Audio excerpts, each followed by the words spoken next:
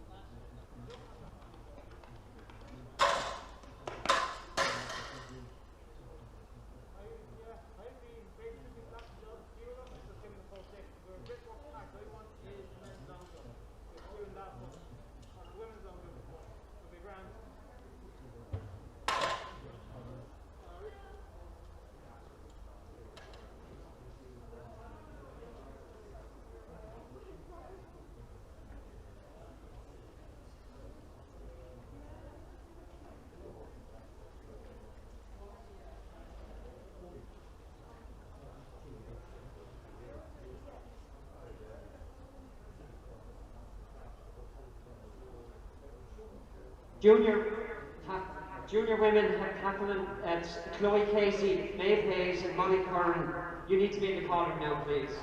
Lads, if you're in here, you have to wear a face mask.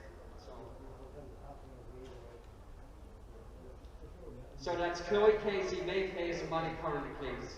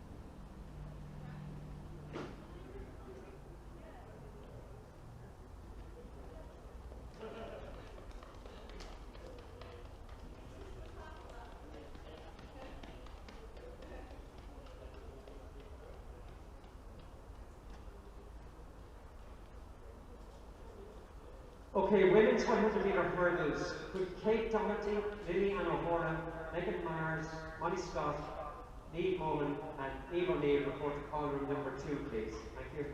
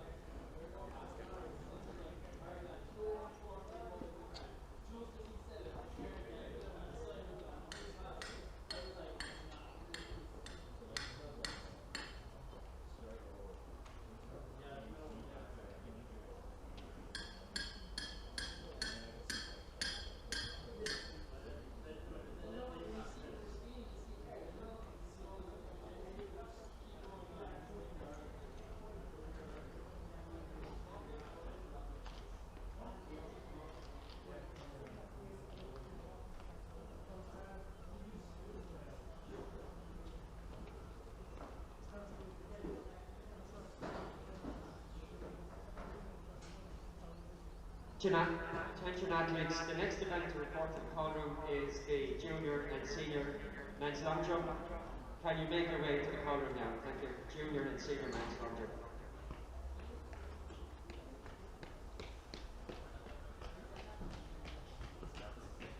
Yeah, please. Tomorrow is my MP. There's 4 over there, Morris. Yeah, it's 4, there's 1 junior, 2 seniors. That's okay. Yeah, it's combined events, long jump. Combined clarification.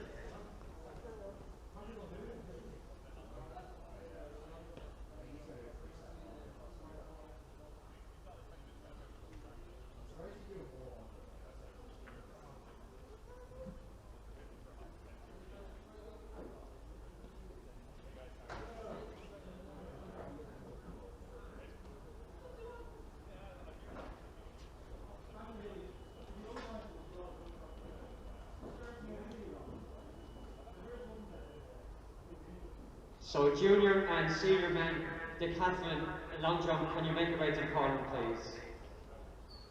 Junior and senior men decathlon, make your way to the call room for the long jump. Thank you.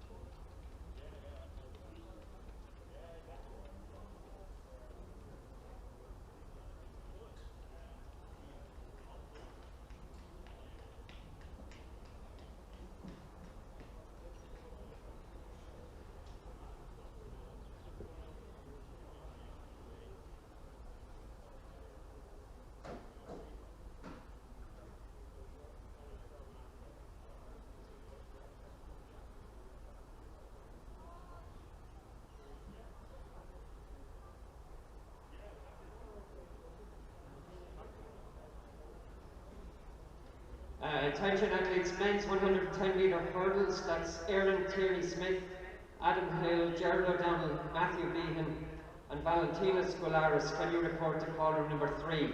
So that's the men's 110 metre hurdles, please. Call room number 3.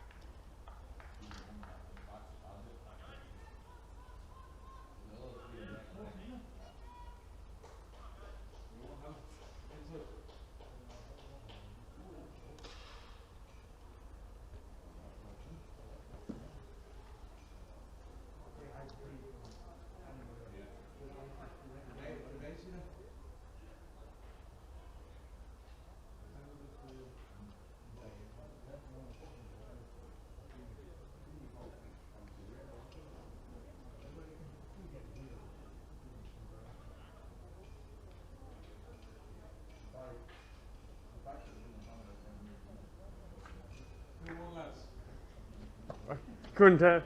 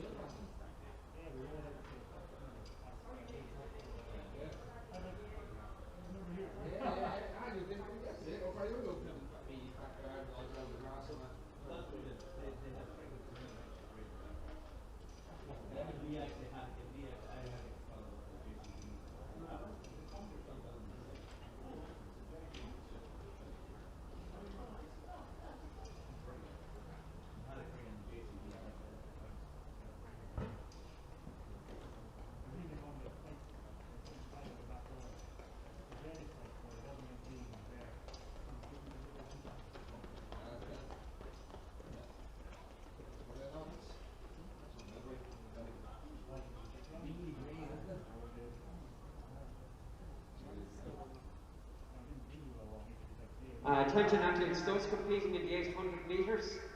The various races, there'll be 4 races and the heats are being drawn up at the moment, and you'll be asked to report to the call room very shortly. So 800 metres, if you just be patient with us. Thank you.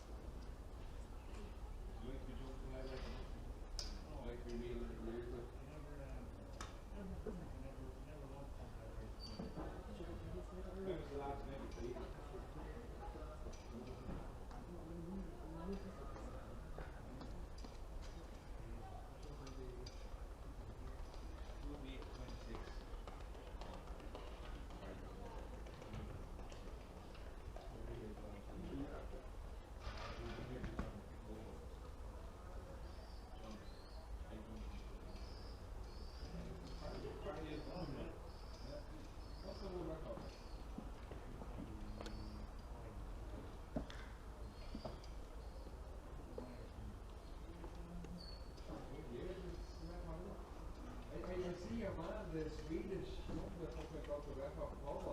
He's been the French one.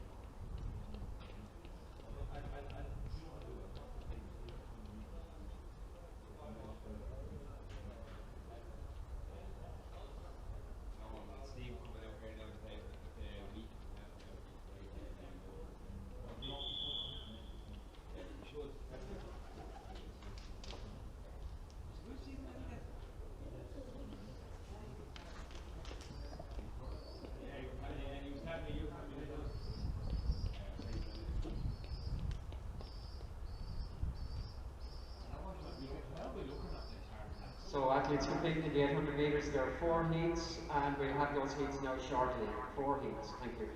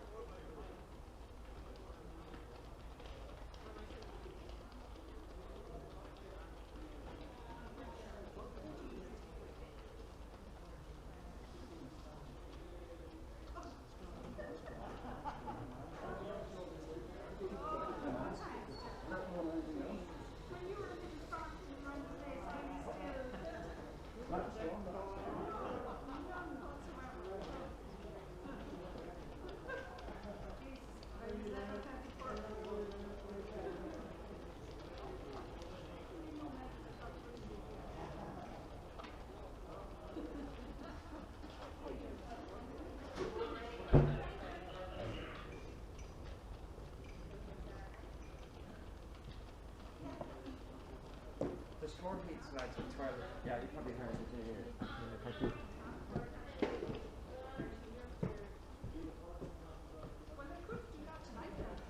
Got somebody there making birthday praise, yeah. No, it's just that they're a bit worried about congestion down there.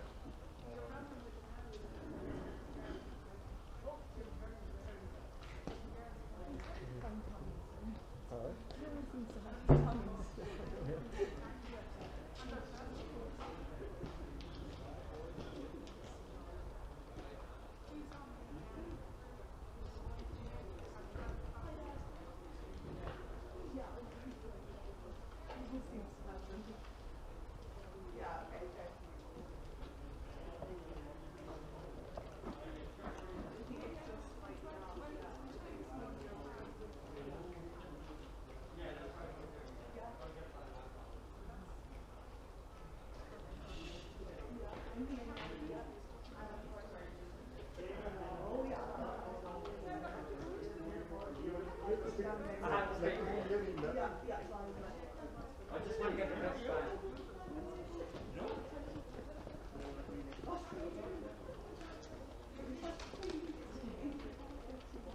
No, I think it's not. No, we've done any business. I know, yeah. No, so it was in boxes 12 months ago. And everyone was talking to the year. I think so. Look at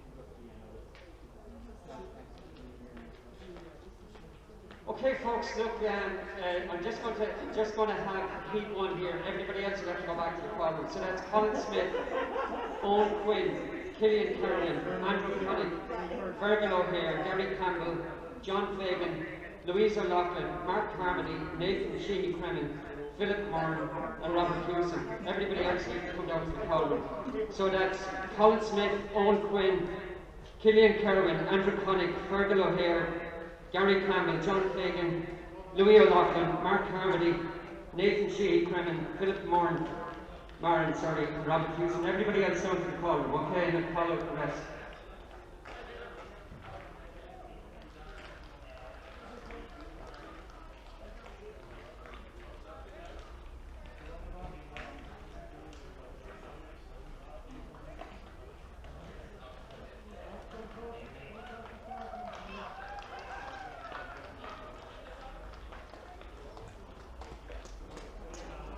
Just give you a heads up, people could hear you live and someone came out to do a talk about athletes. So be careful. Oh, perfect, yeah. That's the one night that the people were talking about athletes in here. I don't think it's yourselves, it might be down there. It's Perfect, just yeah. something to be careful of. Perfect. Hi Andrew, how are you? Good night, you're flying it. It's always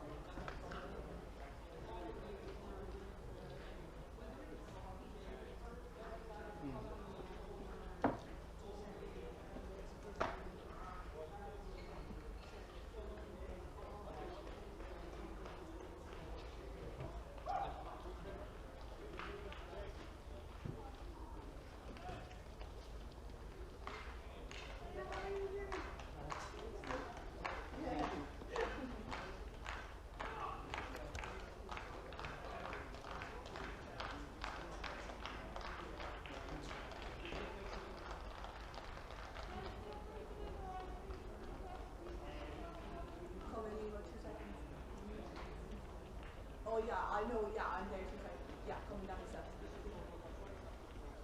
They didn't do any yet, and That's no problem. they're still on the laptop. Don't be worried. No, if you stick your hand in, Oh yeah. just grab by the knees at the Grab bottom of the hand. the knees? Or Yeah, the knees, Yeah. they keep no, knees. Particularly if you just tip them around, just below the knees, even better.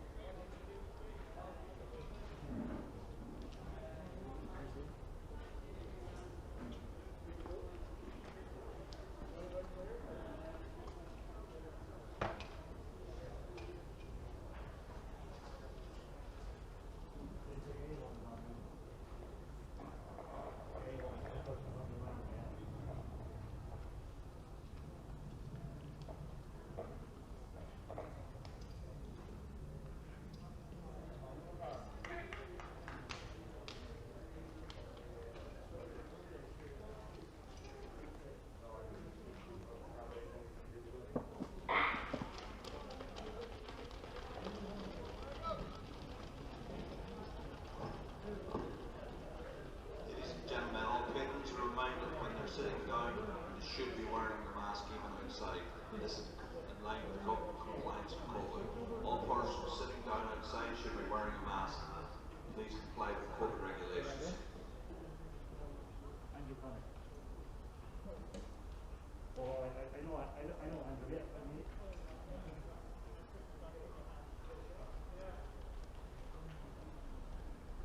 yeah, come on,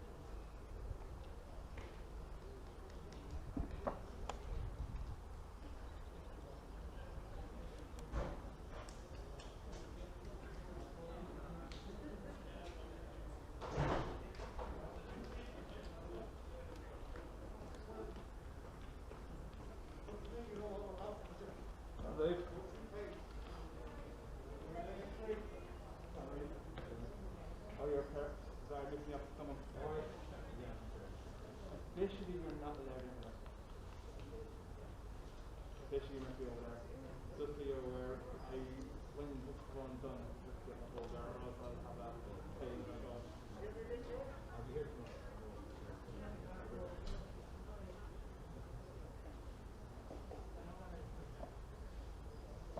tomorrow.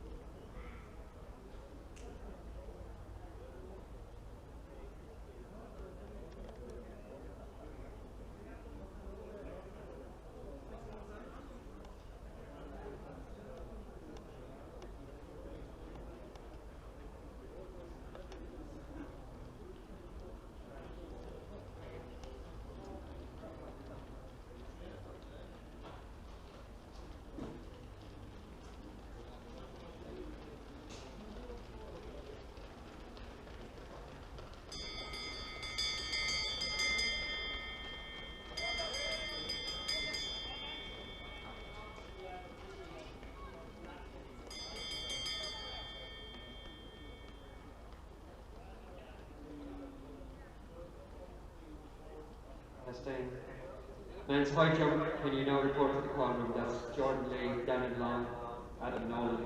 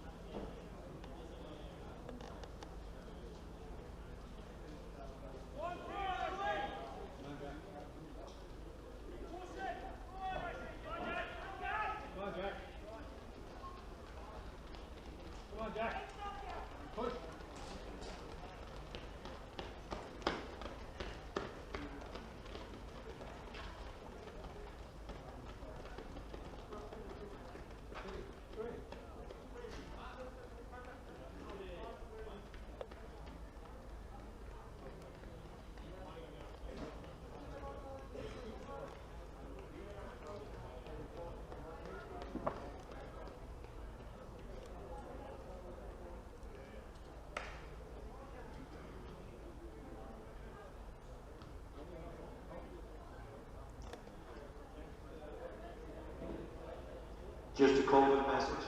Remember, when not competing and sitting down, you should be wearing a mask at all times, even when outside. To comply with COVID regulations, you should be wearing a mask at all times. Men's high jump, can you report down to the call room, please? Men's high jump should be in the call room now. Men's high jump, please.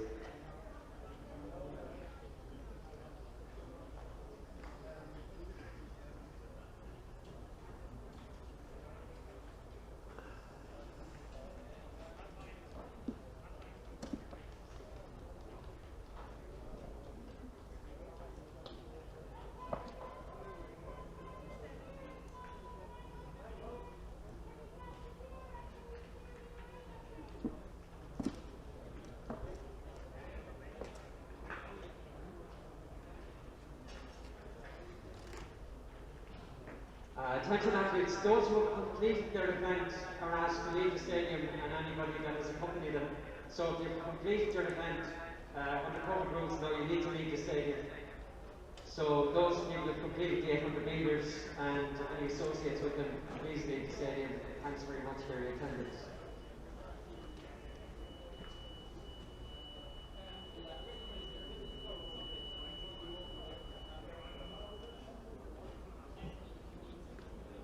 This is a final call out for men's high jump. Can you report to the call room immediately, please? Men's high jump to the call room. Thank you.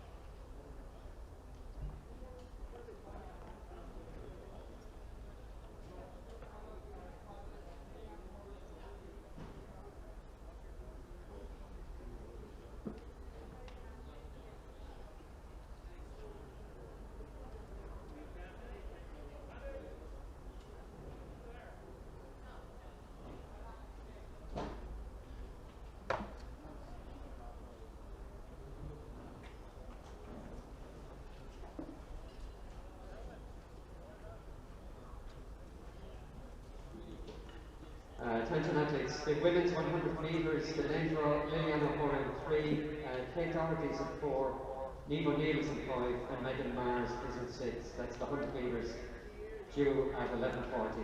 Thank you.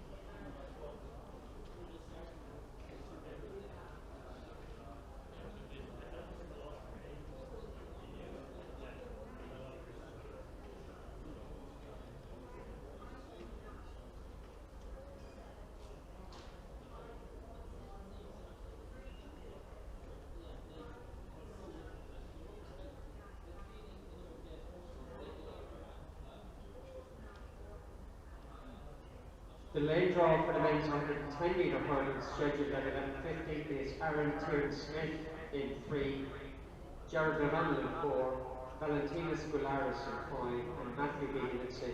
That's scheduled to go at 11:50. That's the men's 110 metre hurdles. Men's high jump are now going to competition. Thank you.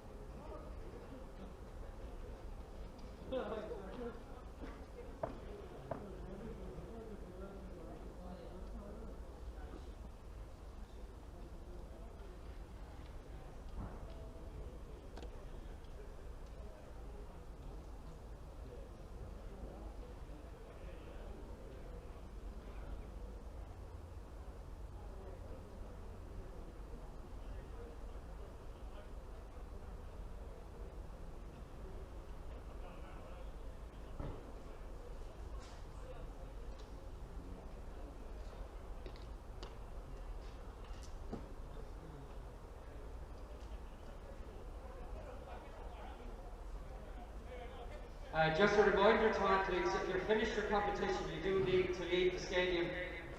Anybody who has finished the 800 metres in particular, could you please leave the stadium, and thanks very much for your attendance.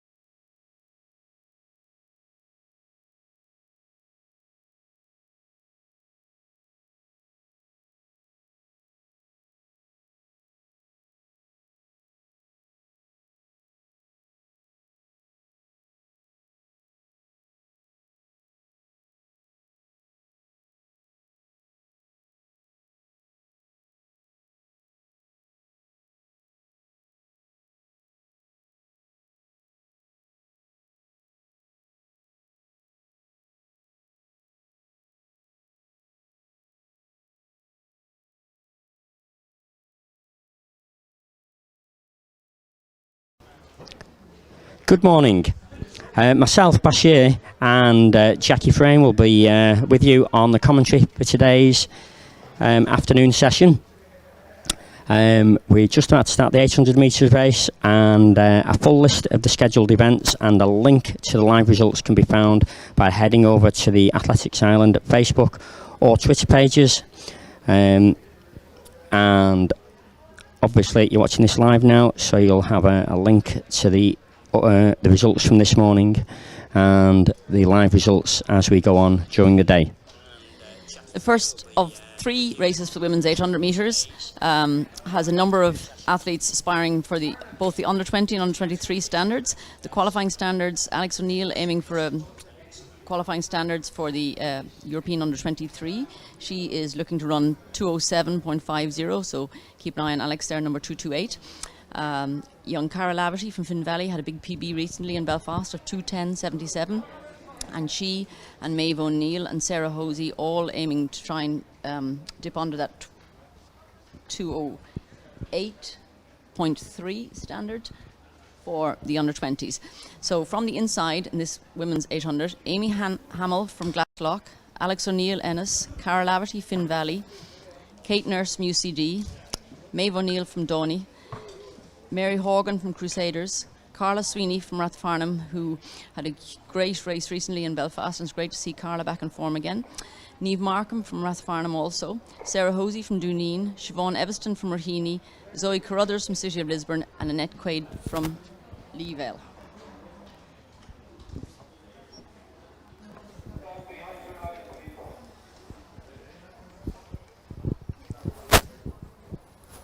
And we've got a busy some busy lanes here with a couple of athletes having to double up.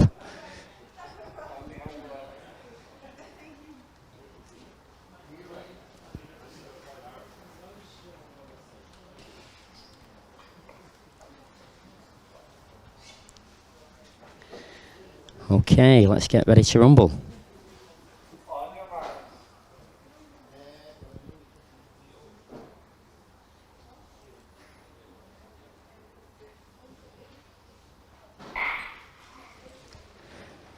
And the women's 800 metres are off.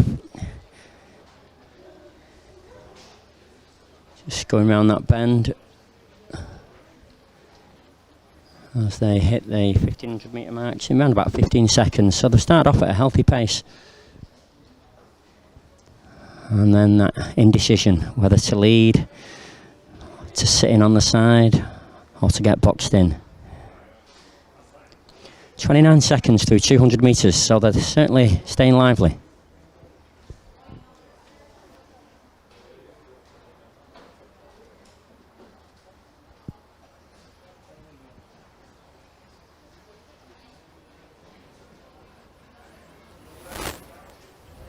It's like a swarm of bees coming around the bend there as they come down the home straight now, and they're about to hear the bell in this first heat of the women's 800 metres. So the pace has taken them through in 64 seconds. Carla Sweeney tucking in behind with Maeve O'Neill and Cara Laverty up at the pace. Also Alex O'Neill right up there. As the pace drops off, it's left with Carla in front. And moving up on the outside is Annette Quaid, showing her experience at this distance.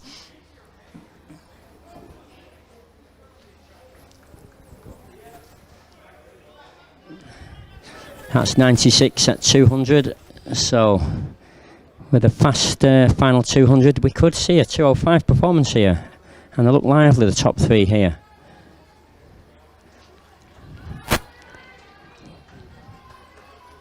Looks like Carla Sweeney in the lead.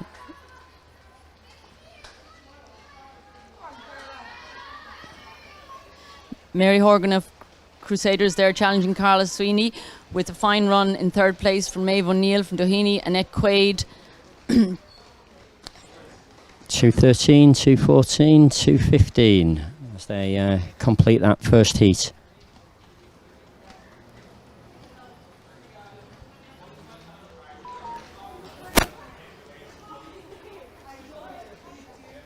So if you see this last 100 metres again, Carla leads into the home straight and Mary Horgan challenges on the outside, comes with a strong finish. There's very little breeze here, thankfully, for these runners, so good conditions for 800 metre running. Fast finishing by Maeve O'Neill from Doheny on the outside, just overtaken Annette Quaid on the run-in. Leaning and reaching for the line there. That's quite a good victory in the end. And we've got it all to look forward to in the next few minutes with Heat 2.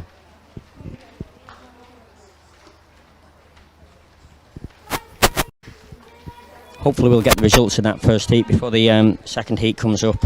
But in the meantime, the list of runners for the second heat is Angeline McShane from Derry Spartans, Sarah Clark from Fianna, Ayla Stewart from Derry Spartans again, Abby Sheridan, Ardean District, Alice Conway, Carrie Shannon, Corinne Kennett from St O'Toole's, Louise Gaffney, Rath Farnham, Rachel Brown from UCD, Susie O'Flynn, Rahina Shamrock, Ruby Stephen from Tullamore, and Neve Markham from Tullamore as well in Heat 2 coming up very soon.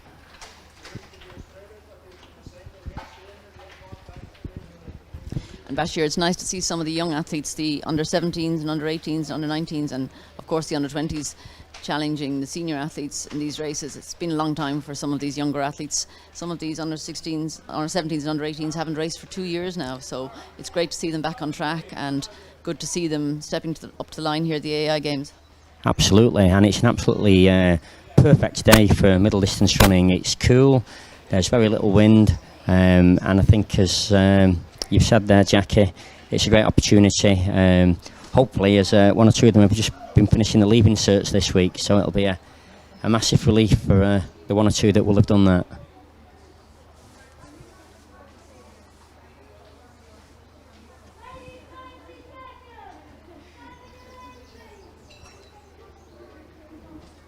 Yeah, looking at the flags around the stadium at the moment, there's a very little wind at all.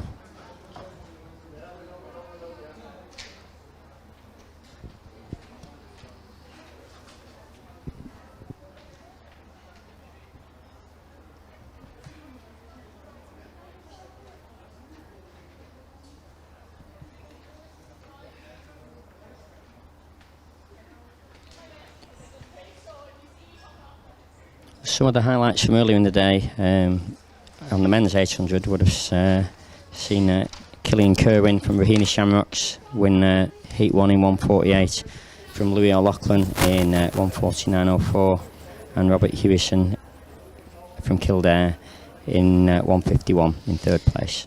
Yeah, good performances there, Bashir, but I'm sure Lewis O'Loughlin will be a little bit disappointed. He just missed out. He needed 1:49.00 for a second standard for the European Under-23s, and he ran 1:49.04, so tantalisingly close, but unfortunately just over the time. But there'll be a few more opportunities for Lewis and the other Under-23s who all have one standard so far.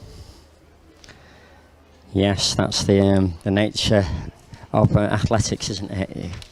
What's good sometimes isn't quite good enough, but let's celebrate the fact that we've got this competition this weekend, and as you said earlier, Jackie, some people competing for the first time in well over a year, and sometimes for 2 years. That's an incredible stretch.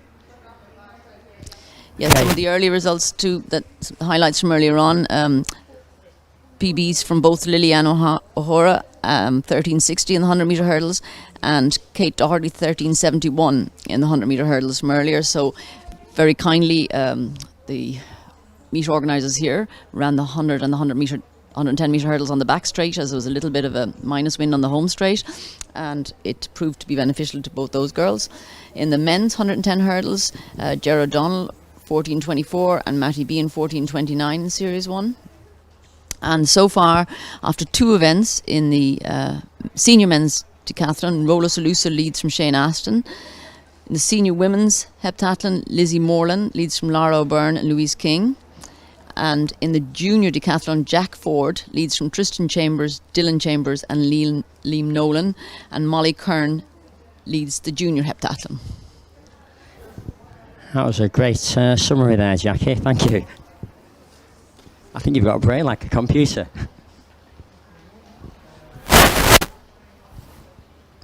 Or perhaps you're reading from a computer.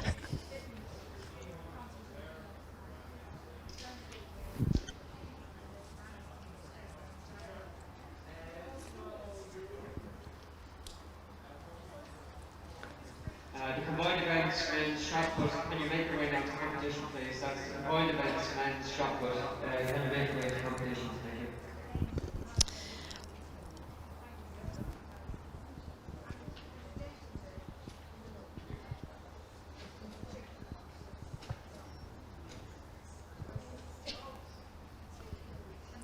Bashir, while we wait for this 800 to get on their marks, I just mentioned that the women's hammer is taking place at the moment out in the outfield.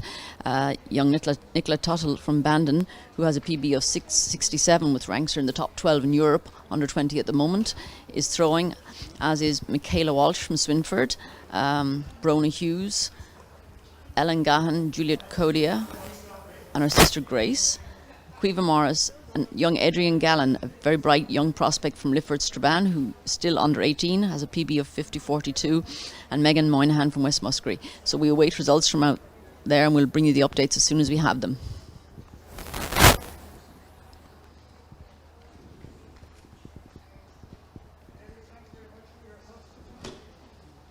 So as Jackie alluded to earlier, it's a wind down the back straight, a headwind on the home straight, but as we said earlier, it's very, very slight.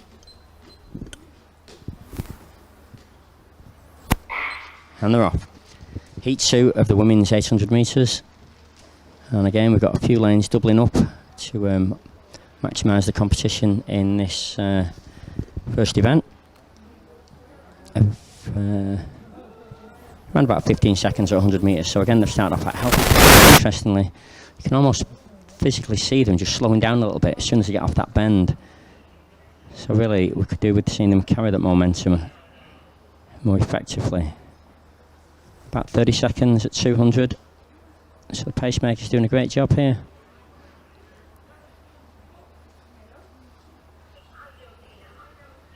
It's always a difficult one.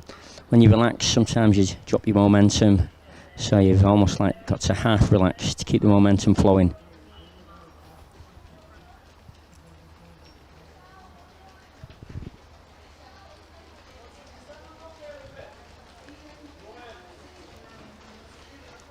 Okay, coming through the bell now in around about 65 seconds. So Ayla Stewart will take over when the pacemaker drops out here. Ayla from City of Derry, from Abby Sheridan from Ardeen District, and Ruby Stuyven from Tullamore Harriers.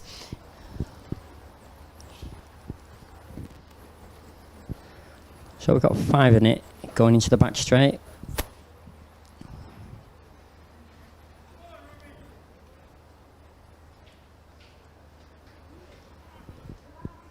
Gathering themselves for the final effort on this last 200. I'll make that 1:41 with 600 to go. So it looks like they're looking at a 2:12, 2:13 winning time here.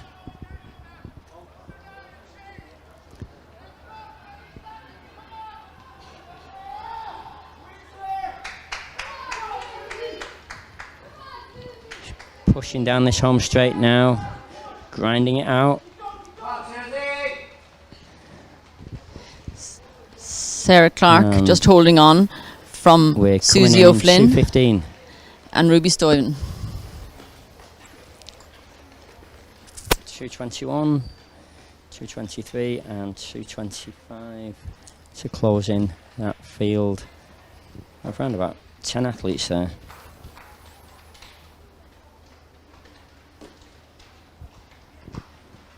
And as we normally get, a few people bent over, filled with lactate up to their ears, and really the trick here is trying to keep moving to flush that lactate away. By sitting there, you're just prolonging the pain.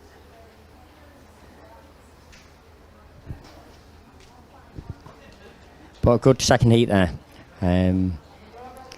Fast first lap, and they toughed it out on that second lap. And as we can see from the body language, some filled with a bit more lactate than others. As heat 3 head down the track and get ready for their run coming up soon.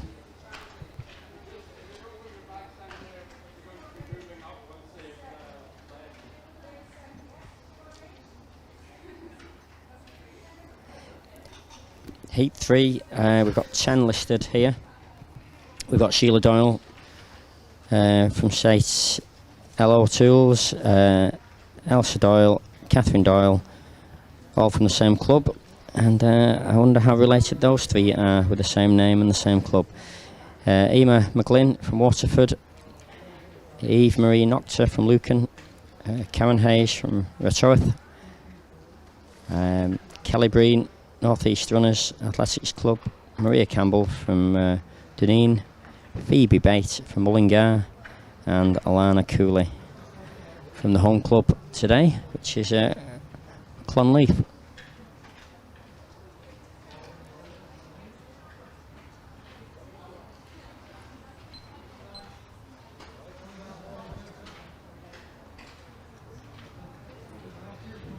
Looking out around the stadium, perhaps not as filled as we would like it, but in these COVID times it's the best that it can be. You can see the shot putters warming up left of field, and it looks like the high jumpers getting ready for their event as well. And here again, Bashir, we have some of the under 17s and under 18s taking the opportunity to have a race for the first time in a long time.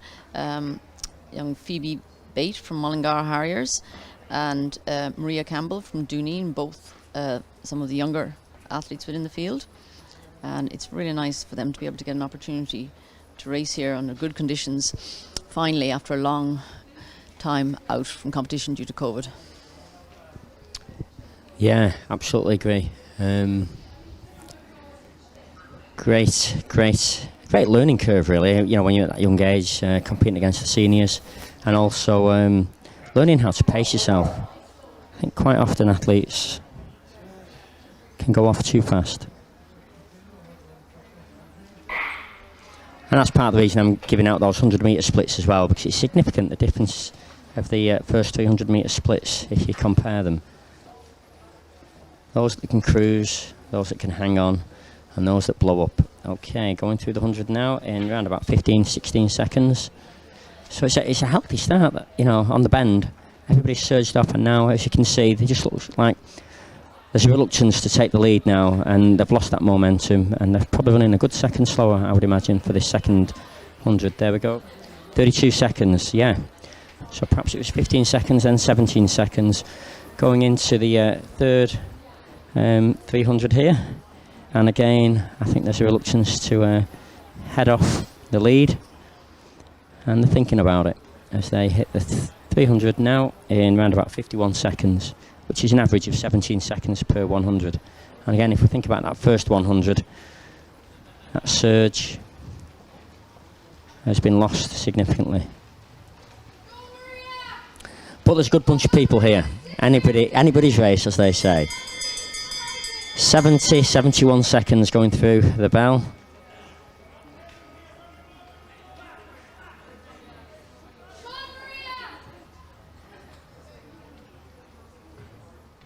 And now there's a surge that splits the pack. Then there was 3. There was 10, then there was 3. Now I think there are perhaps 2. As they approach the 200-metre mark, it's going to be a cracking finish. 1:46. Makes me think it's going to be one in round about 2:20, but we will see. Third place hasn't gone yet, as she surges back now, and the concertina back together again. The 3 leaders. Who's your money on? This is looking good. What a cracking race this is.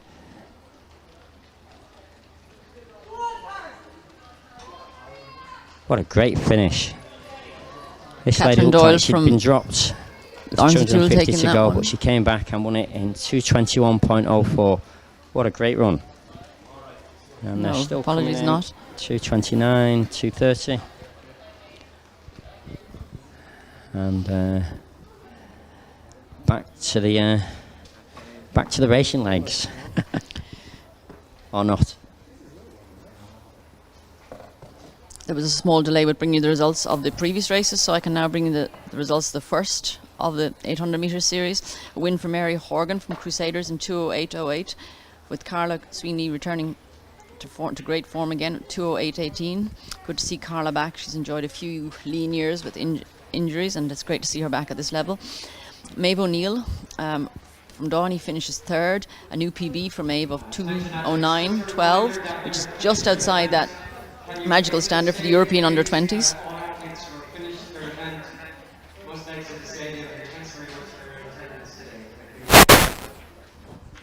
And we got repeat here of the finish of that third heat, and what a finish it was. Not sure of the athlete, but as I said, at 2:50 to go, she looked like she was out of it. She held her nerve, she kept cool, kept her momentum, and flowed round a treat to finish the strongest of the three. Absolutely brilliant pace in there. So congratulations to athlete and coach for getting their tactics right with that one. Excellent. The results from the second of those series of 800 metres: a win for Sarah Clark from Nafina, 2:15.79, who just held on from Susie O'Flynn from Raheny Shamrocks, 2:16.18, and Ruby Stoyven from Tullamore Harris, 2:16.55, with young Abby Sheridan from Ardeen District fourth in 2:18.38. Ellis Conway of Carrick-on-Shannon, 2:19.39 in fifth.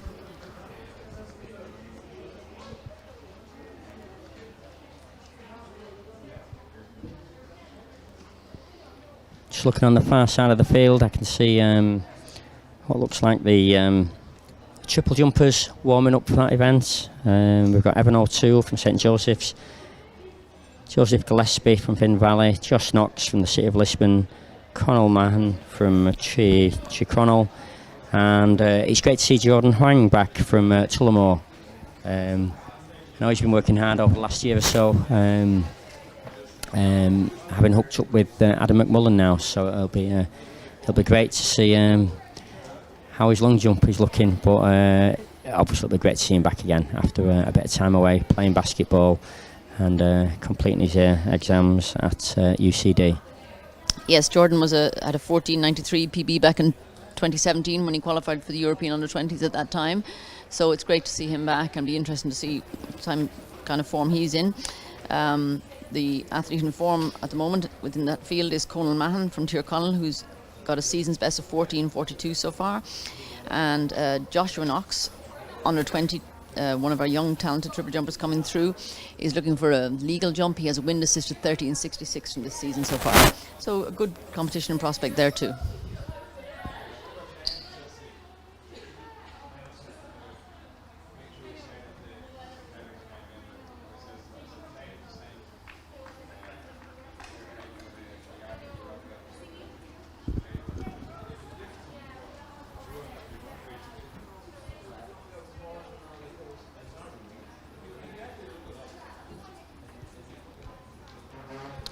Men's high jumps due to take off fairly soon.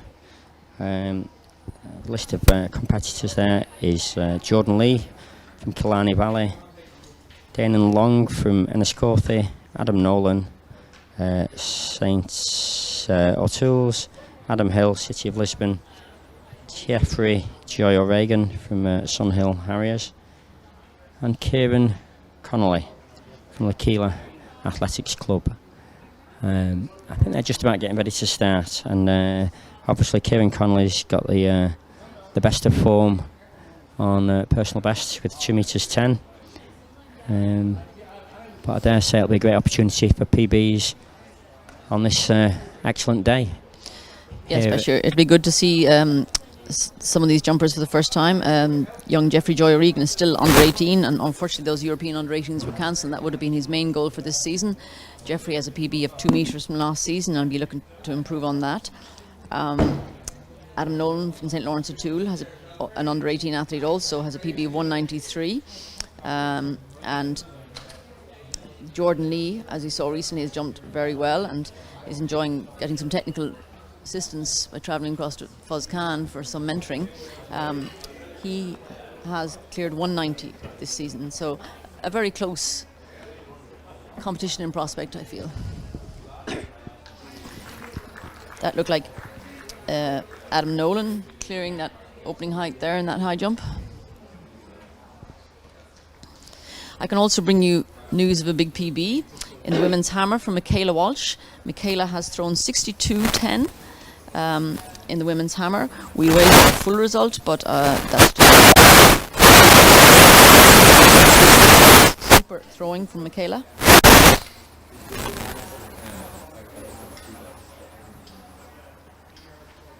Sorry, apologies, that's a season's best rather than a PB, as we all know. Michaela at the European under-20s in Italy.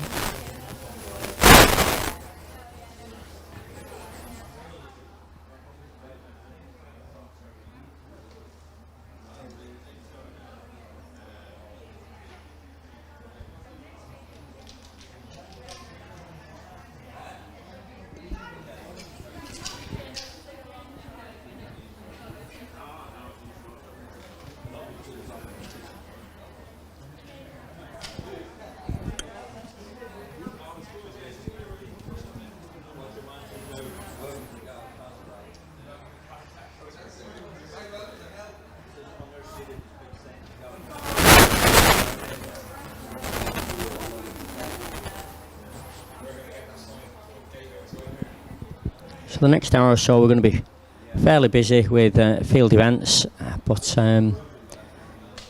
it should be an interesting one. As many of these athletes are going to be pushing for qualifiers for various championships, which I'm sure Jackie will be well aware of, and she'll update you appropriately as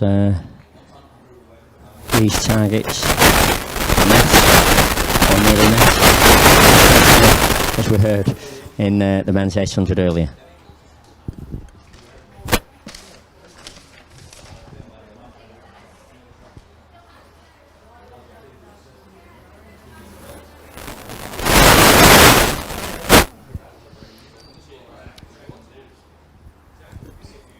And another change to the original timetable, the men's hammer took place earlier, and that was a victory for Sean Mockler from Moicarkey Cool Crew. Sean had a good series of throws. His best being 64.50, which is just outside the 66 metres required for European under-23s. As ever, himself and Brendan O'Donnell had a tight tussle throughout the day. Brendan finished in second with 60 metres and 11. Simon Galligan of Clonliffe Harriers was third with 56.65.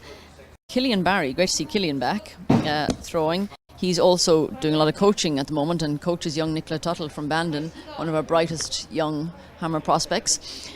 So Killian was throwing himself, 52.83 today.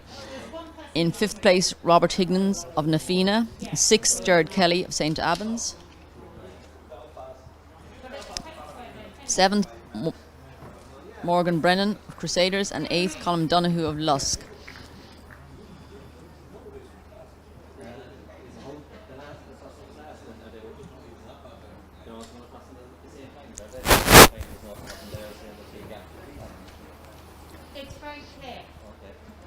In the women's hammer, as I said, Michaela Walsh won with 62 metres 10, and herself and Nicola had a great battle throughout the day. Nicola Tuttle was second with 61.46, another superb throw from an under-20 athlete. That would be a Nicola, and another under-20 European standard, so that should maybe even push a little further up the European under-20 rankings. She lies in about 12th place at the moment on those rankings, and will target at least a final place at those championships in July in Tallinn. Adrienne Gallen from Lifford Strabane finished third. Adrienne is daughter of Sharon Foley, as she was when she was competing for Lifford, and 50.33. which is just short of her PB of 50.42. An under 18 hammer throwing in these senior competitions, so it's a very commendable performance. In fourth place, Megan Moynihan from West Muskerry with 48.57. Aideen Cody from St. Albans was fifth with 45.13. Quiva Morris from Clonliffe, sixth with 39.66. So well done to all those girls. Bashir, we having some more progress in the men's high jump. Unfortunately, we don't have electronic scoreboards from the field events today, so we will do our best to bring you updates as they happen, but we're relying on word of mouth and text messages, I guess, to keep us up to date for today without an electronic scoreboard. And my binoculars, of course. Yeah, I've been zooming in on a bit of action. Noticed Jordan Huang, he looked like a fairly short run up there. And that was one of his long jump efforts. We just saw the bar come down there in the high jump, and it looks like the decathlon shot put there. Yeah, the combined eventers are doing the shot put at the moment. As I said, Rola Salusa leads the senior decathlon. That's from Shane Aston, with Sean Carlin from Nina attempting his first decathlon. Sean has done well as an under 18 in the long jump, and then the last 2020 has had some good results in both the discus and the shot put, so it'll be interesting to see how Sean combines all these events. Sean coached by his father Ant in Nina, a Leaving Cert student, so big ask for him to be doing a decathlon on the first weekend of his Leaving Cert, but no doubt Sean will cope with the pressure, no problem. The senior women, Lizzie Moreland, is great to see her back. Lizzie's had a injury-plagued year and a half, so it's great to see her back competing. And she leads the senior heptathlon, having run 14.32 for the 100-metre hurdles and cleared a very commendable 167 in the high jump. She leads from Lara O'Byrne, 14.60 in the 100-metre hurdles and 160 in the high jump. So that's close competition there, and it's great to see these girls pushing each other all the way. And if the conditions stay as good as they are at the moment, it'll be pleasant weather for these multi-eventers.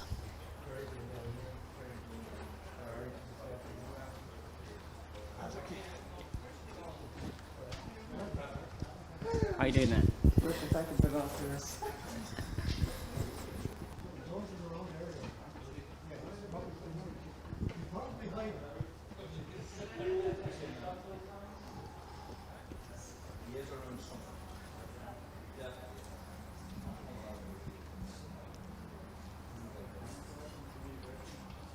So we'll endeavour to bring you some updates now from the men's triple jump. As I said, without the electronic scoreboard, we don't have up-to-date scores for you. We will try to get in touch with some of the officials between rounds.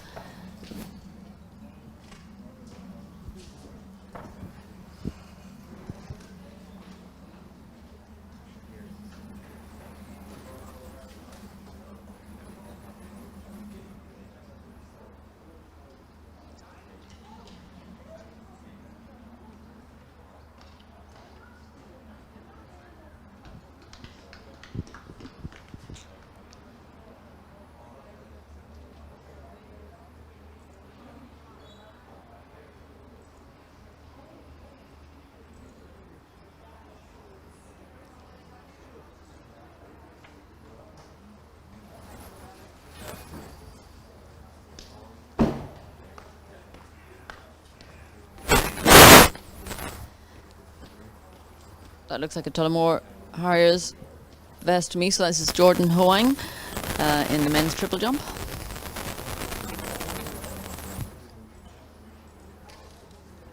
Sounds spot on to me, that. A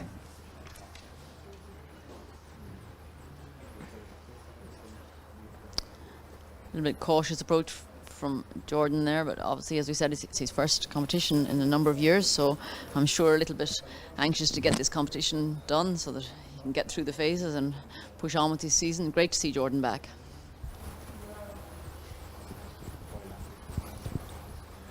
I think as we look forward towards the some of the championships later in the summer, any thoughts on what's coming up, Jackie? For the juniors, the under-23s in particular? Yes, we have a lot of athletes who've made qualifying standards so far in both the under-20s and 20s. As most of you are aware, the European under-23s were to be in Bergen in Norway, but the Norwegian government cancelled those at short notice, and Estonia stepped up and agreed to host both championships back to back. So the European under-23s will be the first week in July, followed straight away by the European under-20s, both in Estonia. We will have strong teams going there. Of course, a number of our top under-23 athletes are also eyeing Tokyo, so this is an anxious few weeks for them to decide which path they'll take, or whether they'll take both paths.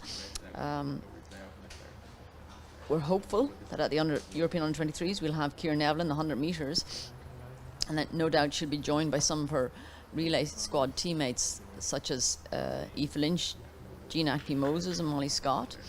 Davisha Patterson, home from Texas, will run the 400. Sarah Healy, who really is back to her true self and setting the world alight at the moment, with a 4:07.78 run this season, will go in the 1500, we hope. Stephanie Cotter from West Musgrave will also be in that 1500. We will have a number of girls in the 5 and 10k. Orla O'Connor, home from Providence, Aoife O'Quill, Sarah Kelly. In the field events, I hope we'll have Niamh Fogarty in the discus and Summer Leckie in the high jump, and Ruby Millett will tomorrow be looking for a second standard to join them in the long jump. Ellie McCartney, fresh from her new record in the pole vault, will be heading to European under-23s, which is great to see. And we hope to have Kate O'Connor also. Kate competes at the heptathlon in Arona this weekend in Tenerife, in search of further points for her Tokyo qualification, and we wish Kate the very best of luck with that. We hope to have some updates from you from that competition. I'll try and find them online as the day goes on.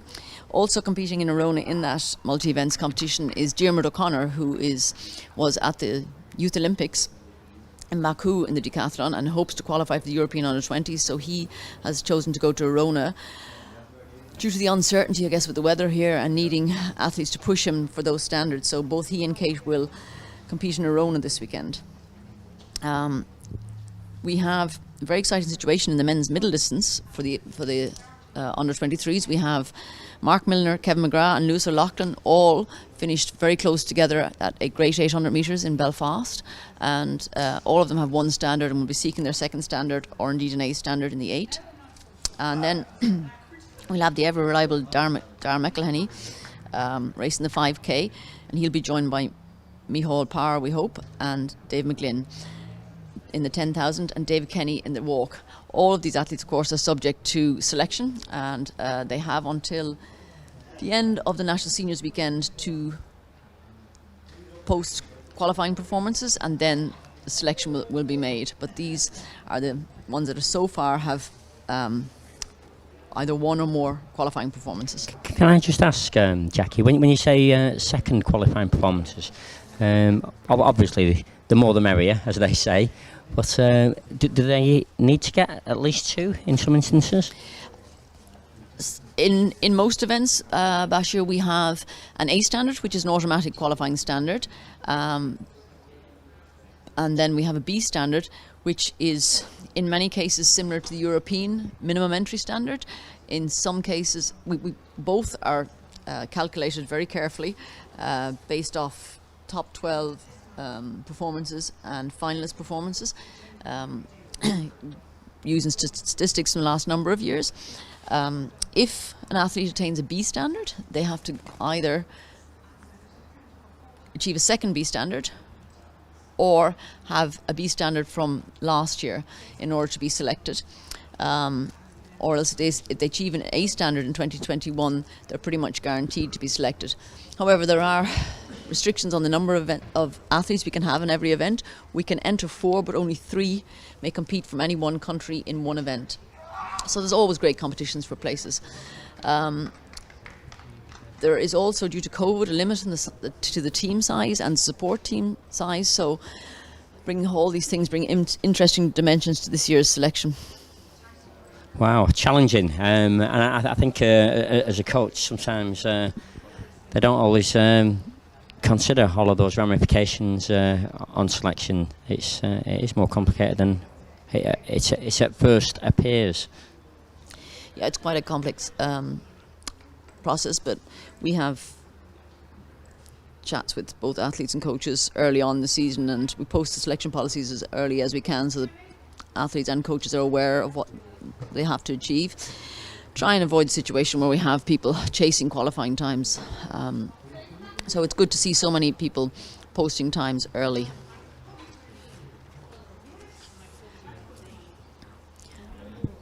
Triple jump run up there. That looks good to me. Had nice rhythm, nice flow, and I just seen a white flag too, so happy all over. I believe that was Conal Mahan from Tyrconnell, who has a season's best of 14:42. Good conditions for triple jumping today. Little bit of a plus win, but I wouldn't have thought an illegal one, but I remain to be No, it looks a bit contradicted side wind to me at the moment, but it is changing between a positive wind and a side wind. Looking at the flag.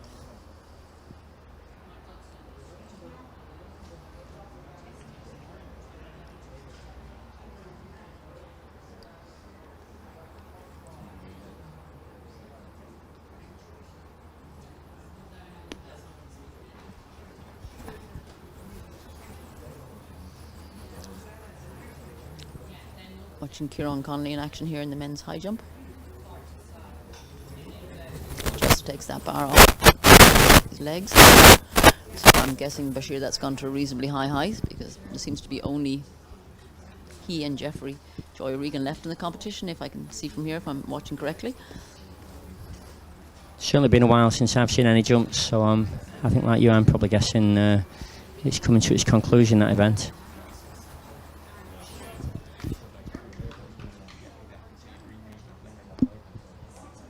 Okay, in the shot put. Looks like trim AC to me. Spinning around. Attention athletes, the next event now to report to Conor will be the women's shot and combined event. Yeah, that was Shane Aston throwing in the shot. Athletes in women's And the shot combined good thing, one of the positive things about that decathlon is that they are such a great bunch of friends as well, and there's always a little bit of a Next up is post-flow discussion amongst competitors, which is one of the great camaraderie aspects of the decathlon that we don't always see in individual events. Looked like a reasonable throw there. Michael doesn't look too disheartened by that.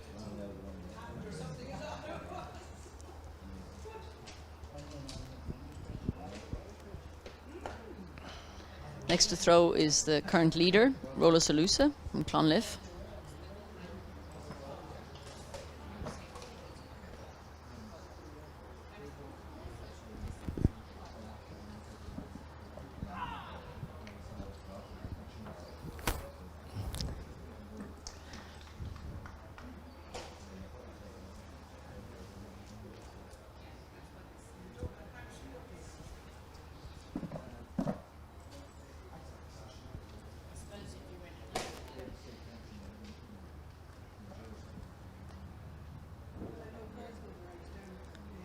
Due to COVID, the competition has to progress very slowly here and to clear athletes out of the stadium before the next session begins, so it's quite quiet here at the moment with just the multi-eventers doing the shot put. Sean Carlin in the circle at the moment from Nina in the senior men's decathlon, and the triple jumpers are at the halfway stage of their competition, but as there's a small number in it, they've given them a break before their final three jumps. Yep, the results are they're coming in on a regular basis. Don't know if you saw much of the NCAA championships, Jackie, but there have been some very interesting results going out there. I think the men's 5,000 and 10,000 were running incredible times at collegiate level. Yeah, and it was very good to see our own Jack O'Leary and Barry Keane both running very well in those races. And Rashida ran 23.16 in the women's 200 and yet didn't make the final, which shows you Wow. the standard of the sprinting out there. Rashida runs with her college team tonight in the 4x1 before returning home to Ireland and hopefully European under-20s.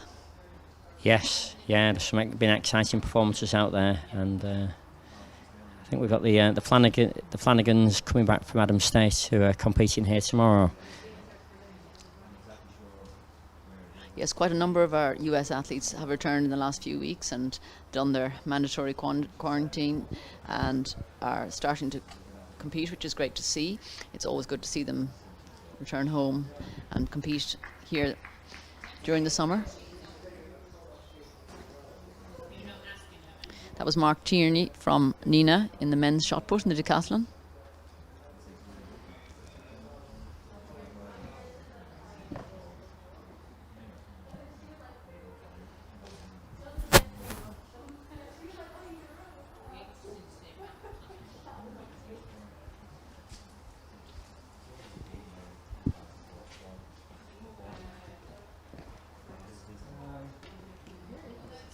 So food is over that way.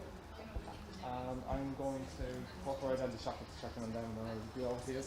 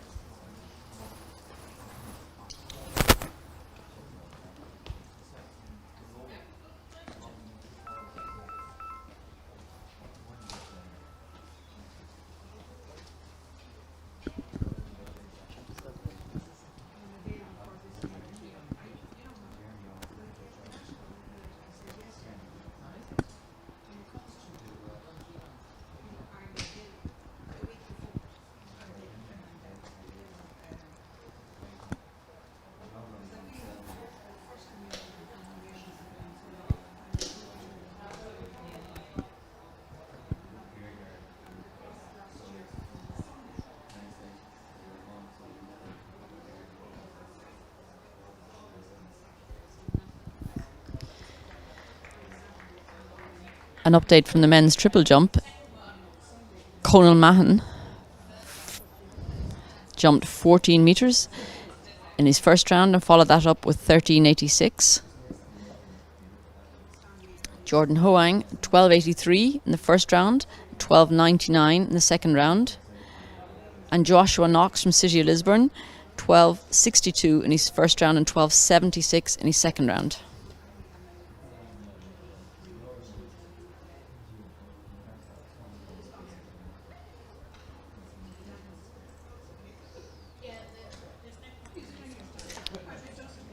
Joshua Knox was the only three of those to improve on his third jump. Joshua improved to 13.11.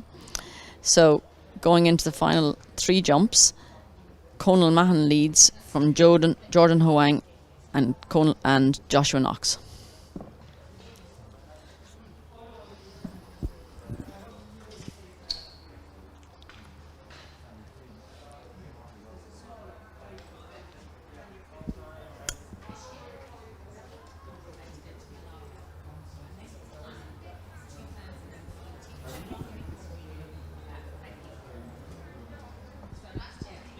I think this weekend there's a few other events going on as well that we've spoken about one or two already, but there's also the British Milers Club event at Watford tonight, which will see a scattering of Irish athletes having a go over the middle distance events. I know Victoria Lightbody, Dylan McBride are having a pop over 800 there, and I think one of the cases is going to have a pop over 3,000 there as well.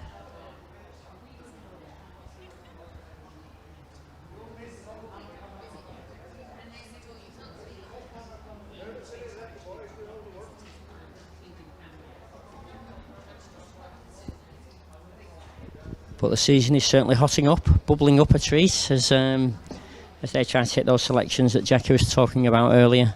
And yeah, Bashir, we spoke about the European Under-23s earlier. Well, the week following those, the European Under-20s will be held. A lot of the athletes targeting this competition will not be competing here this weekend due to the leaving cert. As we all are aware, the leaving cert starts on Wednesday, and this first week is a lot of course subjects, so it's a tough ask for people to compete this weekend and complete their leaving cert. So we won't see as many of the under-20s this weekend, but we certainly will see a few of the key prospective team members, such as Israel Otunda in the 100 metres and Keane McPhillips in the 1500 will both compete here this weekend. And earlier Nicola Tuttle in the hammer competed. We hope we'll see Conor Cusack in the javelin. And also at the national 10k walks, 3 of our young under 20 walkers who hope to be chosen for the walks for the European under 20s, Oisin Lane, Matthew Glennon and Emily McHugh will compete.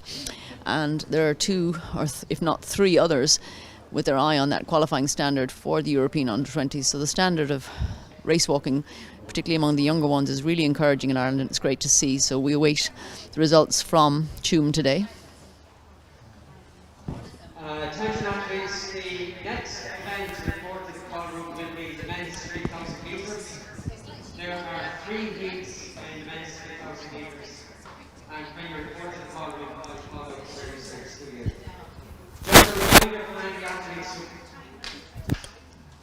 any athletes who complete their event.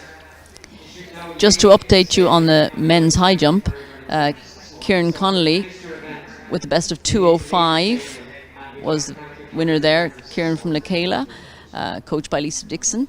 Young Jeffrey Joy O'Regan with equal to his PB of 2 metres in second, coached by his mum, Cherry Joy O'Regan.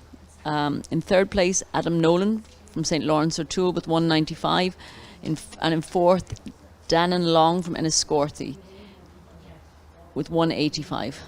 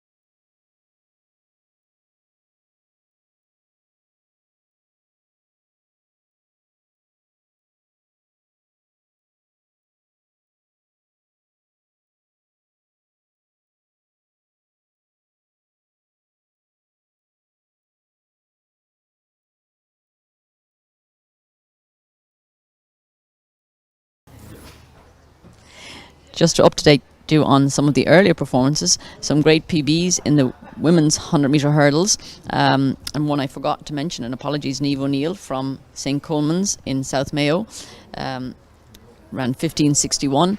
Niamh is part of DCU's athletic squad also, and is helped with her speed by Daniel Kilgallen, and the hurdles by Paul Byrne, so obviously benefiting from their input. Also PB, as I mentioned earlier, for Liliana O'Hora from Dooneen, 13:53. And Kate Doherty from Dundrum South Dublin with 13:64. So those times were quicker than I originally found on the original results, so that's great for both those girls. They'll be very pleased with that. Kate, coached by Daniel Kilgallen, and Lillian by her dad, so I'm sure he's a very proud man tonight. Well done to both. So Bashir, there's a wide range of talent on display here today. We've had PBs in the hurdles and in the field events, and the huge fields in the middle distance, which is great to see so many people competing. And men's triple jump on the far side of the stadium is coming to its conclusion at the moment. A small field, but quality field in this event. Yeah, it's a great day for it, and a great opportunity. And the great thing is so many people entered this event, and the entries filled up fairly quickly. I'm going to call out the first heat in the 3,000 metres. Darryl Lynch, Ennis Track, Daniel Stone, Mahini, Ty Donnelly, Drogheda, Shane Healy, Metro, Evan Gilly, Couriers, John Harrington, Bandon AC, Conor Duffy, Gosla, Aaron Brennan, Galway City Couriers, Pierre Murphy, Dublin City Couriers, Scott Fagan, Metro, Matteo Mary, Waterford, Jamie Butterfield, Mullingar, Sean McGinley, Galley, Sean Doneyboo, Celtic, Conor McGuire, London, Mitchell Byrne, Garnet, James Stone, Moore, Dean Casey and his track, Dylan Casey and his track, Cormac Dalton, Mullingar, and Donald Levan and his track. And you may have heard the announcement of the first heat of the 3,000 there. It should be a lively one, and hopefully Dean Casey will get himself another qualifier over 3,000 metres to follow his recent cracking sub 14-minute run over 5,000 metres as an under 20 athlete from Ennis, coached by Pat Hogan.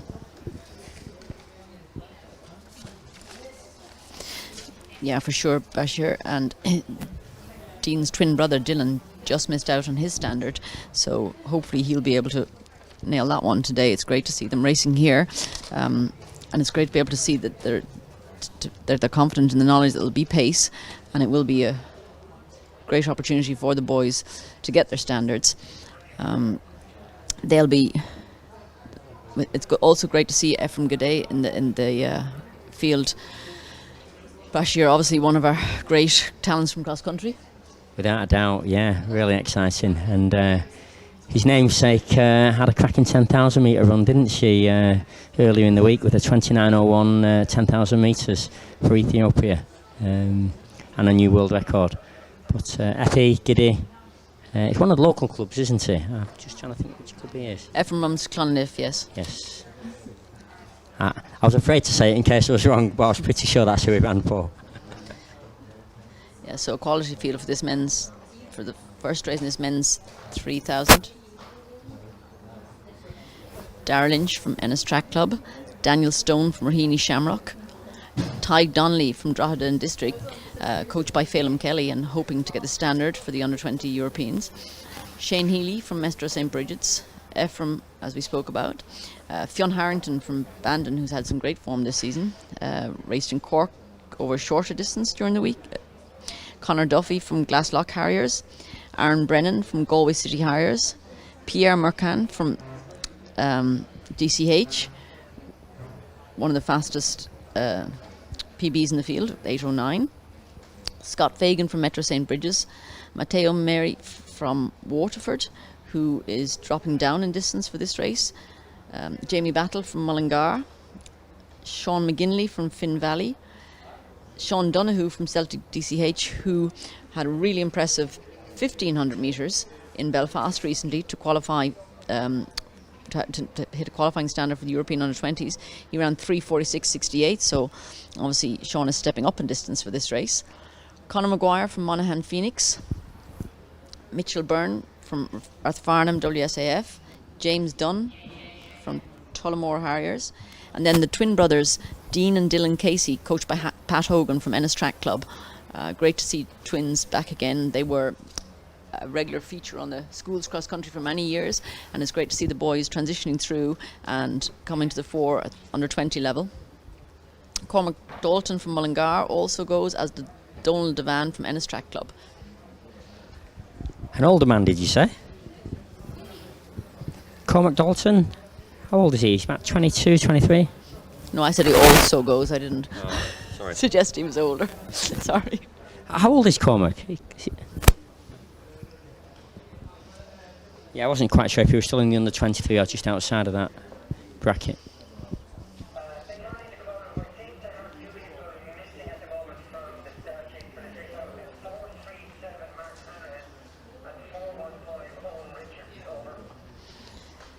We just heard over the loudspeaker too that Mark Hanrahan and Owen Richards also should be included in that 3,000 metre field.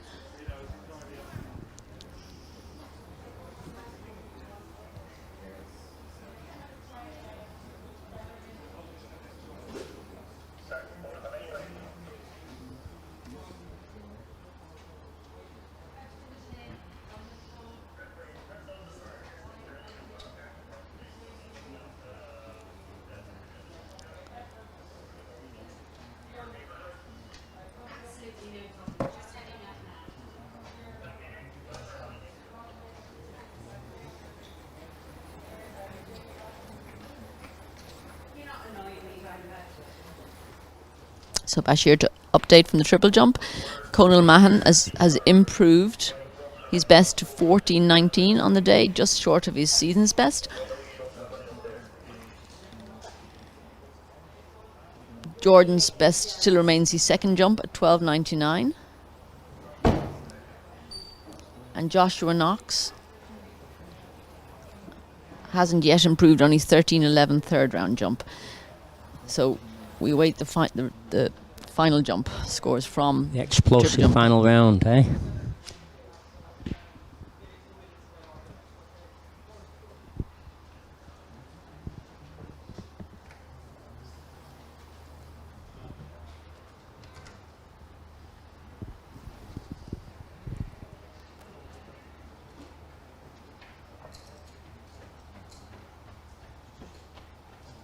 Yeah, I think the triple jump's the final event at the moment that's on track at the moment before the 3,000 metres start fairly soon.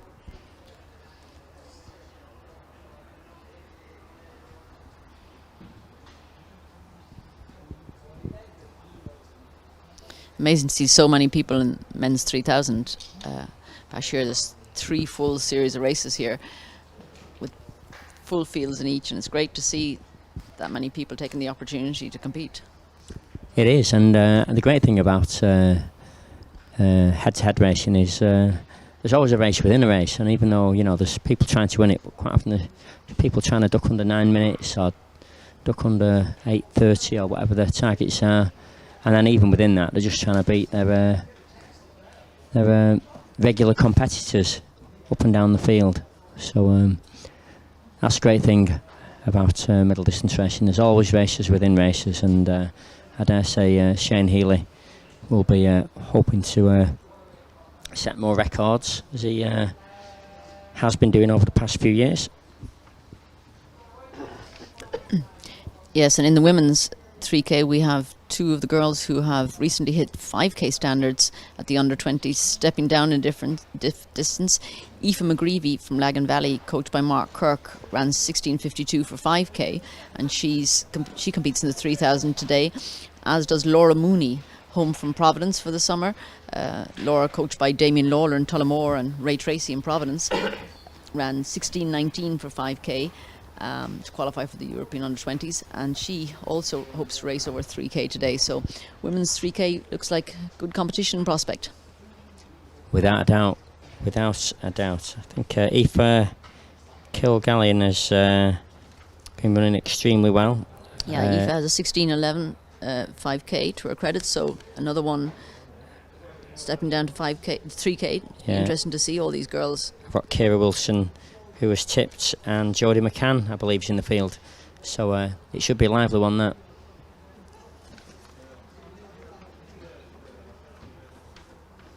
I have heard that second hand, so I'm not looking at the entry list.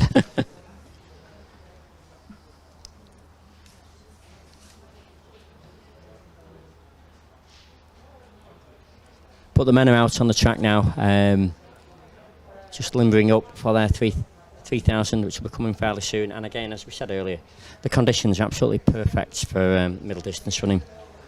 Very little wind. I see Effie Griddy just rolling out down the home straight, stretching his legs, and a few doing likewise on the back straight. And there's no doubt about that young man. It's Shane Healy stretching his legs. And I can bring you the final result from the men's triple jump. The winner was Conal Mahan from Tyrconnell with 14.24. Second place, Joshua Knox from City of Lisburn, 13.11. And in third place, Jordan Hoang from Tullamore with 12.99.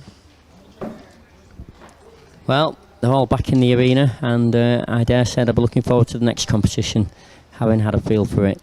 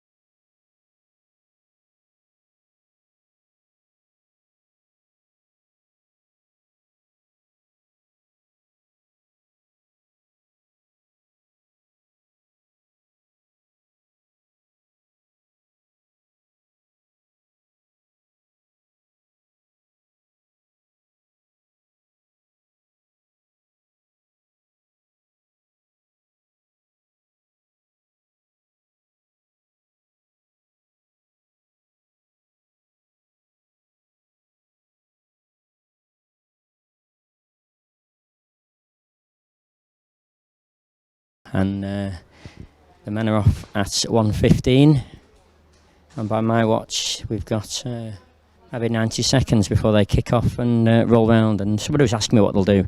I would imagine somewhere between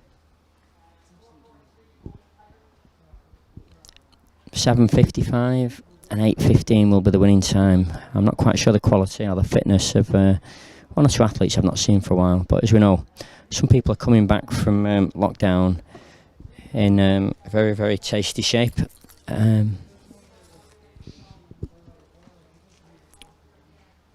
Okay, so we've got the men's are off at 1:15.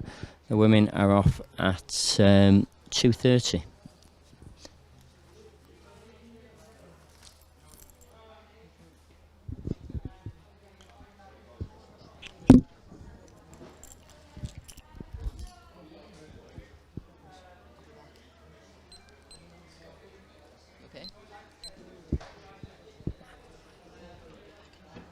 Yeah. Understand.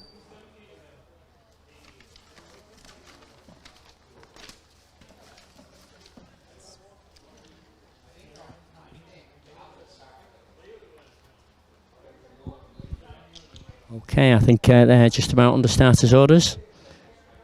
Their final countdown. It's going to be a heck of a race. And again, even pace usually gets it, for most of them anyway.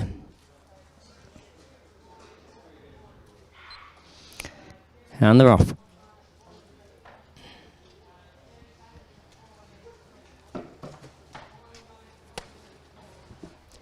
Looks like they've got around about 16 to 20 athletes in this one. Spaced out on the inside lane and out in lane 5 for the first bend, and then merging together.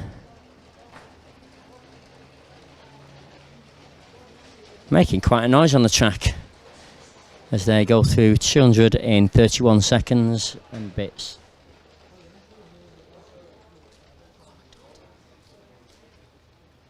Certainly a healthy pace.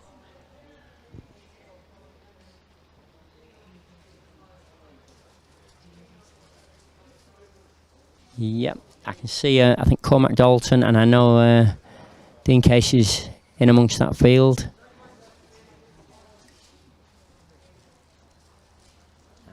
Not quite worked out Effie Giddy. I can see Effie Giddy now. 64 at 400, which is 8-minute flat pace. And I think on hearing that, a few people have just dropped off, realising it might be a bit faster than they'd planned, and suddenly it becomes almost single file.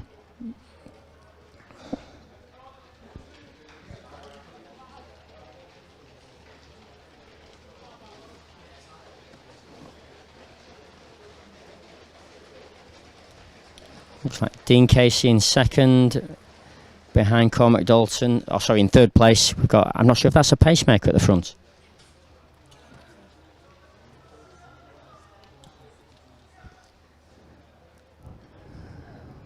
But definitely flowing along at a lovely rhythm. And obviously the first kilometre, it's always the easiest kilometre, usually. If you get the pace right, then they just keep on flowing by. If you don't get the pace right, they just get harder and harder.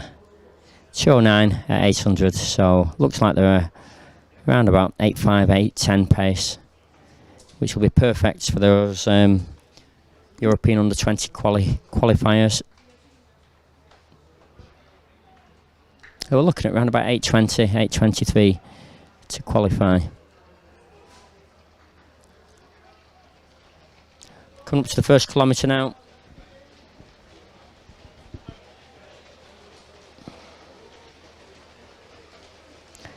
And that's a 2:42, 2:43, which again is around about 8:10 pace.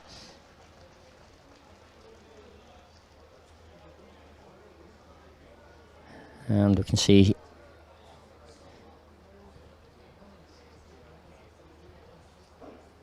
the ebb and flow of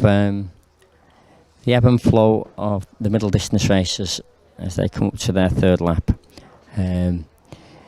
I've just been handed some results, so I'll just give you a quick update on these. We heard the men's triple jump.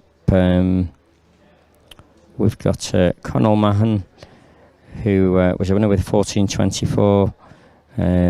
Josh Knox with 13:11, and Jordan Huang with 12:99 in third place. Thank you.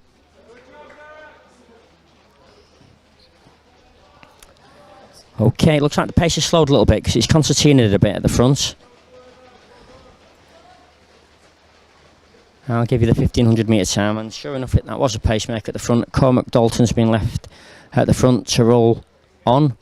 We're just approaching the 1500 metre point.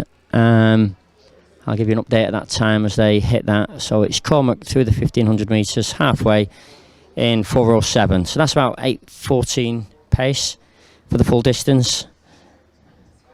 And I see Effie Giddy's just gradually moving up there into about 4th or 5th place with one of the Casey twins. And through the mile in 4:23, 4:24.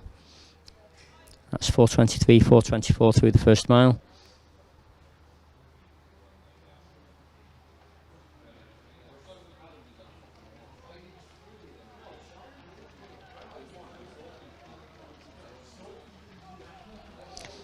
And most of this field look like they're holding it together fairly well. They're flowing well, running tall with relaxed shoulders, rhythmical and flowing.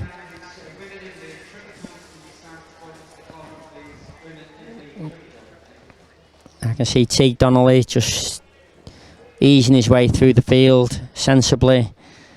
No massive surges in pace to pop their energy bubble.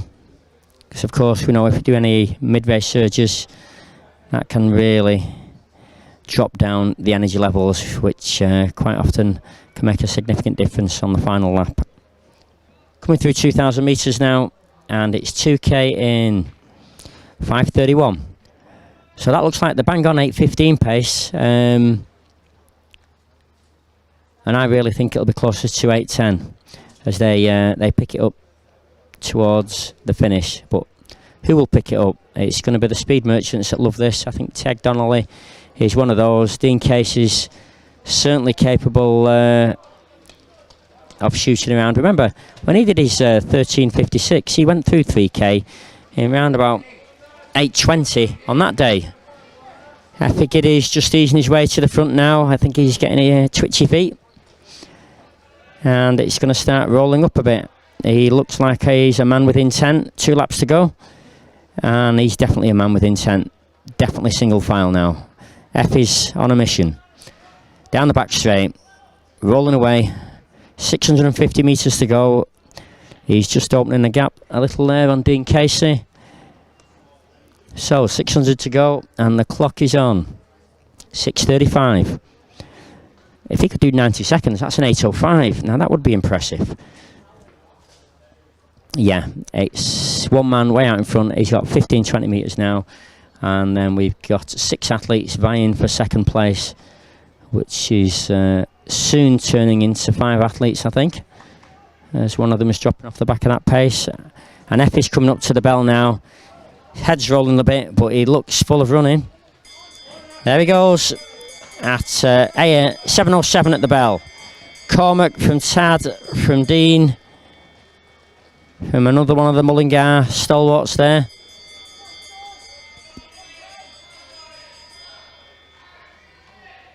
And Tad Donnelly's on the chase. He's got the wind in his face on the back straight for a change today, but he's chasing down. Cormac Dalton's right there on his heels. Effie's still got a good 20 metres there. 200 to go. 7:39. Tad's there. 7:42. He's 3 seconds down. Tad, what can you do in the final 200? Cormac still hanging on. It's an exciting finish, this. They're closing on Effie. They are definitely closing. Tad is definitely closing. Chasing, chasing, chasing. And Cormac's not giving up either. This is going to be a hell of a finish. Who's it going to be? Who's your minute? Cormac comes through. Effie's there. Yeah, 8:11 was the winning time. That was an impressive finish. It really was. What a finish. So that was Effie Giddy from Ty Donnelly, from Dylan Casey, and they all round about 8:11. Certainly under 8:12, I expect. Great finishes there.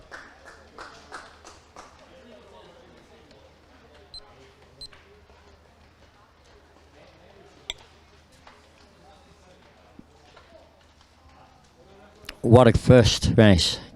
Great finish. Effie got it, the homeboy from the home club, Clonliffe Harriers. It's great to see him back, and it was great to see that racing, and that was commitment. Took off with 2 laps to go and held on. I wonder what the other 2 will be thinking. Should they have taken off a little earlier, and they might have got the victory there, and might have got a bigger PB.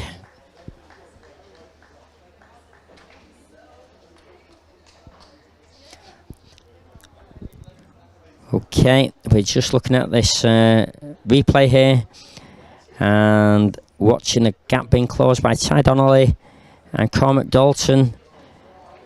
And Cormac's chasing down. Effie's realising that's an interesting tactic there, sticking his hand out first. That almost forces his chest forward, and invariably, if there is a close decision, that enhances his ability to get his chest through the line.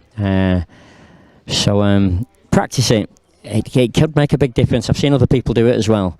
Other people sometimes they actually twist themselves sideways to force their upper body further forwards as well. And of course, we've all seen people diving through the line, tumbling to the floor. But that was Effie just showing his win there. Great race, great finish. I'm looking forward to the second one now.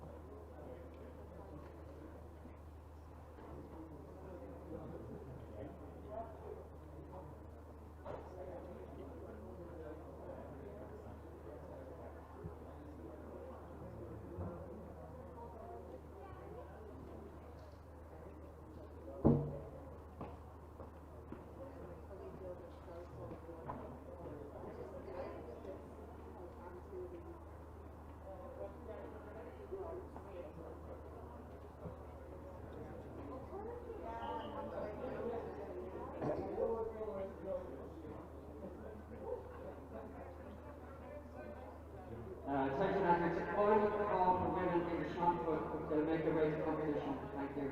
Final call, shot put.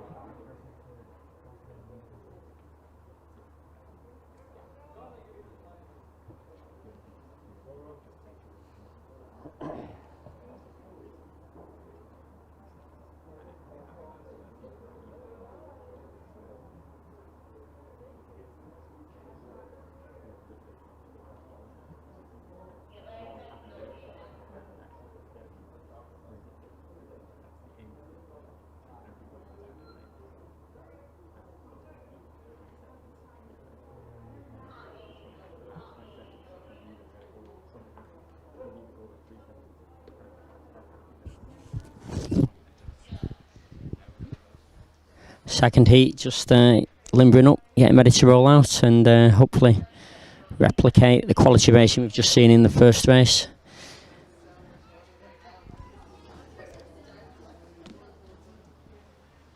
Attention athletes, this is the final call for the women's triple jump. Also, a reminder to athletes that are finished their competition, you're asked to leave the stadium, and we'd like to thank you for attending today.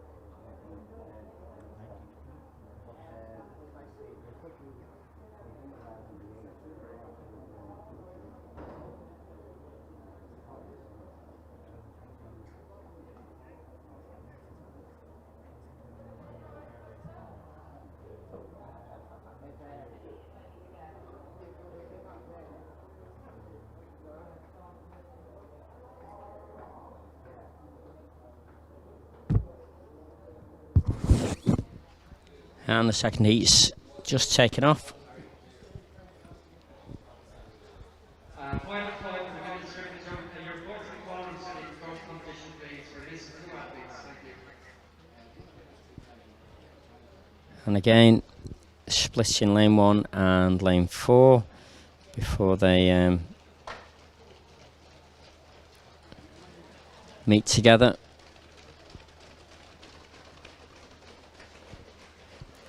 And going through 200 in 33 seconds, which is 8:16 pace for 3,000 metres.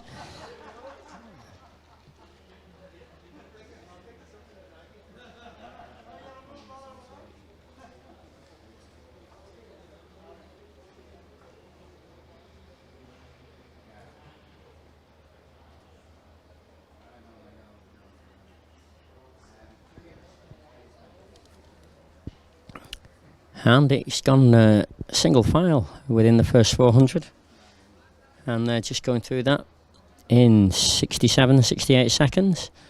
68 seconds gives you a nice round 8:30 or 14:10 if you're doing 5k, but 8:30 is what they'll be getting today over 3,000 metres.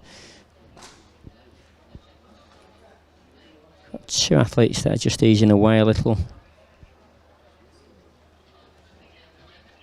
Looks like a Rahini man up front and a Rahini man in third.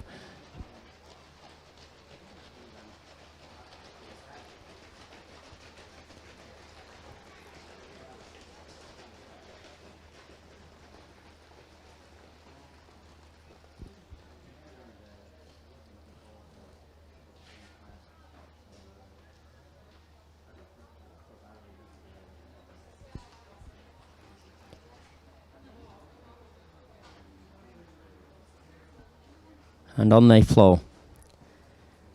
Well into the second lap. And splintering fairly quickly. Perhaps one or two of these should have been in that A race. As they go through in 2:16, 2:17. So still around about 8:30-ish pace for the full distance. And certainly our leader looks very comfortable at this pace.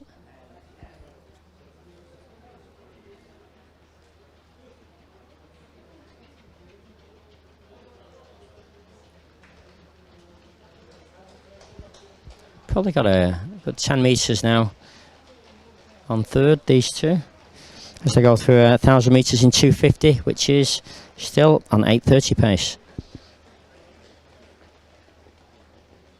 One of the interesting things about quality athletes is sometimes you almost think they appear to be understriding, and that's because they've got great cadence, great rhythm, great flow, great balance.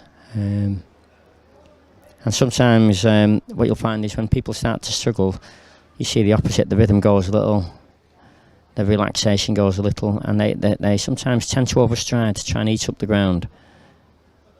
And ultimately that's counterproductive, because ultimately it means you increase their foot contact time and the length of time, what is sometimes called amortization, when all the muscles are in tension during that transition or stance phase. Whereas those guys at the front, they maintain the rhythm, they maintain the cadence, and it's just bum, bum, bum, bum. And again, it almost looks like they're understriding, but actually they're efficiently moving along, just touching the ground, kissing the ground efficiently with the spikes. I think most of these have got traditional spikes as opposed to the fancy new spikes that are out there these days. And these guys are doing a great job of it, flowing along in the sunshine in Dublin. Okay, coming up to halfway now, and if they're bang on, that's 4:15. They are bang on. 4:15 for an 8:30 pace at 1,500 metres, and the others going through 1,500 now in 4:23, 4:24, 4:25, 4:27, and the leaders going through the mile now in 4:31, 4:32, which is bang on that 68 pace. So Pacemaker's done a brilliant job there, the man from Rahini.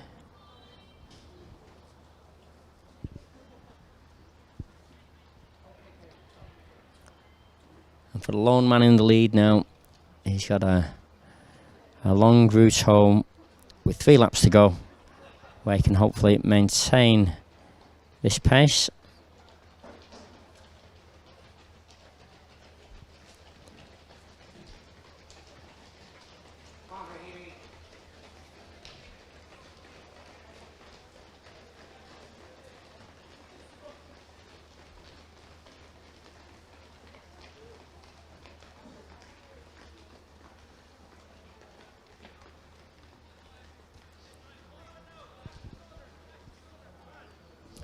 Just coming up to 2,000 metres for the leaders.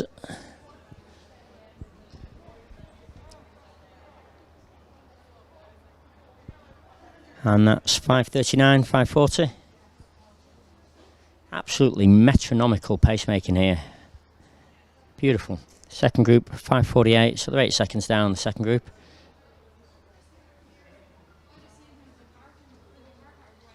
And 1,000 metres to go. They get to the finish line, and it's 2 laps to go.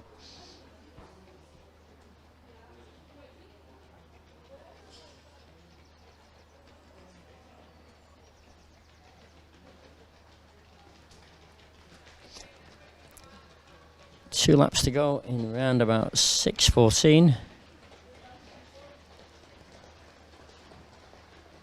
And 6:22, so it's still around about an 8-second lead.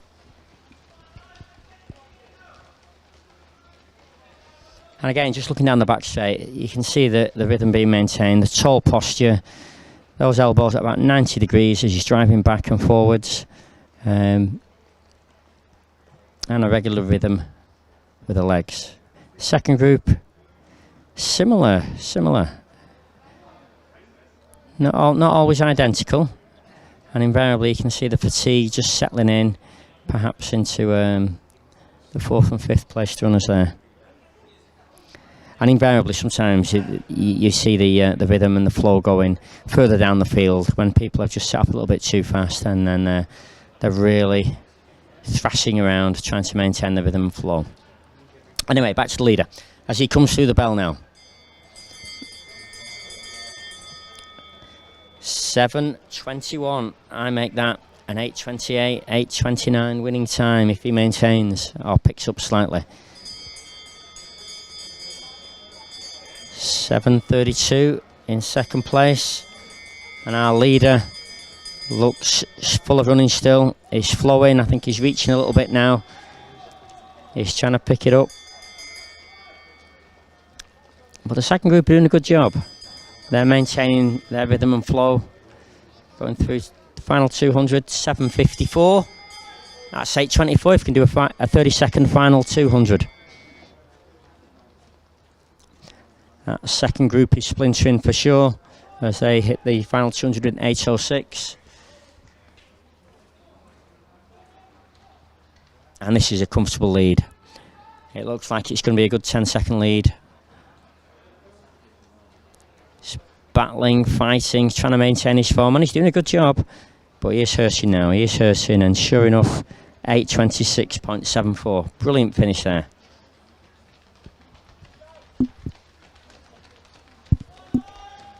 And another strong finish there for our second place in round about 8:37. 8:42, 8:43, 8:44, 8:48, 9, 8:50. I've a bit of a countdown for these 9-minute people. 55, 58, 59. I think that's about 9 minutes gone there.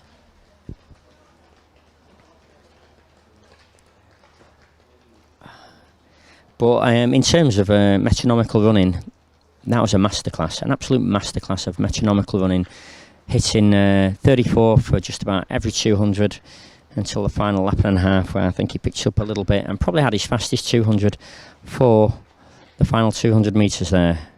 And here we see him coming down that home straight, battling a little bit, forcing the pace, but maintaining his form. Great technique, good knee lift, good arm drive, good vertical posture. And he probably lost maybe 500ths of a second messing about with his watch as he went through the line. Hopefully he's not missed the club record by 200ths of a second there, otherwise he'll be spewing.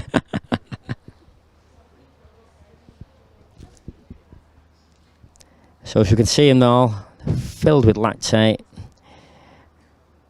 absolutely spent, and I'd say they've got their money's worth out of their entry fee today. Good job, guys.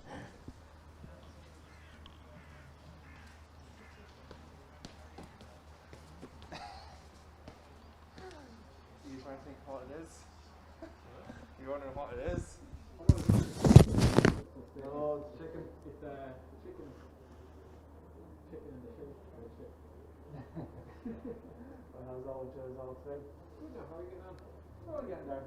Good stuff, good stuff. Nice things going out as well recently, Keeping people happy. Yeah, yeah. Trying to keep them informed, even though I had a bit of a blunder with timetable, but just didn't get updated in one place, unfortunately. Yeah. Oh yeah, Because, well, this is my first time in full top row now.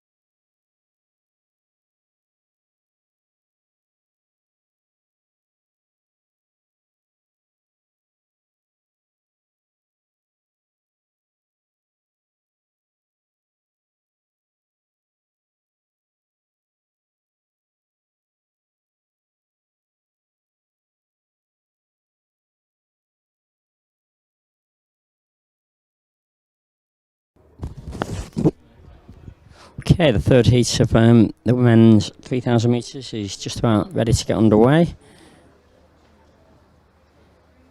One or two technical issues here with the list of runners, but hopefully this will come together. But yeah, as we were saying, the last race, an absolute masterclass in metronomical, fluid, well-paced running.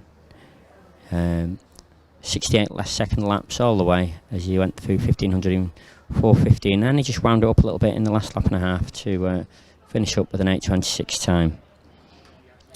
And just going through these computers.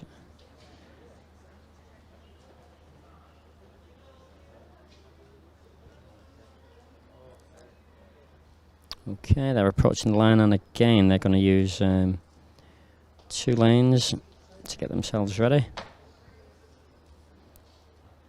There we go, heat 2. And I've got the list of athletes here. I've got Matthew McMeekin from Sligo. I've got Aaron Mangan from Tullamore. Owen Richards from St Cocos. Keane Coyne from Galway. Colin Lynch from Togger. Ethan Dunn from Lochview. Jamie Gann. Owen Smith, Seamus Anderson, Randy Baird, Liam O'Connor, Dare O'Sullivan, Eric Bolland, Lachlan Mullen, Robert Froon, Aaron Tansey, Sean Doran, Ben Smith, Dylan O'Brien. Is there more? Yes, there is. Brian Lenihan, Kyle Thompson, John Dorkin, and Ian Conroy from Raheny Shamrocks.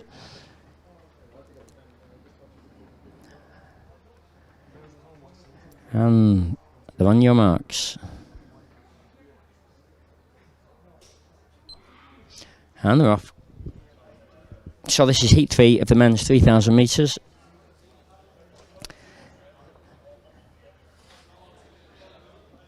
First heat was run 1 in 8:11. Second heat was 1 in 8:26. And if we follow the the mathematical formula there. I'll just add myself 15 seconds on to 8:26, and maybe this will be one in 8:41. Who knows? Okay, the clock stopped momentarily, but mine didn't, so I can let you know what they're going through the laps in. Okay, they've split, so it looks like they've set off at a fairly lively pace. I make that round about 32 seconds for the first 200, or 48 seconds for 300, so will it be 64 and 400? This is a heck of a pace. Again, perhaps these are in the wrong race if they maintain this liveliness. Yep, 64 at 400. They're lively. Very lively.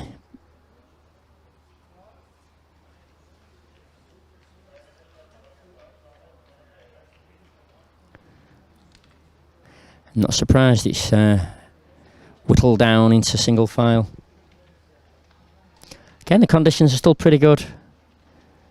Only a slight breeze as they come through 600 metres here. In around about 139.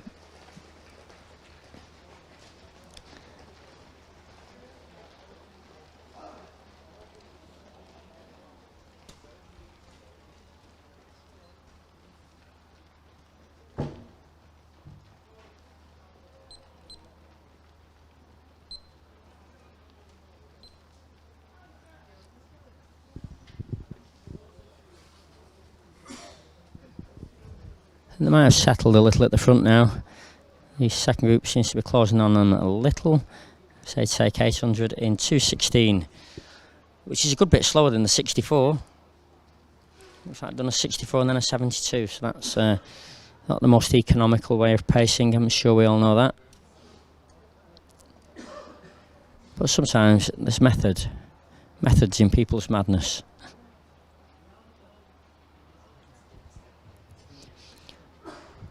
Just approaching the first 1,000 metres here.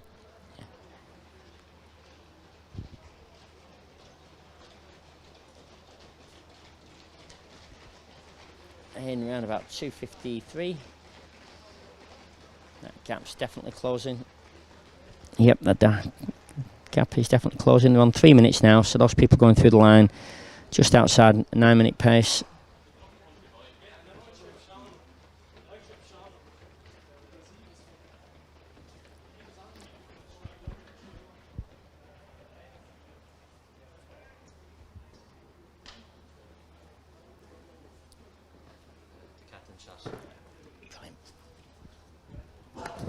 Just got a quick look on the combined events shot put, and we've got Sean Carolyn, who did 13:43 ahead of Shane Aston with the 11:53, and Rola Salusa 11:71. From Michael Healy 11:60, Michael Bowler 11:30, and Mark Turney with 10:48. In the other group, we've got 13:45 for Jack Ford from 10:23. Tristan Chambers and Dylan Chambers got 10:12, just behind Liam Nolan, who did 10:13. Back to the 3,000, they're just going through halfway now, and they are 4:24, which puts them in line for around about 8:48 for the full distance. 4:24 for the leader, and the pacemaker, who has just peeled out. So 8:48 pace is what they're on. They're going through the mile now in 4:42.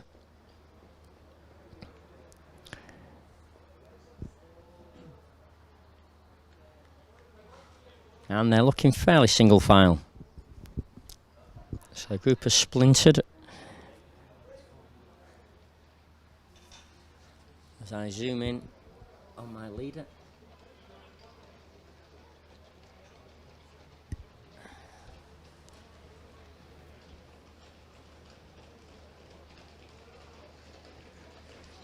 Which I think is Dare O'Sullivan.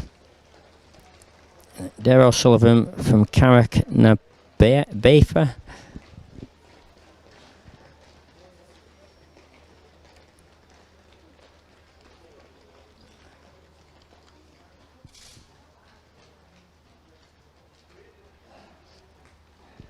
So Dare has probably about a 5 metre lead now as the pack closes in. And they approach 2,000 metres. So 2.5 laps to go when they get to their start line. And that's 5:55. So I think they're just easing off that original pace, and they're starting to approach 9-minute pace now. But the leader becomes a group of 3 now. And the group of 3.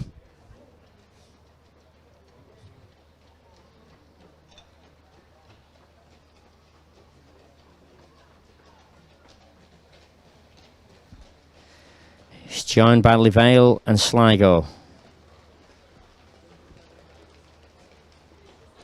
It's Matthew McMeekin from Sligo. And I believe it's Ben Smith from Livale. So the 3 of them are heading down the back straight for the penultimate time. And it looks like Ben Smith from Livale, who's pushing the pace.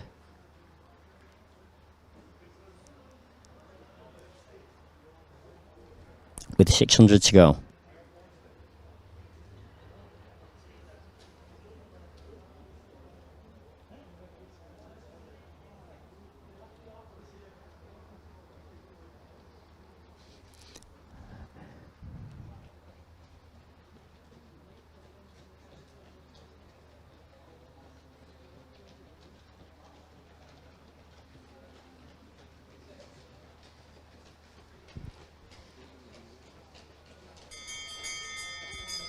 Coming into the final lap now. 7:43. Suggests it might be an 8:50 winning time, or thereabouts.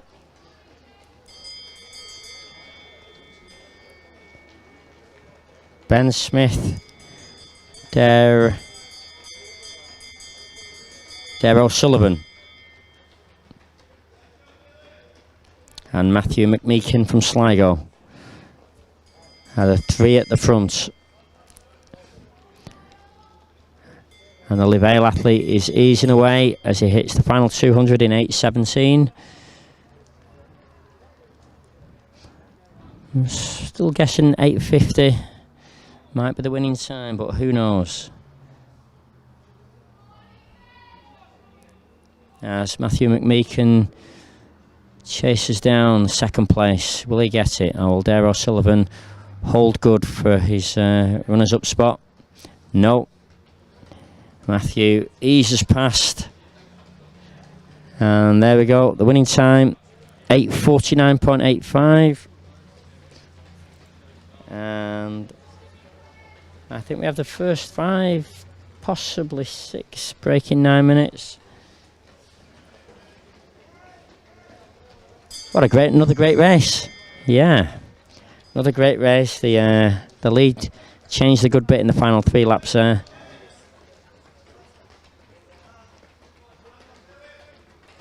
As the Rahena guys closing outside of 9 minutes.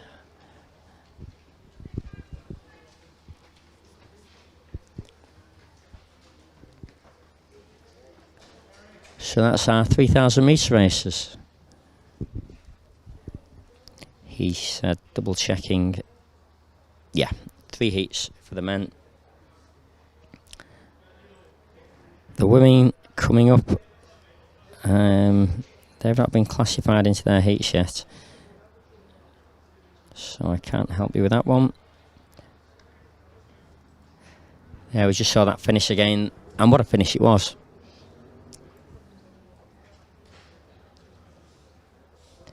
So just to recap the results from the 3,000 metres, heat 1 was won by Ephraim Giddy from Clonliffe in 8:11.57.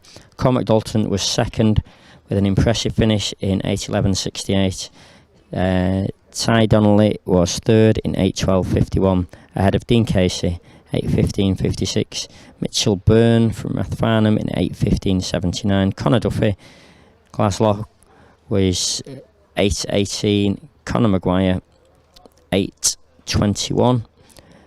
Finn Harrington, 8:22. Donald Devane, 8:23. Pierre Merkin, 8:24. Aaron Brennan, 8:26.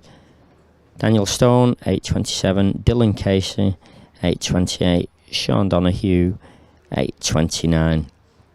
And then we had Mark Hanrahan, 8:34. Scott Fagan, 8:39. Sean McGinley, 8:47. And Matthew O'Mara in 9:13. Heat 2.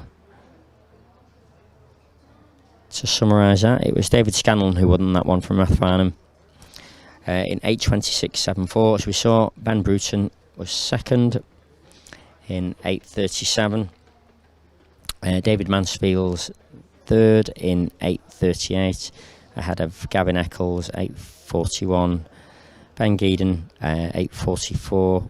William Maunsell, 8:45. Gary Crummy, 8:47. Niall Murphy, 8:48. Kane Collins, 8:49. And Dara Crossan, 8:51.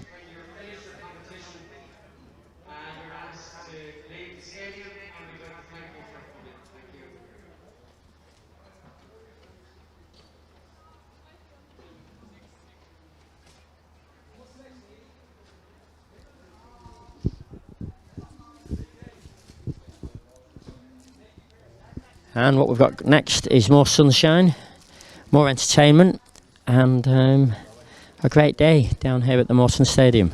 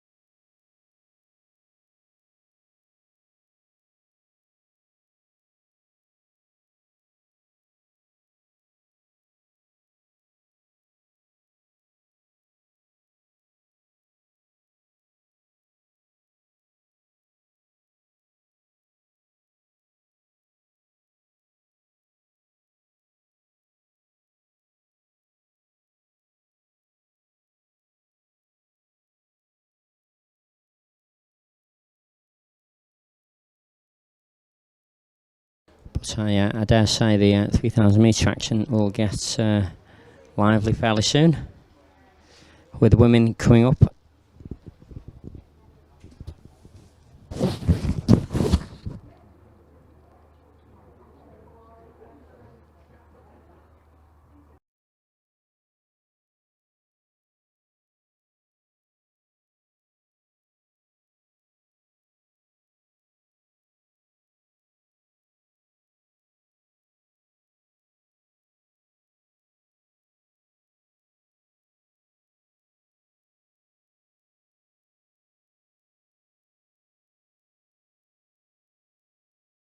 Hopefully you're doing the same wherever you are.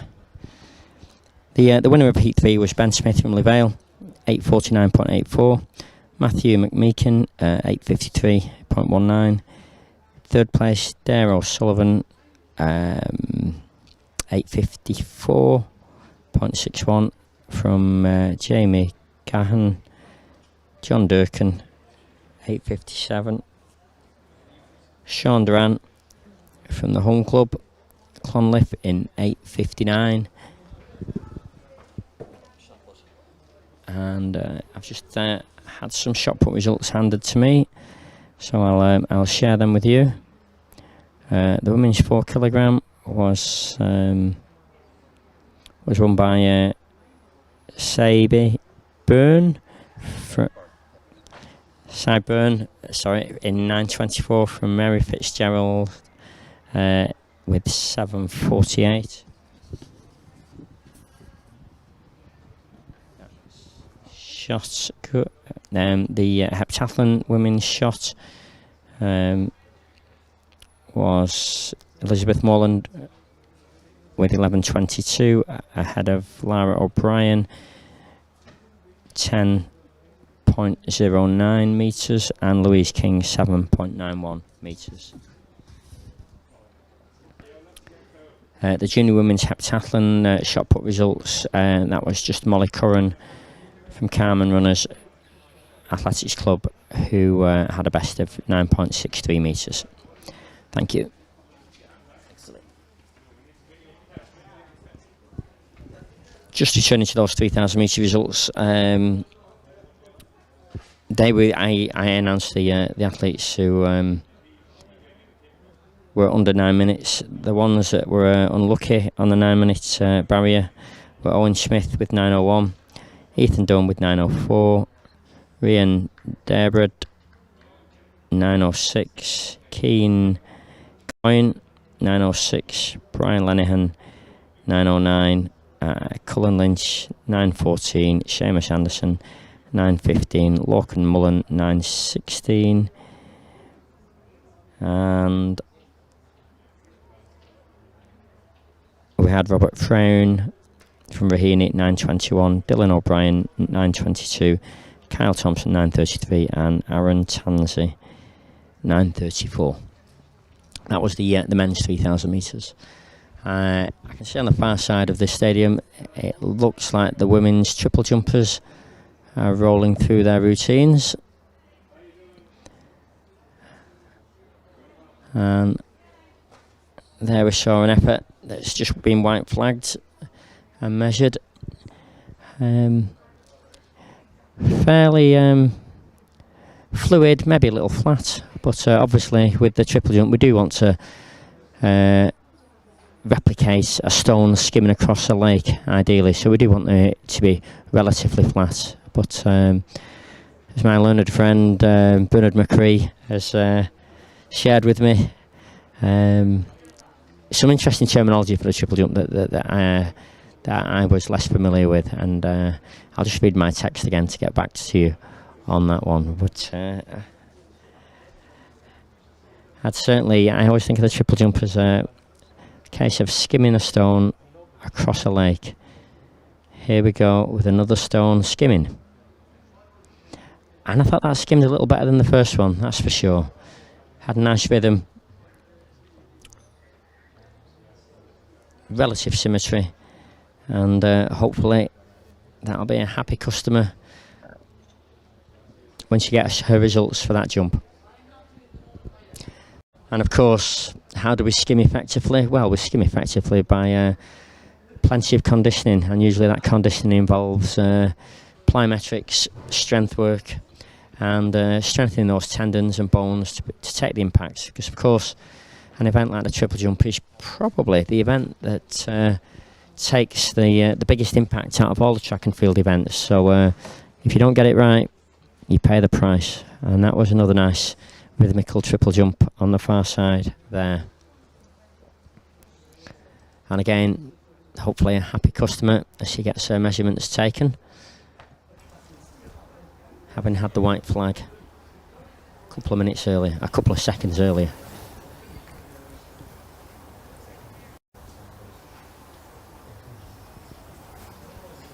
It's coming.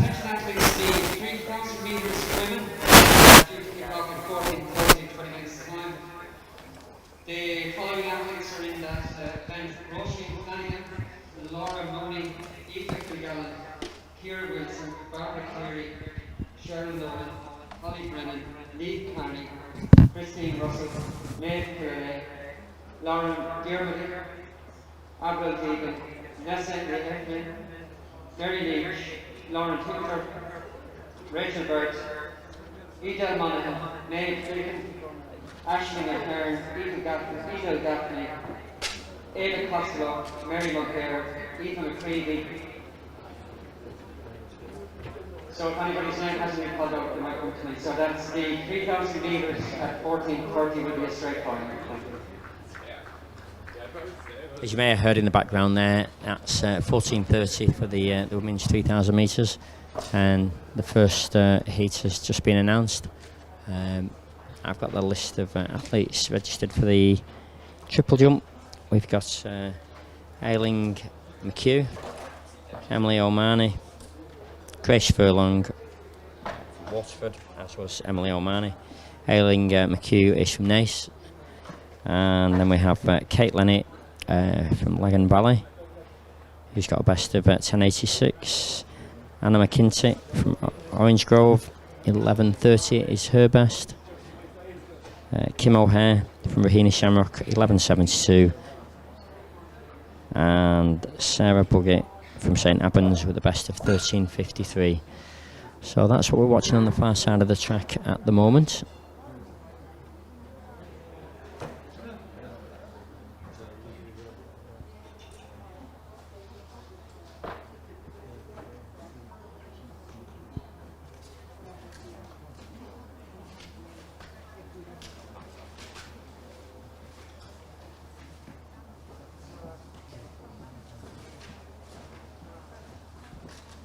Okay, that one fell apart a little bit,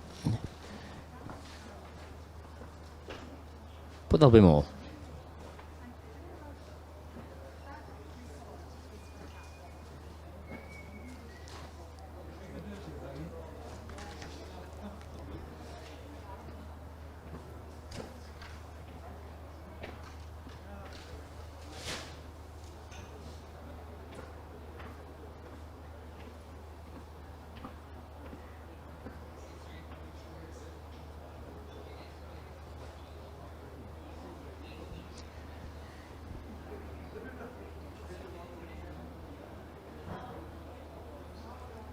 Of course, for every foul there is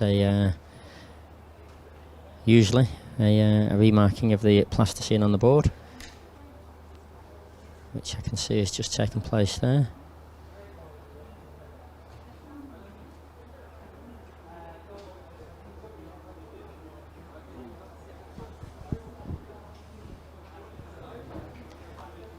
There's the next athlete in the pecking order.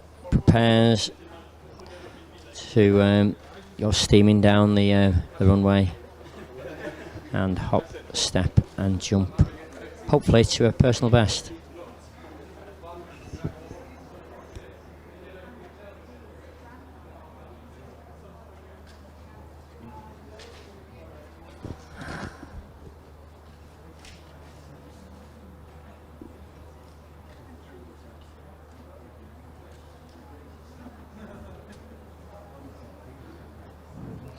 Okay,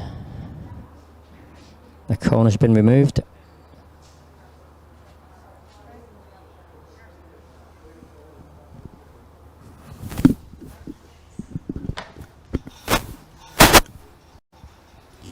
down the runway. That's a really high hopping phase there, and invariably those high hops have the ramification that sometimes it shortens your stepping phase. So I'm not sure if this is a long jumper moving to the triple jump, but that was a very high hopping phase there. Anyway, it was a white flag, so hopefully happy days. So Bashir, sorry for deserting you there for a little while, but I come back with good news of standards for under 20s. As you saw there in that men's 3000 earlier, superb run by Ephraim Goudet of 8:11.57 was a really impressive performance, but because it was such a quick race, he brought no less than 3 under 20s through to European under 20 standards. So Tyg Donnelly from Drogheda and District, who's coached by Phelim Kelly, ran 8:12.51. Dean Casey from Ennis Track Club, coached by Pat Hogan, added a 3000 standard of 8:15.56 to his already achieved 5k standard. Fionn Harrington from Bandon, coached by Ronan Duggan, added his 3k 8:22 standard to his already achieved 5k standard. So really great, exciting talent ahead there, that under 20s. Going to be big competition for places on that team heading to Tallinn later this summer. Well, that's a healthy way to have things. Nothing wrong with a bit of healthy competition, but importantly, Jack, it augurs well for the European Cross Country Championships in December, and hopefully that they're going to carry this momentum through the summer and start building towards that exciting day in December. Probably 5 kilometres from here or thereabouts. Yes, Bashir, I think there's an added incentive. A home Eurocross is really exciting, and there are a lot of particularly young talent coming through, and you can see from the depth and the breadth of middle distance race, there's so many people competing who would really like to be on the teams for that home Eurocross country. And endurance coordinator Matt Lockett has his hands full keeping track of all the various age groups ahead of that. Yeah, I think the junior squad's moving very impressively, as is the under 23 squad on the endurance side. So I think there's a lot of key coaches up and down the country doing a great job, and obviously you mentioned Phelim Kelly, Pat Hogan, Emmett Dunleavy, among many others. And I know I've started that, and I need to go through all the coaches now, because there's so many great coaches doing a great job up and down the country. So that's very true, Bashir. I do my best when accrediting athletes with their standards to actually mention their personal coaches. So if anybody has seen any errors on those list of athletes with qualifiers, please don't hesitate to alert me, because it is very important that the coaches are acknowledged. I'm a coach, volunteer coach myself outside of my professional role, and I know what it's like day in, day out, wet, cold. You're travelling up and down to training, and it is a big ask of coaches, so it's only right that they should be credited when their athletes achieve performances. Hey, absolutely.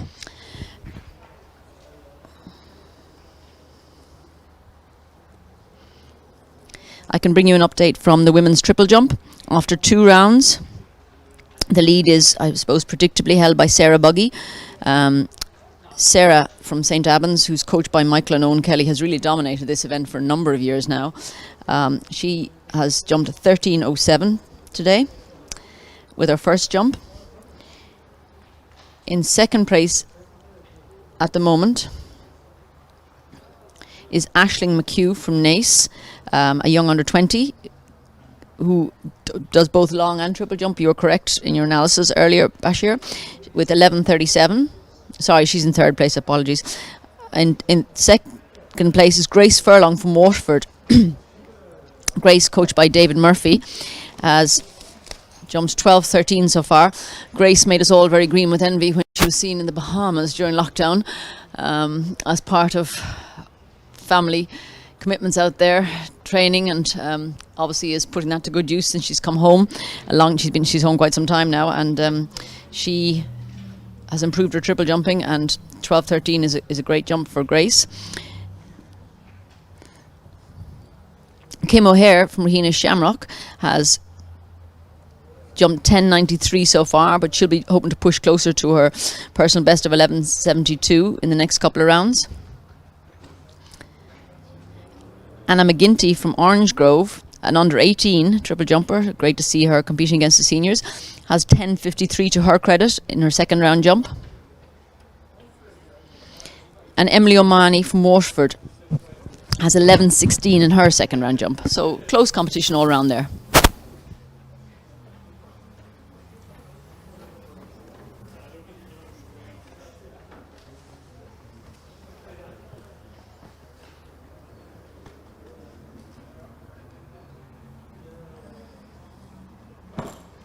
Sarah Buggy on the triple jump, run up there, pulls out of that jump, obviously wasn't happy with it.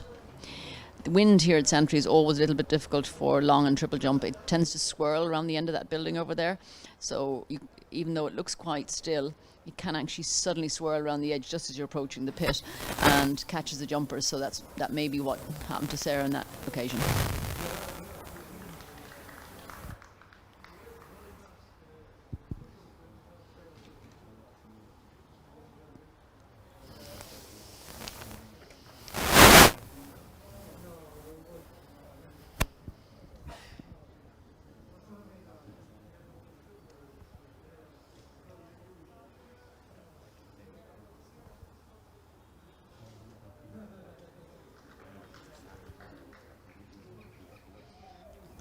I can bring you an update from the senior men's decathlon. The men have finished their 100, their long jump and their shot put. The lead at the moment in the early stages of this competition for the men who have just started their high jump is held by Rola Solusa with 2,201 points. Shane Aston from Trim is in second, 2,078 points. Michael Bowler lies third with 1,991 points, and Sean Carlin from Nina on his first decathlon is in fourth with 1,759, with Michael Healy in fifth, 1,710, and Mark Tierney in sixth, 1,560. So all to play for there in that decathlon, and the men are now at their high jump and enjoying some good sunshine for their high jump, which is nice to see.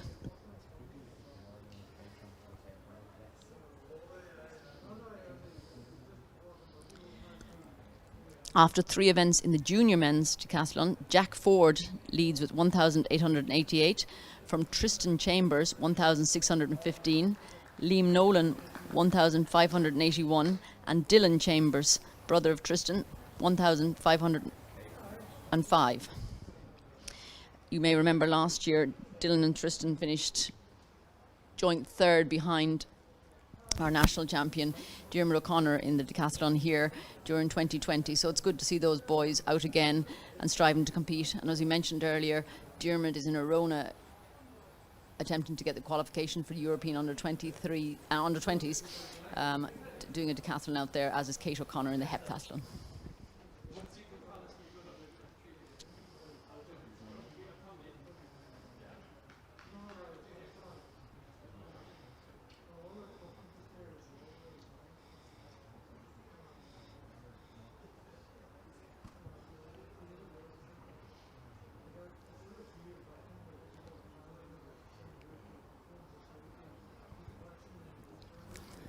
After three events in the women's heptathlon, the junior women, Molly Kern has accumulated 1,821 points.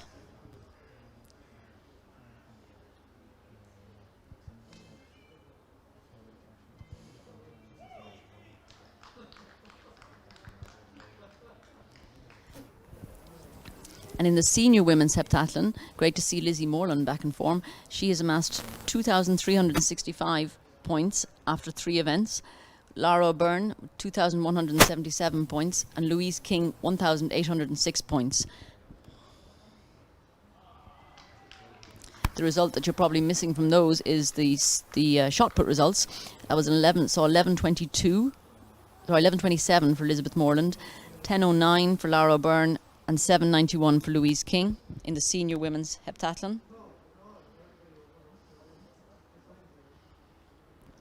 With Molly Kern throwing 9.63 in the junior women's heptathlon. Those girls enjoying a deserved rest at the moment after their first three events, and as I said, the men's decathlon at the moment doing the high jump, and it's Shane Aston from Trim on the run-up.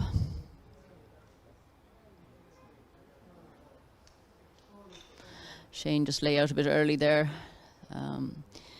taking the bar off, but he'll have another attempt.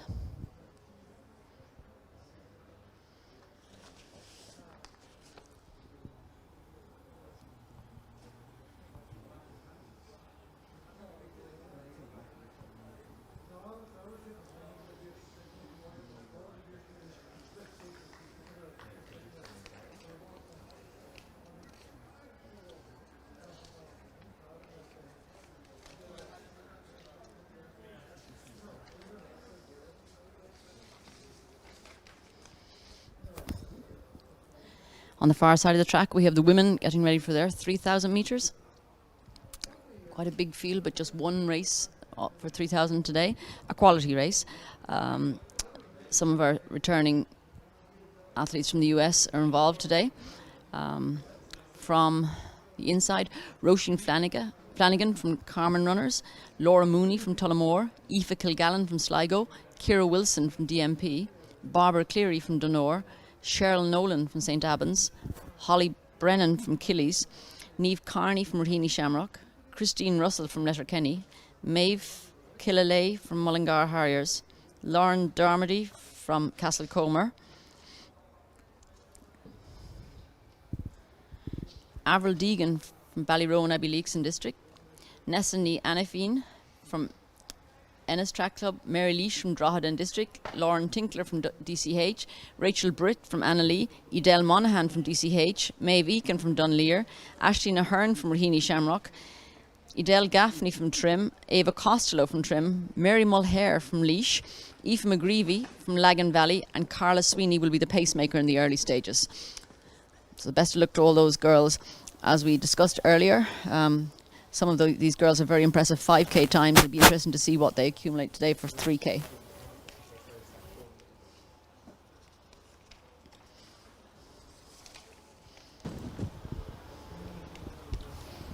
My watch tells me that we've got about 3 minutes to the start of the 3,000 metres.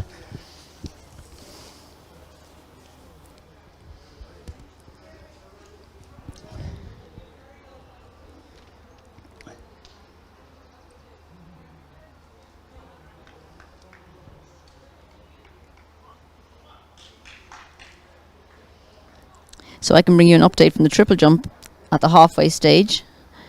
After 3 rounds, the lead is held by Sarah Buggy with 13:07. From Grace Furlong with 12:13.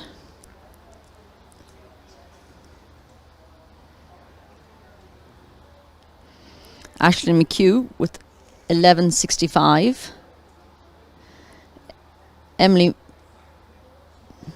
O'Mahony with 11:16, Kim O'Hare with 11:33, and Anna McGinty with 10:74. So the girls have had 3 jumps, and the order will be reversed for their final 3 jumps.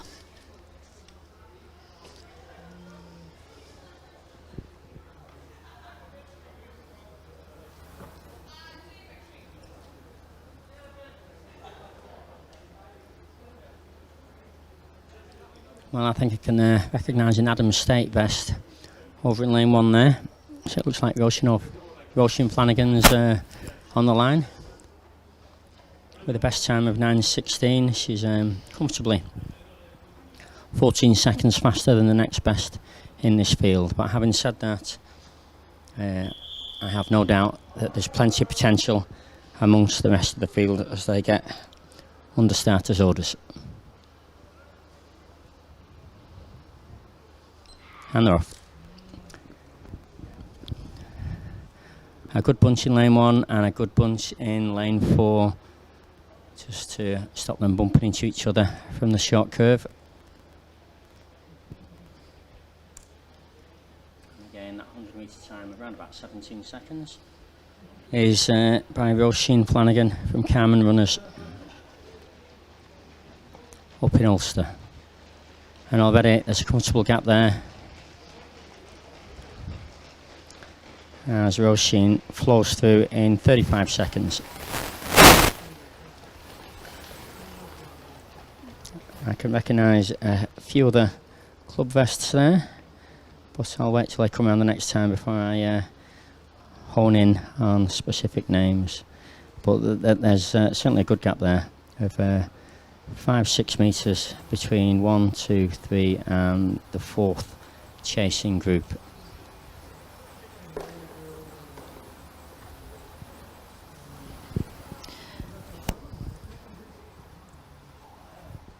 Okay, that's a healthy 71, which is at 8:55 pace. But I suspect, I don't know, but I suspect that's Laura Mooney that's probably chased her down there. No, she's in. That's third. Laura Mooney in third place. The under 20 athlete. As it come into the straight, Bashir, subject to correction, I believe it's Roisin Flanagan from Aoife Kilgallen and Laura Mooney. It's Aoife Kilgallen who's chasing Roisin. Yes. Thanks for highlighting that. Yeah, and Laura Mooney in third place.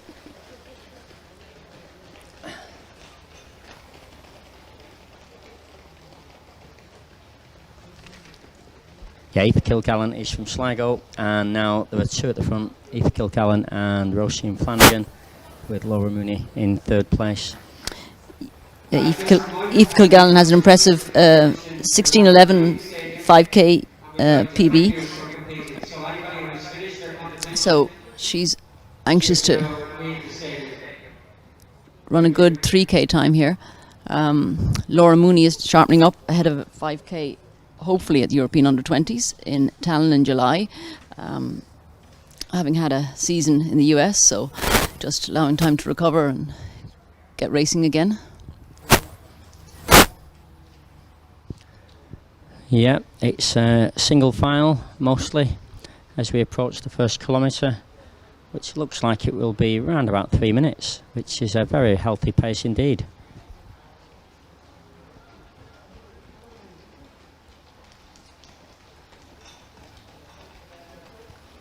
About 3:04.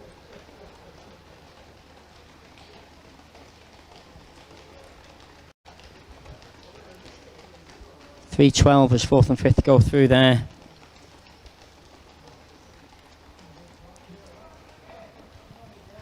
So I can see Niamh Kearney is there in fourth place, just ahead of the Lagan Valley runner.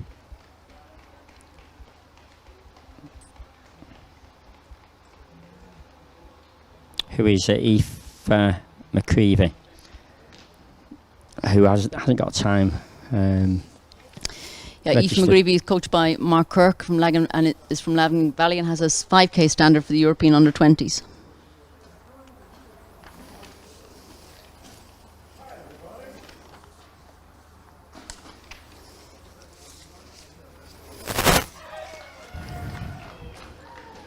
And loud cheers eased away again.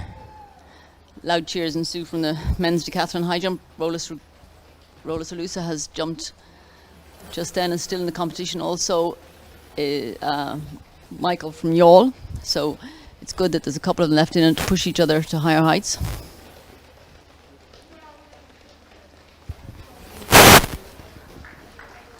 And as they approach the halfway point in 4:33, so that's Roisin through in 4:33. I think it was 4:36 for second place. Third place, Laura Mooney going through in 4:44. Aoife McCreevy 4:47. Just ahead of Aoife Kilgallen from Sligo. And Niamh Kearney from Rahena Shamrock.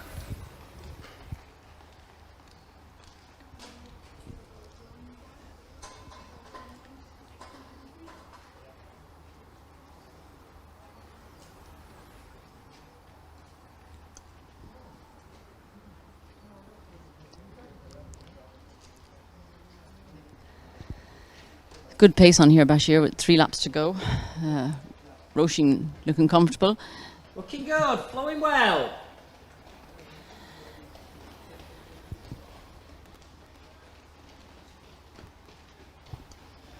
So it's Roisin from Aoife, with Laura Mooney, Niamh Kearney, and Aoife McGreevy, and just obscured by the other runners. I'll just find your number for you. Apologies, I'll get her number next time she comes round.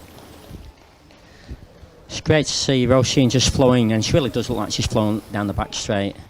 Those miles over the winter have paid good dividends as she hits 2k now in 6:05. So this is looking like it could be close to a 9-minute run, but she's got to put the work in over the final kilometre now.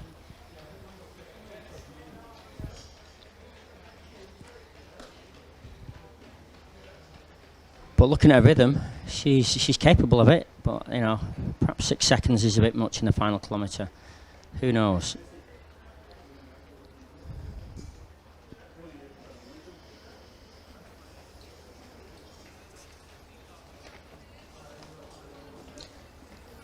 Two laps to go for our leader, Roisin Flanagan. 6:42. And Aoife Kilgallen from Sligo in second place, 6:50. 2 laps to go. Laura Mooney with 6:56. 2 laps to go, and a group of 4 chasing down the times. 7:05 with 2 laps to go.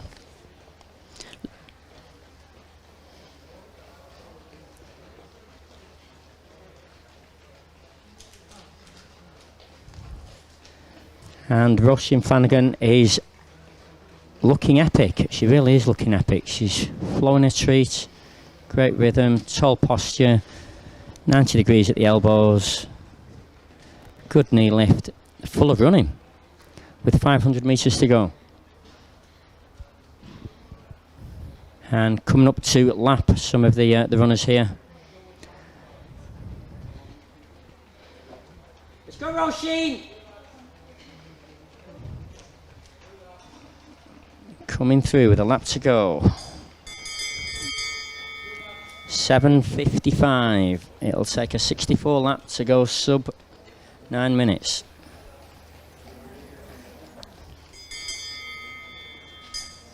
.807 at the bell. So Aoife takes the bell, and Laura just behind her. Both looking comfortable. 13.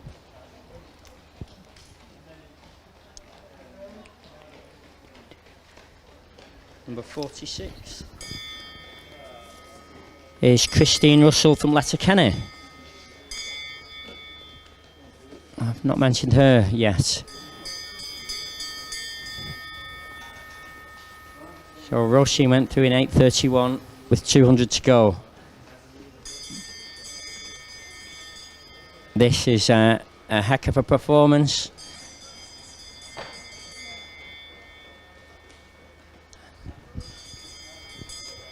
And she's pushing for it. She's got 5 seconds. It could be a PB. I think it will be a PB. We're definitely heading for a 9:16 big is a PB best. here. It will definitely be a PB. Would you look at that? It's 9:06. 9:06. That's a 10-second PB. Morton's on fire. Roisin, it's all your fault. Aoife Kilgallen just coming to the line. Kilgallen. Super run from her, and Laura Mooney. Looks like it was about being strong at 9:22 there. Laura Mooney's coming through in round about 9:27. And Niamh Carney from Raheny Shamrock's just been chased down. 9:36, 9:37, 9:41, 9:47, 9:48, 9:50. Apologies to Mary Mulhare from Portlaoise, who was chasing down Niamh Carney at the finish there. 10-minute barrier, and they both made it. Okay, sounds like the high jump's getting lively.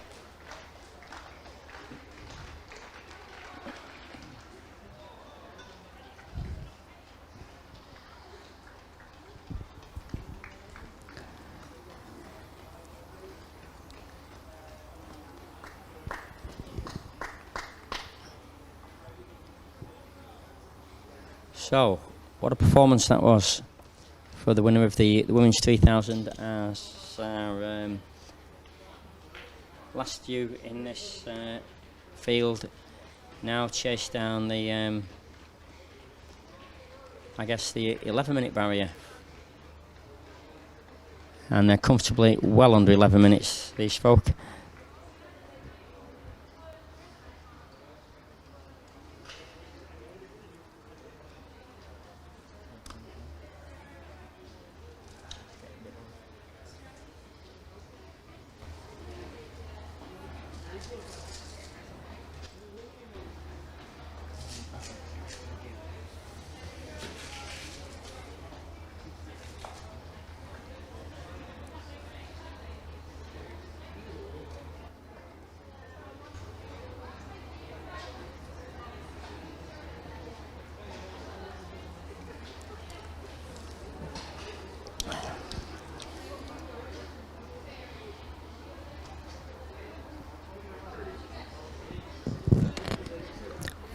So Bashir, that was a very exciting race in the end. That was a great race. We wait the official times. Any time you see a 10-second PB, you can't complain. And somebody of rushing standard, and I know she's had one or two niggles over the winter, so she's coming good at the right time. And for those of you watching at home, the 200 metres are also untraditional 200 starting at the finish and finishing on the far side. So difficult to see close finishes, but we'll do our best.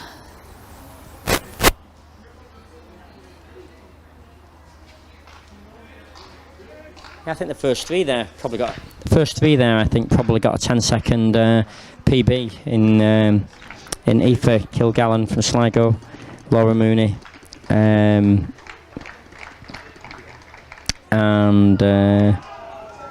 is it Neath Kearney as well? I'll have to check the results, but there are a lot of PBs for sure.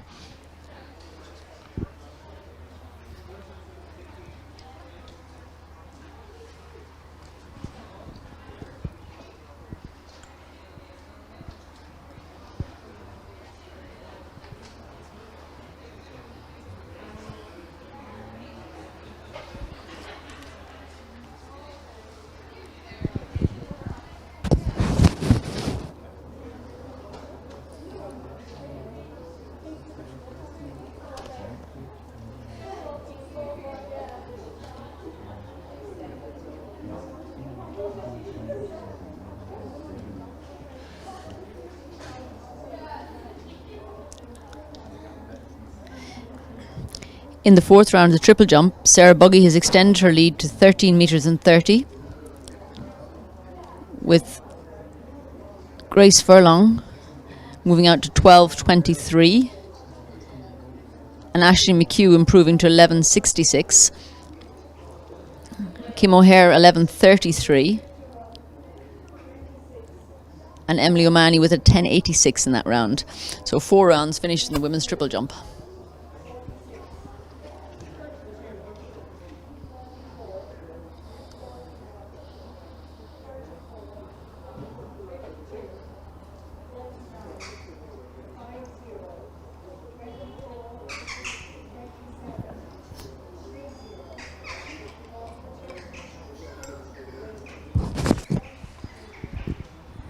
And looking at these field events now, Jackie, has there been similar technology in the jumps to what we've seen in the track racing?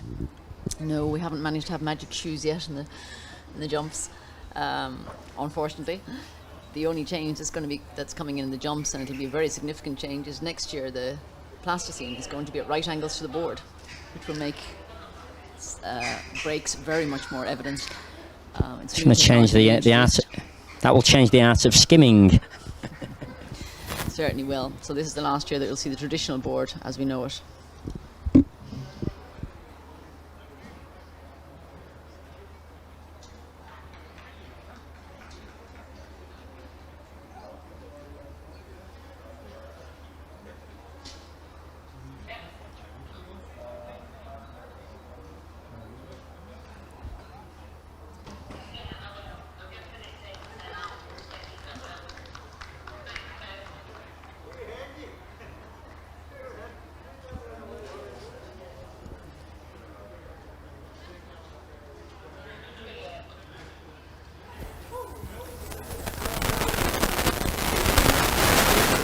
It looks like the decathlon men have finished their high jump. We'll try to get an update from them as soon as we get one.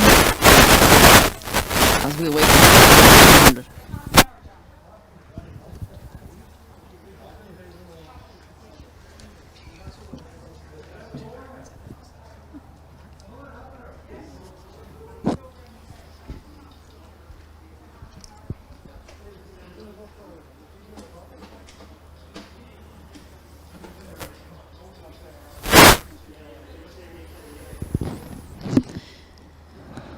Okay, here we go again with the triple jump. Loading up, ready to take off, and off we go. It's Sarah Buggy from St Albans. Now that was certainly skimming. That looked like That was Sarah Buggy. good jump there.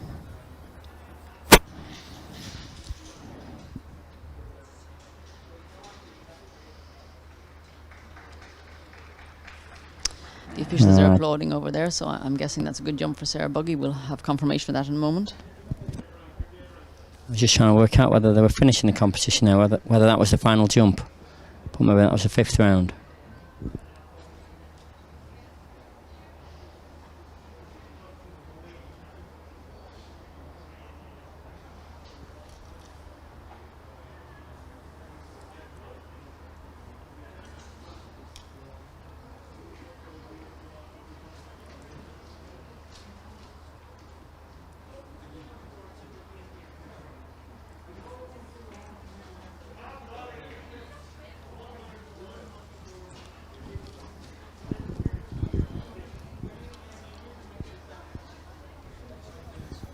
So we await the heats for the women's 200 metres, followed by the men's 200 metres. A lot of the sprinters are hoping to show form here, places on relay squads for forthcoming championships at stake. And it's been a long time since sprinters have had conditions in Ireland conducive to fast running. The Cork Micromeet was a great opportunity, but unfortunately a lot of the sprints were wind assisted. So we're looking for good performances today with a legal wind. It looks like there's a little bit of a plus wind, but it doesn't look too strong. So hopefully, what do you think, Bashir? It doesn't look like it's going to be over the allowable 2 metres per second, but that remains to be seen. No, looking at these flags, I'd be surprised if it got anywhere near 2. I've not really seen any gusts either, so...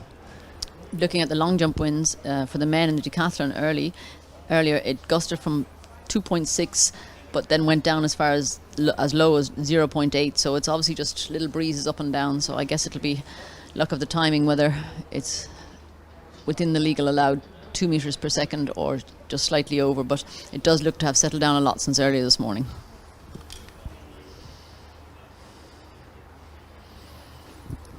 Yeah, in fairness, there's a good bit of cloud in the sky at the moment, so whether that's going to add to the conditions, I dare say it could actually, but let's hope it's favourable. However you define it.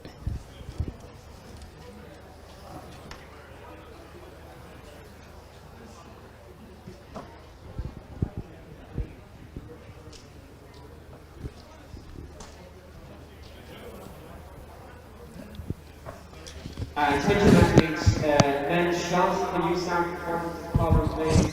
And just a reminder to athletes that have finished their competition, we'd ask you to leave the stadium and like to thank you for competing this afternoon. So those athletes who are finished, we'd ask you to leave the stadium, and if those athletes competing in the shot put men, we report to the column. Thank you.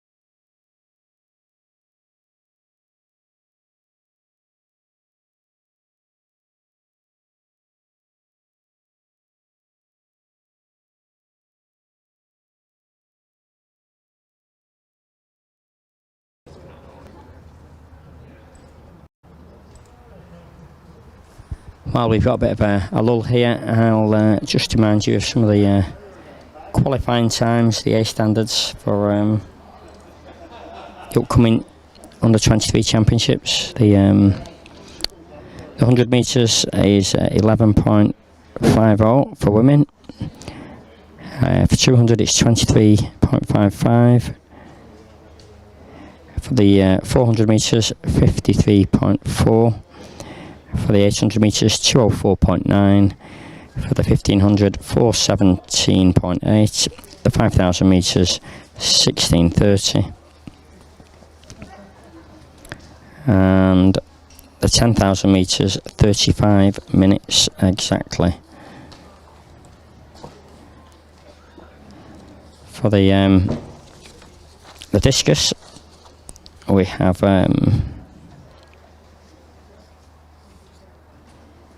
the A standard is 53 metres. For the high jump for women it's 1.84. For the long jump 6.35 metres. For the pole vault 4.25 metres.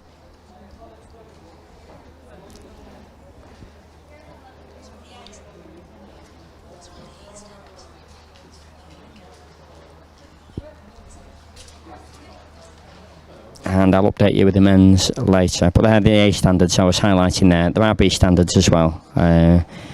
So as I say, aim for the stars. It's always a good place to be shooting for.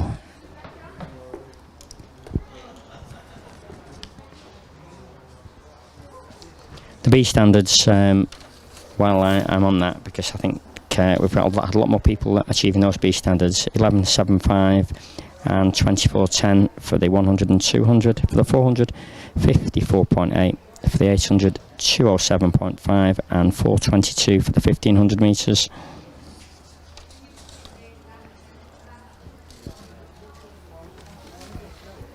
So I can bring you the result from the women's triple jump. With the win for Sarah Buggy, 13 metres 30.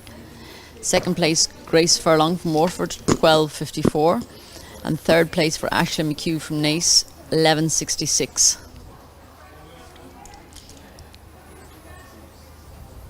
Attention athletes, just a reminder, if you're finished your competition, we'd ask you to leave the stadium.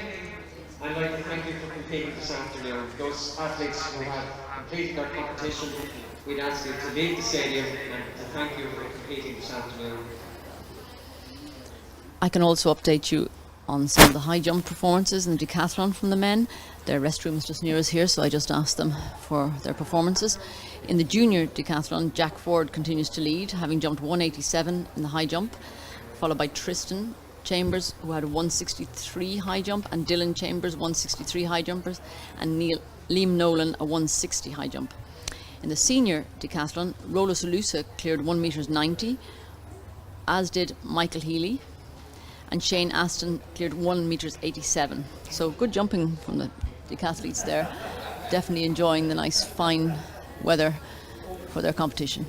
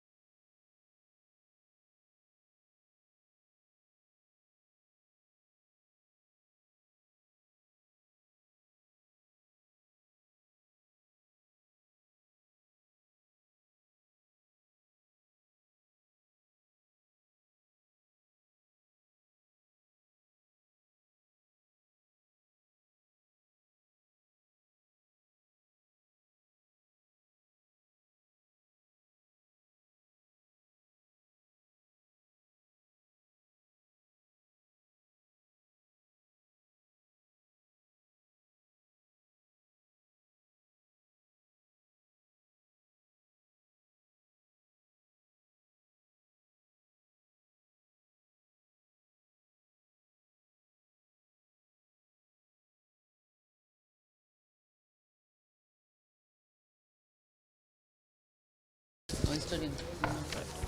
For these B standards.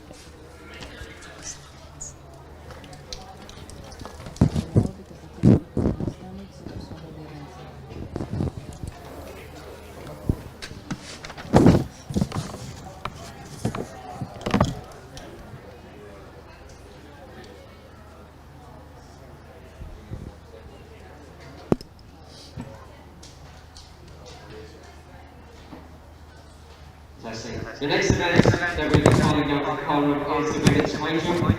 That's due to start at 4 o'clock. So we'll be calling the women's high jump very shortly now. I think the lane for 200 metres women.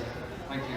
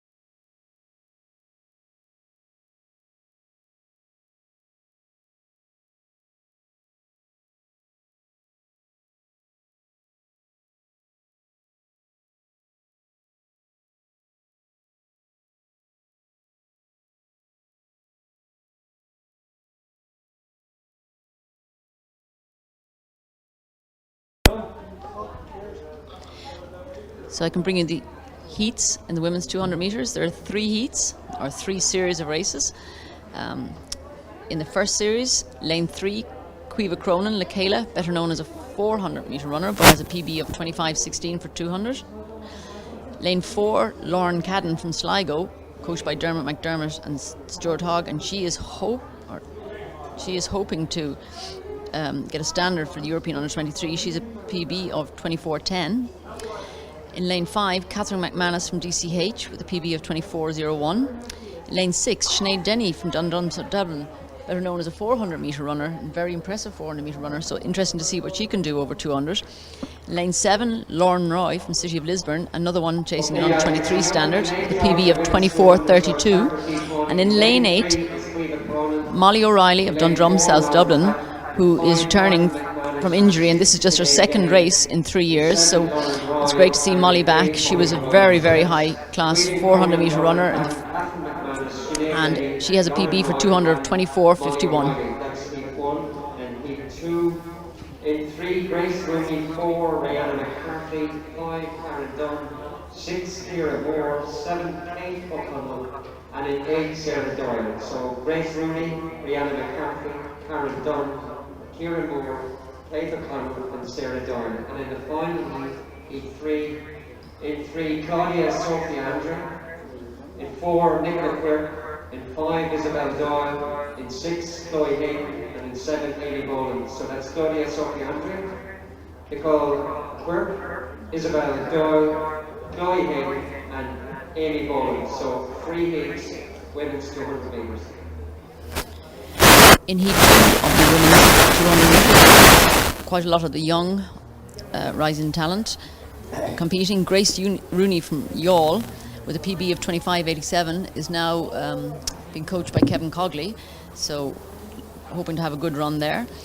Rihanna McCarthy from Crusaders in lane 4, Karen Dunn from Bowermeen in lane 5, Ciara Moore, a young sprinter from St. Lawrence O'Toole, who's still under 19, in lane 6 with a PB of 25.60. young Kate O'Connell from Lucan Harriers, who really ran well last year in 2020 with very little races. She had a very impressive PB of 25:37.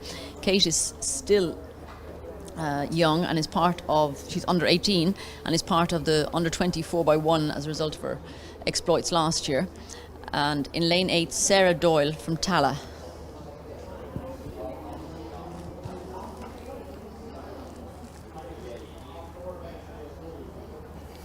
Heat 3, lane 3, Claudia Sophia Andre from 50.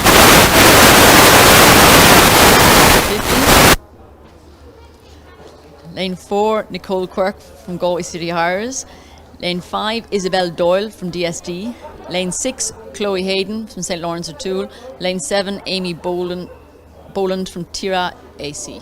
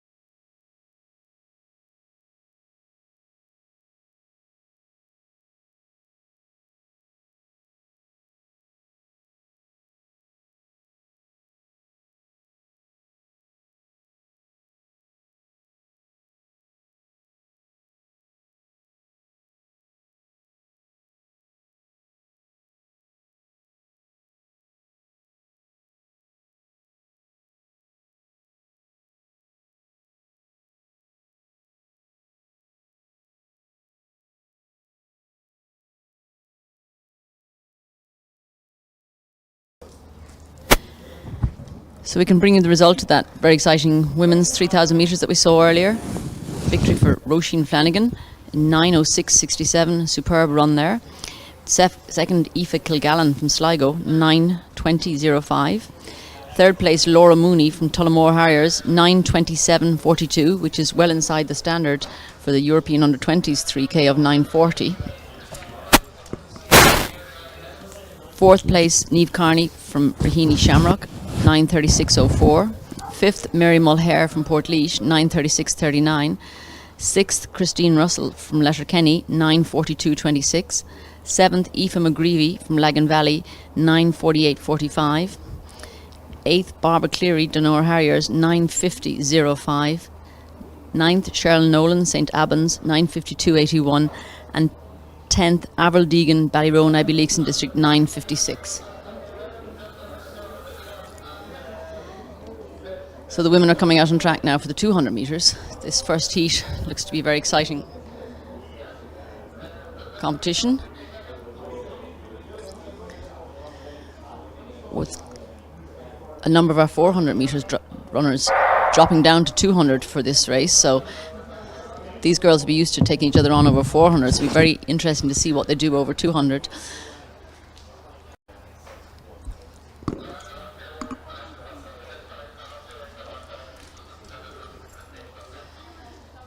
Both Caoimhe Cronin and Lauren Cadden in lanes 3 and 4 are leaving cert students at the moment, so it must be a big relief for them to get out on track in between their exams. Both had exams yesterday and exams again on Monday, so well done to them. So to refresh the field again, from the inside, lane 3, Caoimhe Cronin Lakela, lane 4, Lauren Cadden Sligo, lane 5, Catherine McManus DCH, lane 6, Sinead Denny DSD, lane 7, Lauren Roy, City of Lisburn, and lane 8, Molly O'Reilly DSD.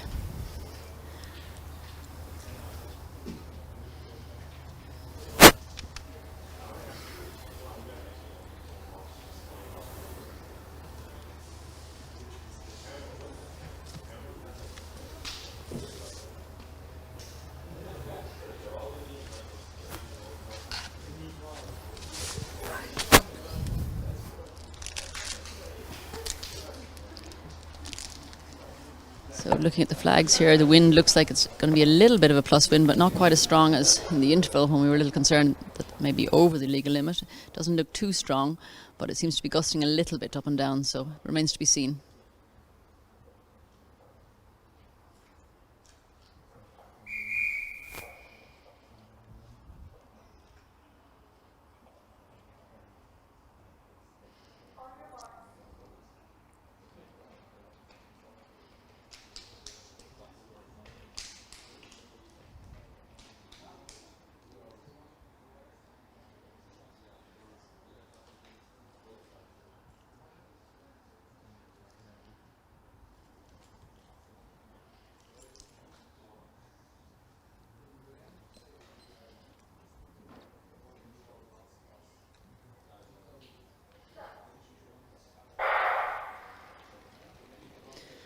Strong start there by Catherine McManus in the middle in the blue, with the tall figure of Lauren Cadden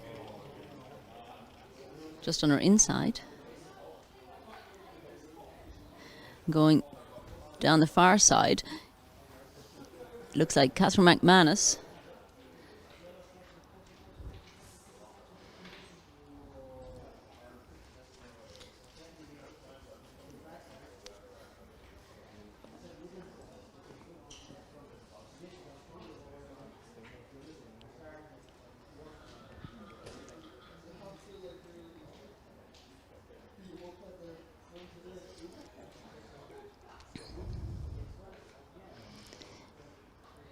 Lauren Roy strong on the bend there with Catherine McManus just inside her.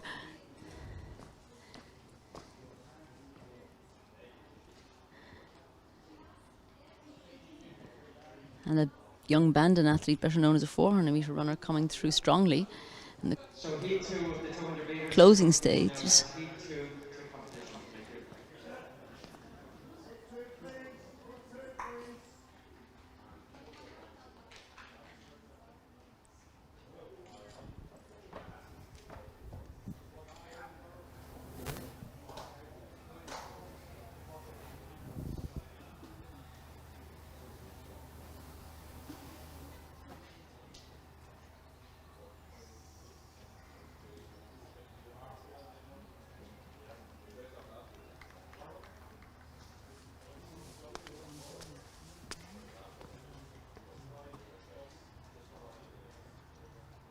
Attention athletes, those competing in the next 200 metres, we will have the various heats shortly with an answer for you.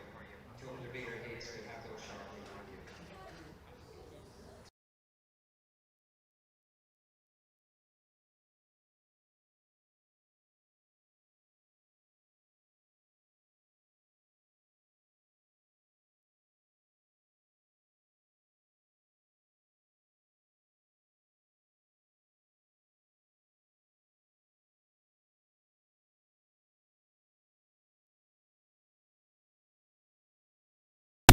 So we await the official result of that first race in the women's 200 with the win for Catherine McManus from Lauren McCourt from Bandon, and close for the third, I think Lauren Roy possibly in third place, but we'll bring you the official times as soon as we have them.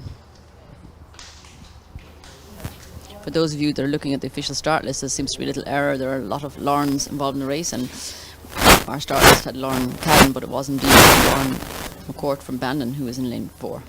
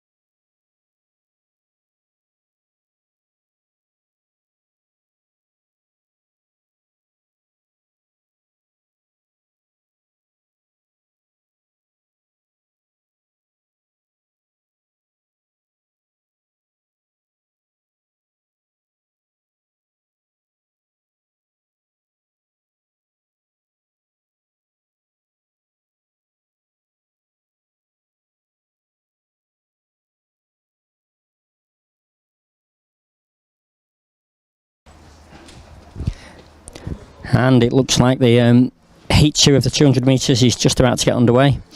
It's interesting to look at the blocks, I find. I know, looking back at my maths lessons, want to move like a tangent, I would have thought, out of those blocks. So hopefully they're towards the outside of the lane to enable the athletes to go as straight as possible for as long as possible. Anyway, let's get on our marks, and the athletes are Grace Rooney in lane 3, Rihanna McCarthy lane 4, lane 5 we've got Karen Dunn, lane 6, Kira Moore lane 7, Kate O'Connell, and lane 8 Sarah Doyle from Tala.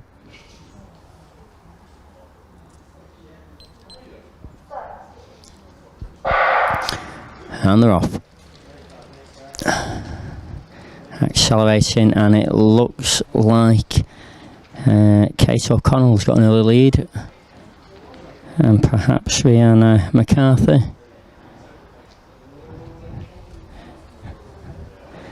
It's a close race. Steaming ahead for the final line. Oh, I think I'd probably go for that outside option there. I think that was Kate O'Connell. Attention athletes, so heat 3 of the 200 metres, going to competition next heat. 3, 2200 metres. So we see them accelerate around that bend there. I think Rihanna eases ahead, and then Kate just comes back a little stronger. It's a hard one to call from over here. At this angle, I am diagonally across from the finish line. But as they finish and await their results, Heat 3 is just setting up, and the officials are just spraying the start blocks. Can you leave the stadium? We'd like to thank you for completing this afternoon. So athletes who have finished their event, can you leave the stadium, and thank you for completing this afternoon. And as the athletes leave the stadium after their event, to keep the numbers down, we can see Heat 3 just preparing their blocks and their alignments, as we were talking about earlier. And it is looking like most of them are on the outside of the lane, which enables them to keep straighter for longer. And in lane 3, we've got Claudia Andre from Dunor. Lane 4, Nicole Quirk from Galway City Harriers. Lane 5, Isabel Doyle from Dundrum South. Lane 6, Chloe Hayden from St Lauren O'Toole's, and Amy Boland from Tira AC in lane 7.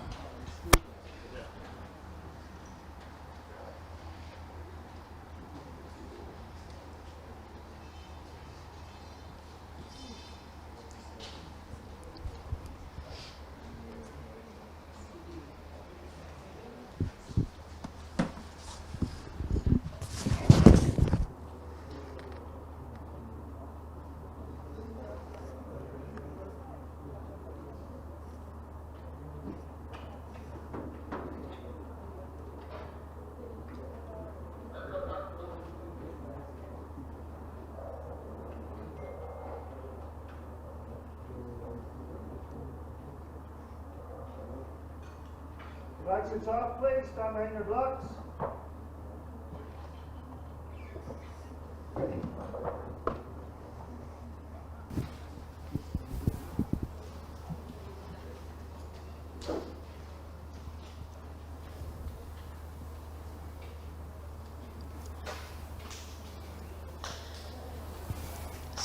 Third race in this women's 200. From the inside, Claudia Sophie Andre, Donor, Nicole Quirk, Galway City Harriers, Isabel Doyle, DSD, Chloe Hayden, St Lawrence O'Toole, and Amy Boland, Tira AC.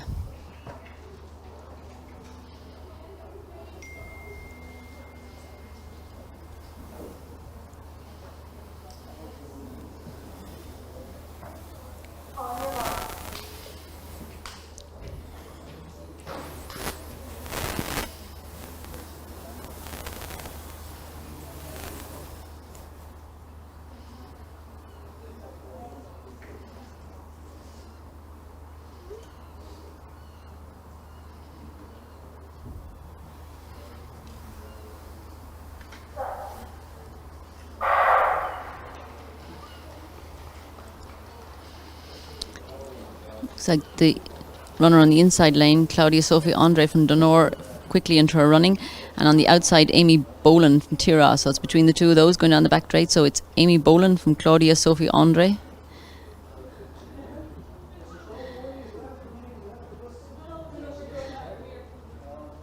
At the line, I think Amy Boland takes it from Claudia Sophie Andre, and close and between Isabel Doyle and Nicole Quirk for the third place.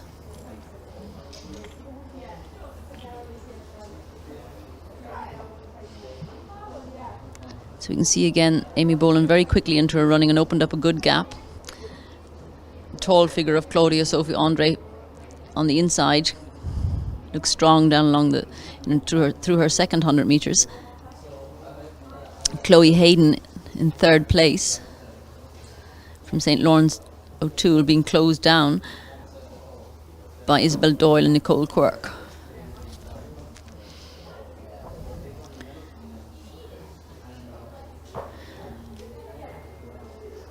Hard to see from this angle, but I think Chloe Hayden may have held on for the third place.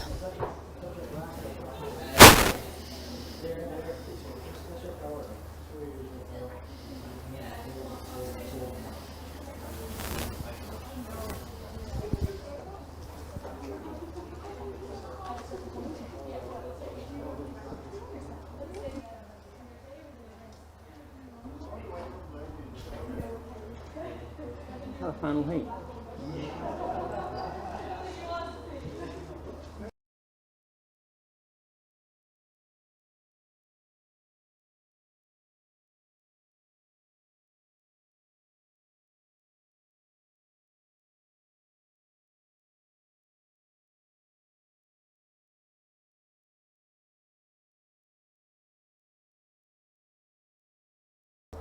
At the far end of the stadium, the women are warming up for their high jump. Small field in this high jump. Ciara Kennelly from Killarney Valley AC, who's jumped 160 this year, but has in the past had a PB of over 170. Aoife O'Sullivan from Liscarroll with the PB from 2020 of 176. Katie Nulke from Ferrybank, still under 18, with the season's best of 160. Hannah Moriarty from Lucan, just under 17, but a talented young jumper. And of course, Summer Leckie from Finn Valley, who needs no introduction, has a 185 from 2020 and needs just a second standard for her European under 23s. But world silver medalist at under 20s,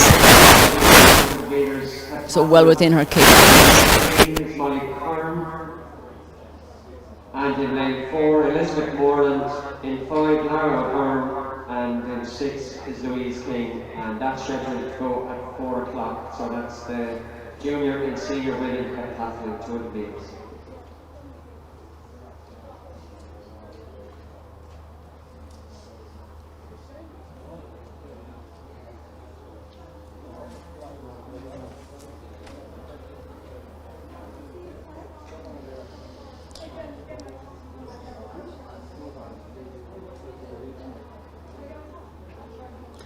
So I can bring you the 1-2 from the first series of the Women's 200. That was indeed a win for Catherine McManus from DCH with 24.01. In second place was Lauren McCourt from Bandon with 24.28.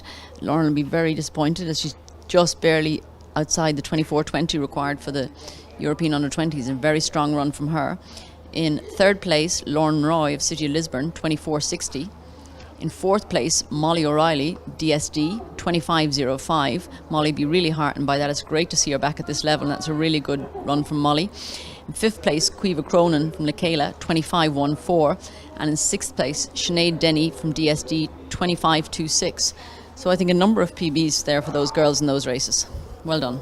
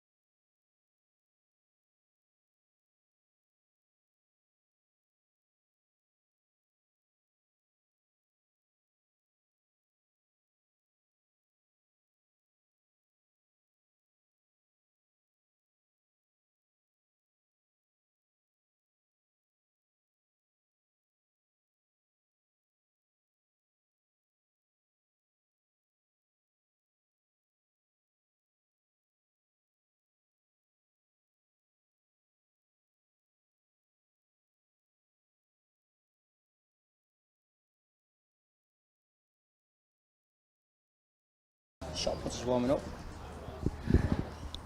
Okay, just looking at these shot putters with their warm-up throws now. We're definitely in a transitional state with shot putting in Ireland. Somewhere between the rotators and the gliders. I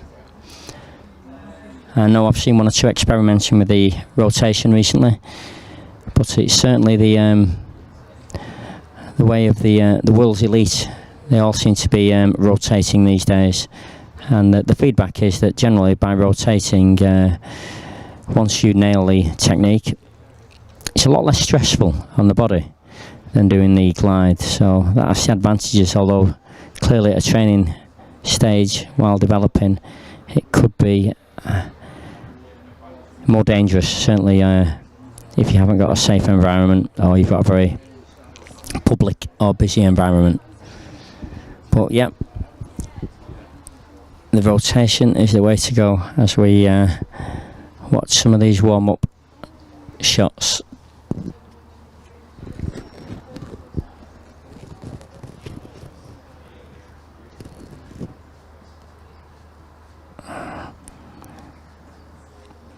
It's great to see the momentum build. It's like a crescendo. It just gradually builds and gets faster and faster and faster and pops out at the end when you get it right.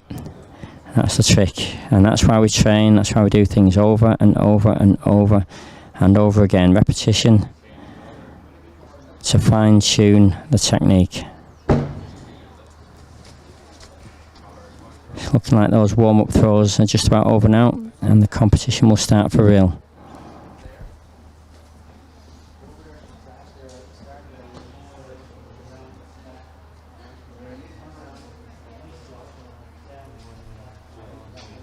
Next track event is on at 4 p.m. That's the multi-eventers 200 metres.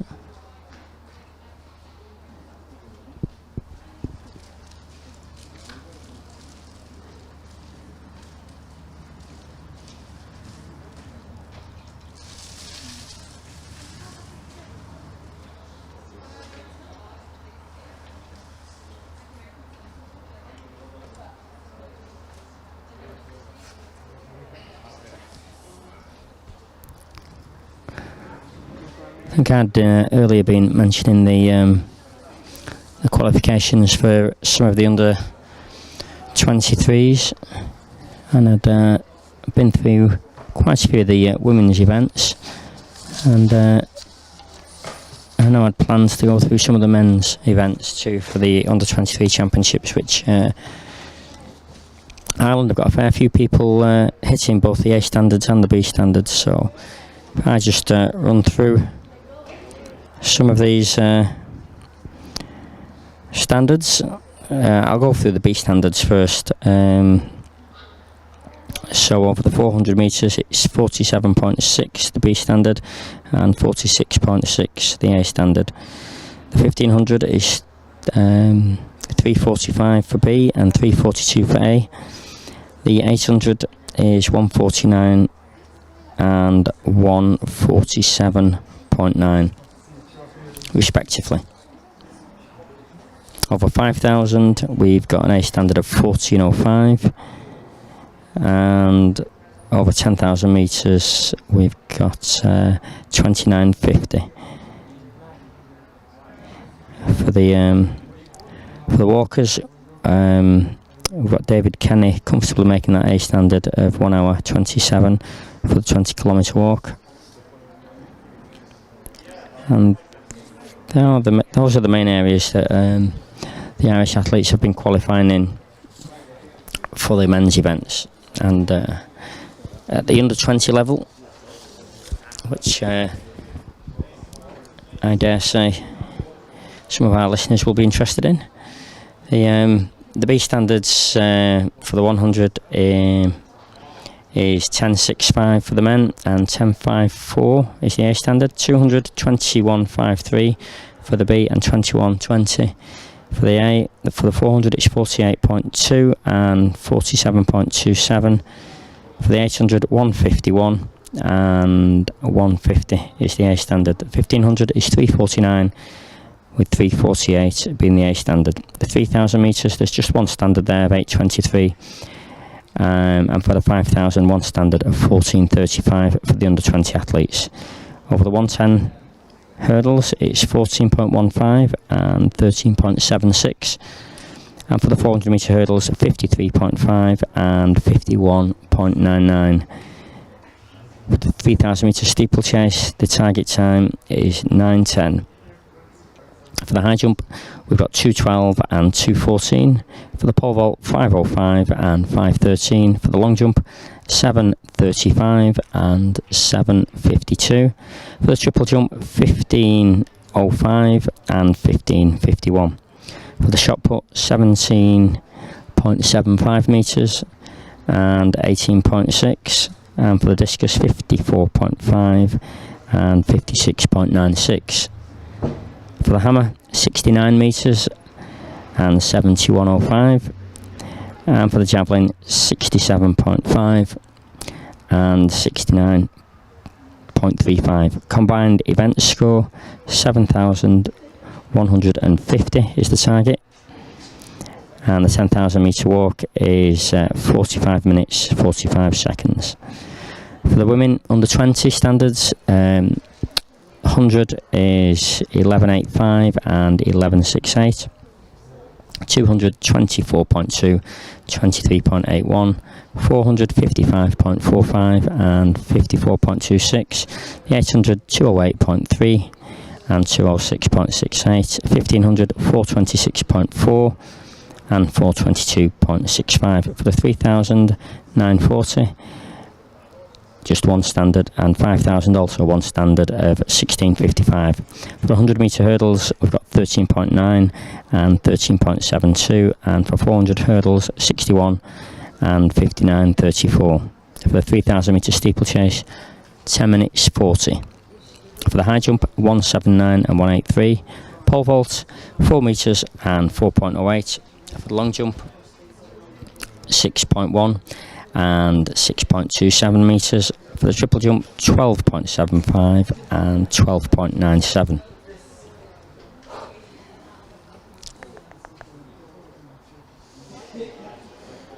For the shot put, we've got 13.75 and 14.95 metres. For the discus, 47.5 and 49.78 metres. For the hammer, 57.5 and 59.03. And for the javelin, 49.6 and 51.08 metres. For the combined events, it's 5,250, and for the 10,000 metre walk, it's 50 minutes and 45 seconds. So that's the under 20 standards for you, A standards and B standards.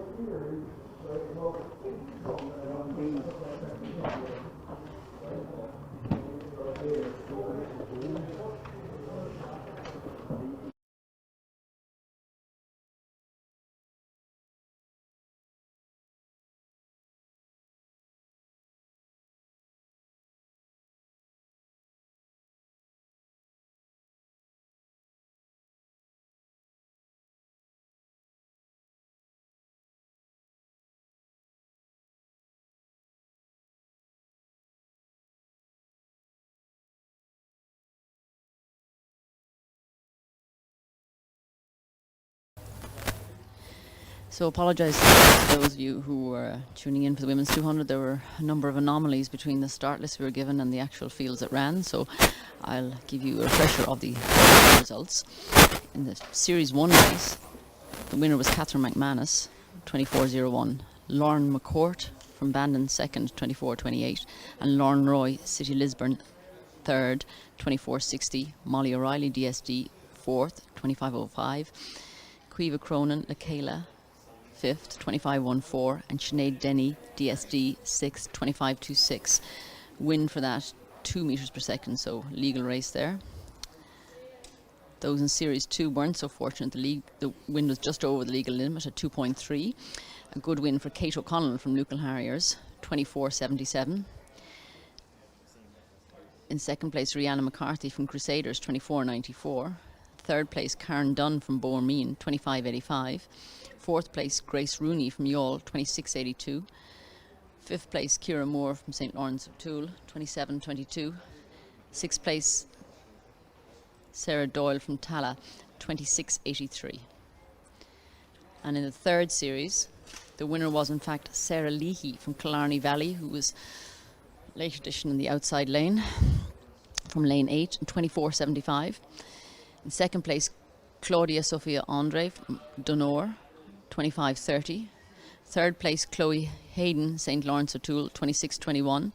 Fourth place, Amy Boland, Tira AC, 26.31. Fifth, Nicole Quirk, Galway City Harriers, 26.52. And sixth, Isabel Doyle, DSD, 27.55.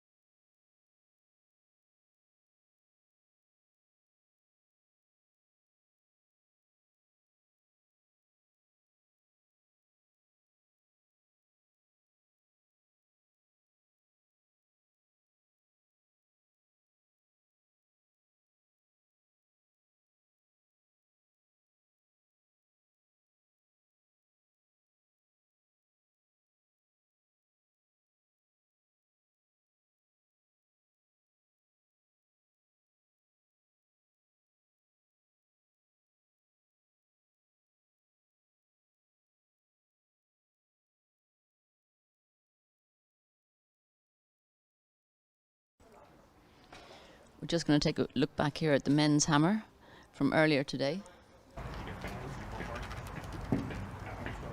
This is Morgan Brennan from Crusaders.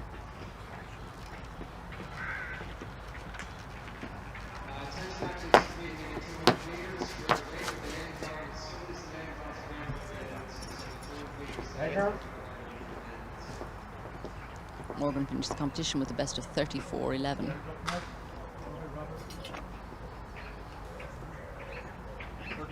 32 meters 50.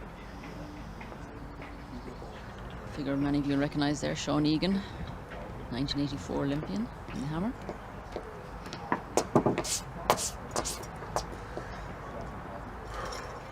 This is Jared Kelly from St. Albans.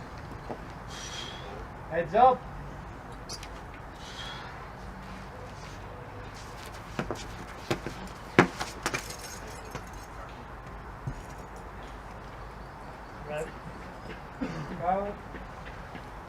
Jared finished the competition with the best of 41.34.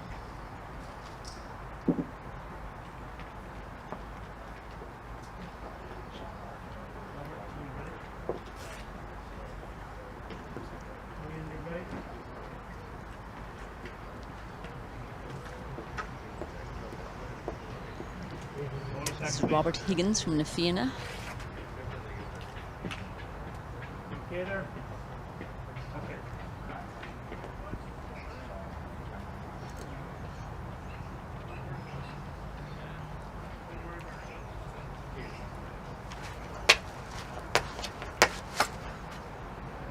Strong release there. 48.78 for Robert Higgins.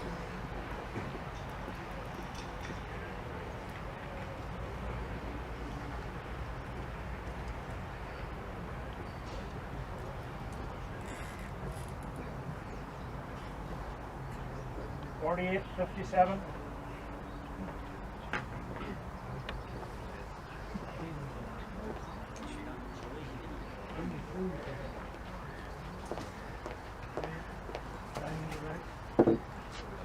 Next up is Killian Barry. Killian was a very accomplished hammer thrower in his youth and is doing quite a lot of coaching right now, so it's great to see him back throwing also. Nice speed across the circle, you see difference in pace there. Doesn't look particularly happy with his throw, but had a best today of 52 meters and 83.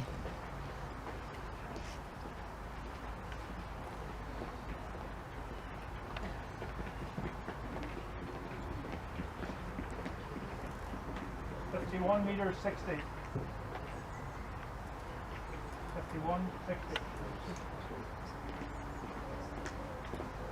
51.60. Next up is Simon Galligan from Clonliffe Harriers. Okay.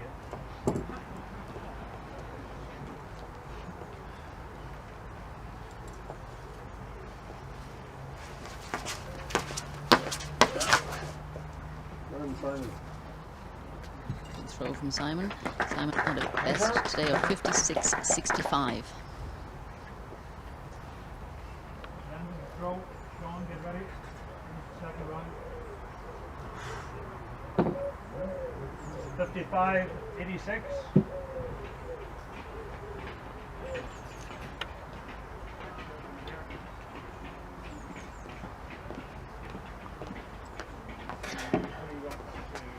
This is Brendan O'Donnell from Lifford Strabane. Brendan and Sean Muckler had great tussles last year in the hammer. Brendan competed at the UIOF back in 2017. Accomplished young thrower, and it's great to see him back throwing. Just a little difficulty controlling on the release in that particular throw, but Brendan's best today was 60 meters and 11.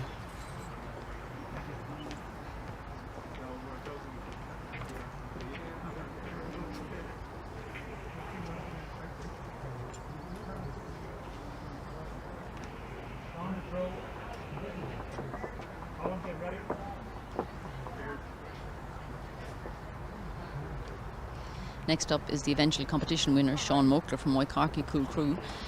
Sean competed for Ireland at the European Under-20s in 2019 and is hoping to get a standard for the European Under-23s this year.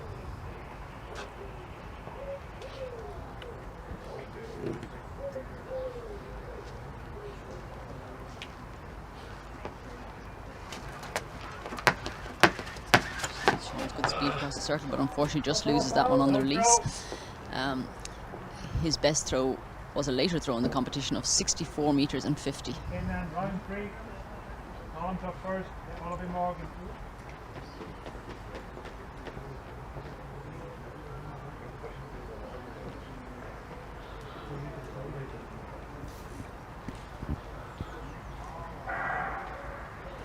This is Colin Donoghue from Lusk AC. The last to throw in this rotation.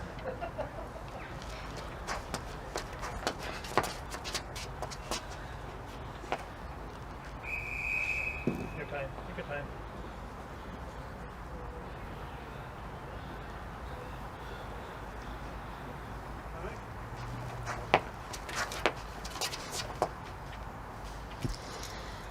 Colin's best throw today is 31.18. So next up on track we have the heptathlon ladies in the 200 meters.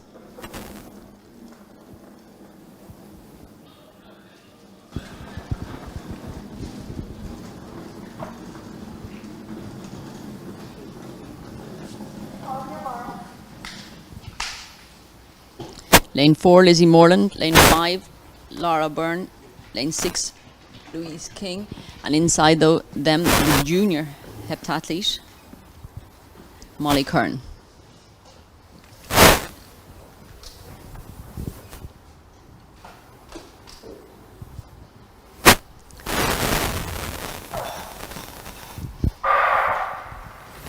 Powerful start there by Lizzie Morland, who quickly gains ground on Lara Byrne outside her. So close round the bend, Lizzie Morland from Lara Byrne, from Molly Kern and Louise King.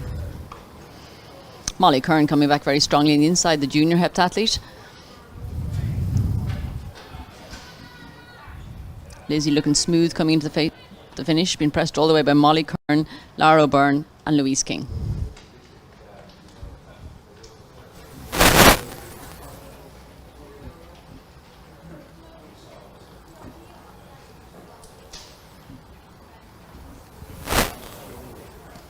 So that's the end of day one for the heptathletes.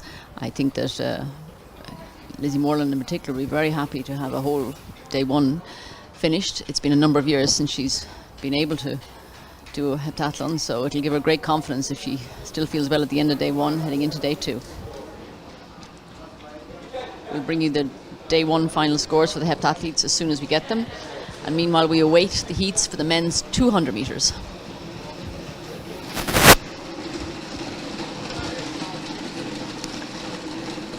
At the far end of the stadium, the women in the high jump. That was Ciara Kennelly that just took that bar off there.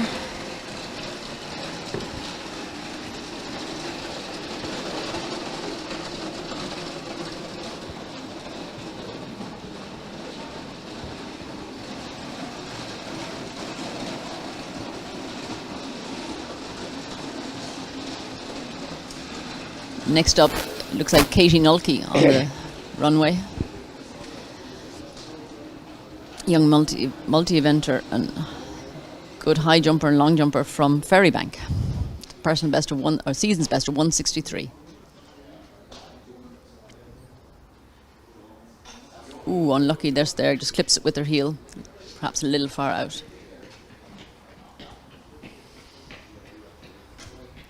Can see Summer Leckie has not come into the competition there yet. She's just walking around with her tracksuit on the far side. And I can see Aoife O'Sullivan also with her tracksuit on, sitting down. So it looks like other athletes are already in the competition.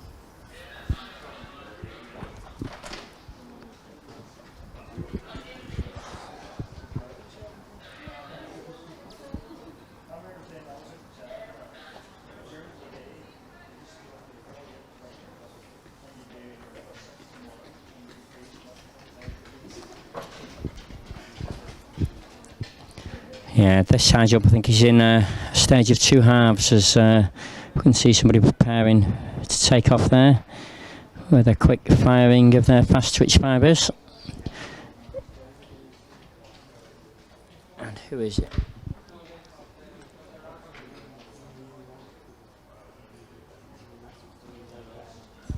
Looks like Ciara Kennelly is just about to jump.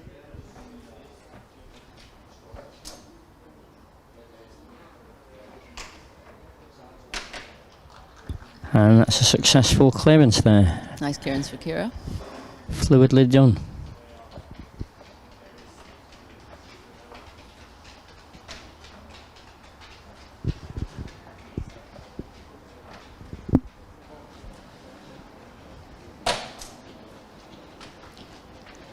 Katie Nulke up again for her next attempt. I think this is Katie Nulke.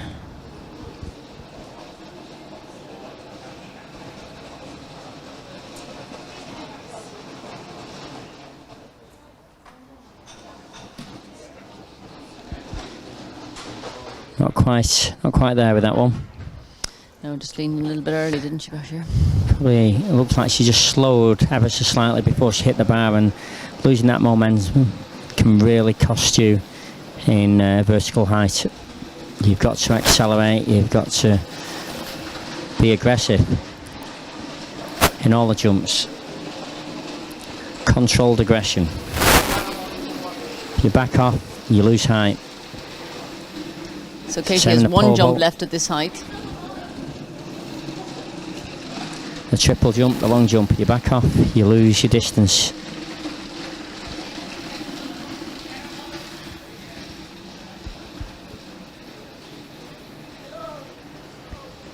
Looks like Summer Leckie's getting ready for her first jump now.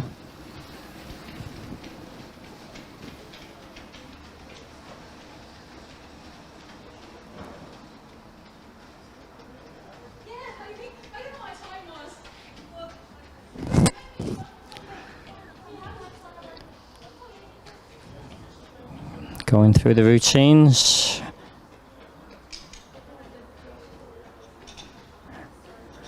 That's not quite there after a long break with COVID times. Everybody's got their own special little idiosyncrasy in terms of their preparation for these jumps, and we could see some of there with the high knees. So the bar is at 170 in the high jump. To explode.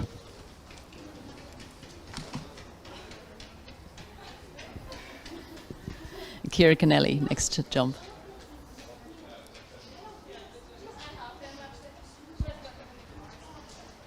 And Ciara Kennelly getting ready to have an attempt at this height.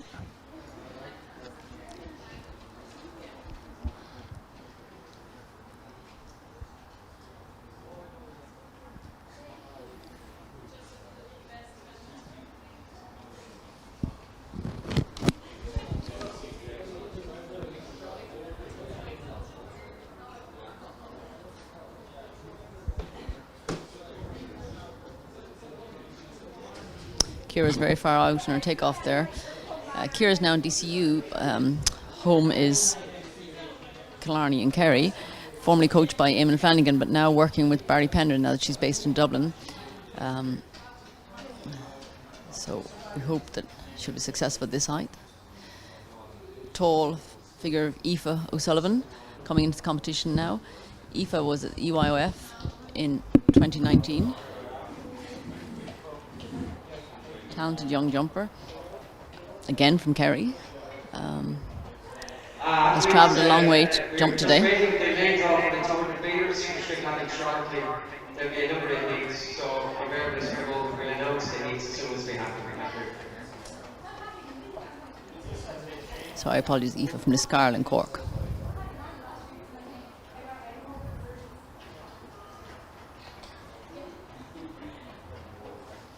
Nice clearance there by Aoife. She'll be very happy with that. First time clearance at 170 always gives you great confidence.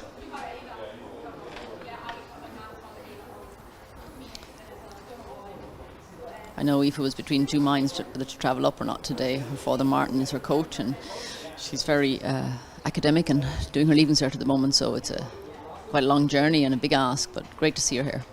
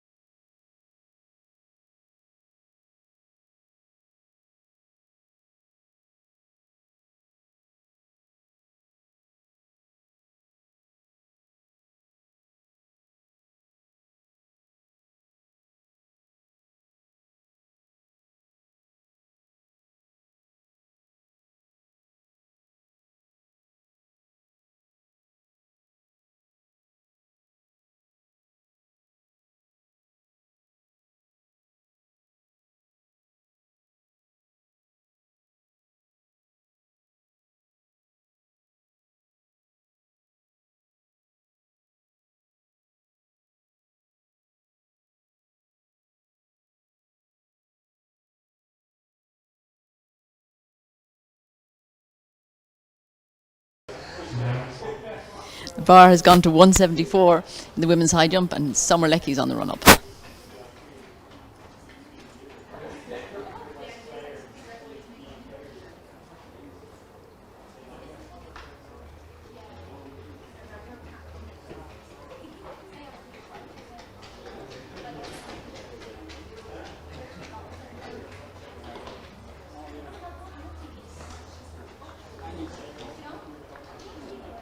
Looks good to me. Clearance. Good clearance there by Summer.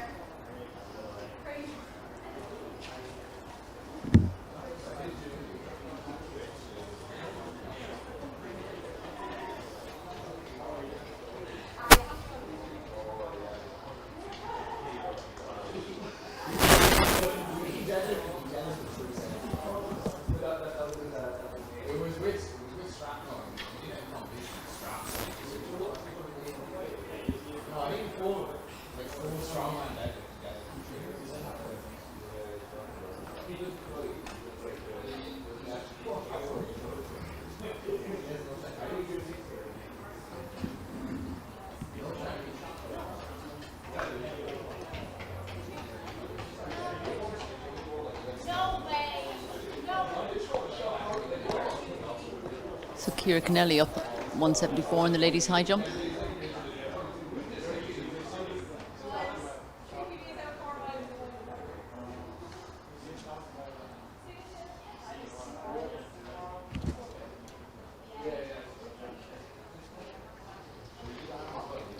Just takes that off there, so Ciara will have another attempt.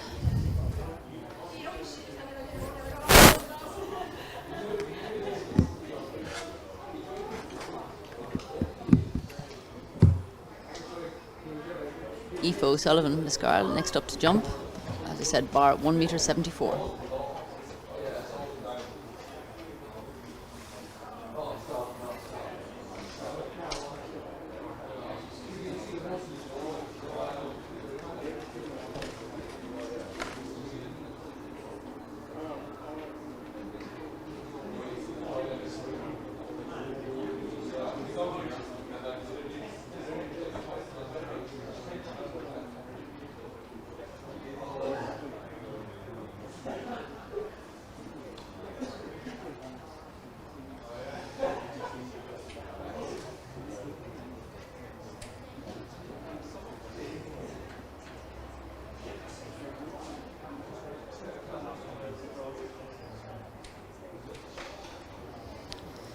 Not quite there for Aoife. She'll be a little bit disappointed with that. Aoife will be targeting the under 20 standard of 1.79 m.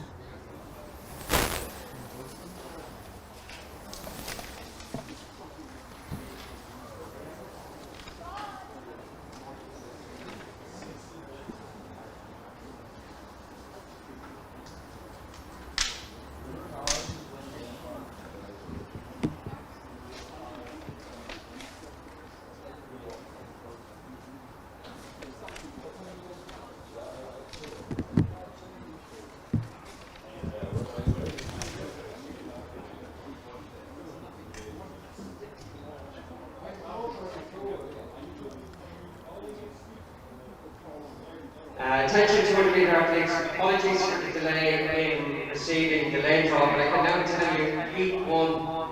So the following athletes will start forward to the column. That's Paul Murphy is in lane 3, John Grant is in lane 4, Mark Smith is in 5, Jamie Mitchell is in 6, Michael Farley is in 7, and Adam Murphy is in 8. Can you make your way down towards the column now, please? That's Paul Murphy, John Grant, Mark Smith, Jamie Mitchell, Michael Farley and Adam Murphy in lanes 3, 4, 5, 6, 7 and 8. So that's the first heat of the men's 100 metres.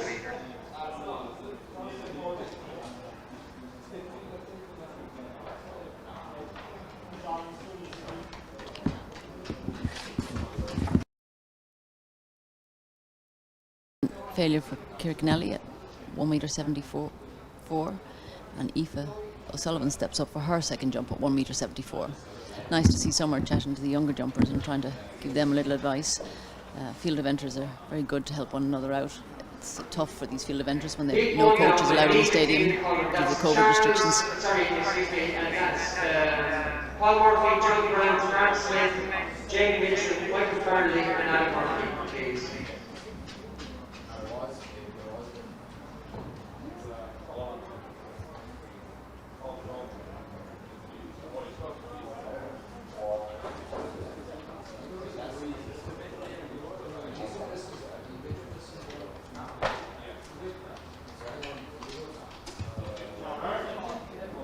Much more positive approach by Aoife O'Sullivan there, and a good clearance at 1.74 metre.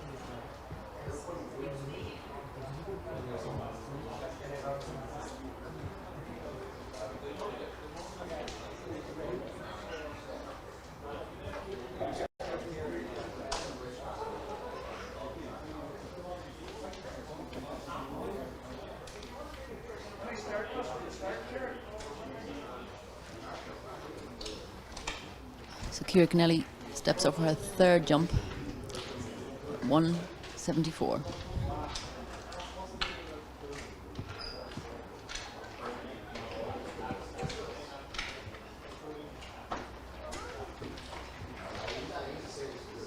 Heat 2 of the 200 metres. In lane 3, Charles Okafor Mullingar. In 4 is Kieran McCarthy Dundrum. In 5 So unfortunately, Ciara will have to settle with clearance 170 today, but she'll be happy with that. On a cold and windy night in Cork, she had a lesser clearance, so it's an improvement for Ciara, and it'll give her some hope for next weekend for National Under-20s. Report to the call now, please.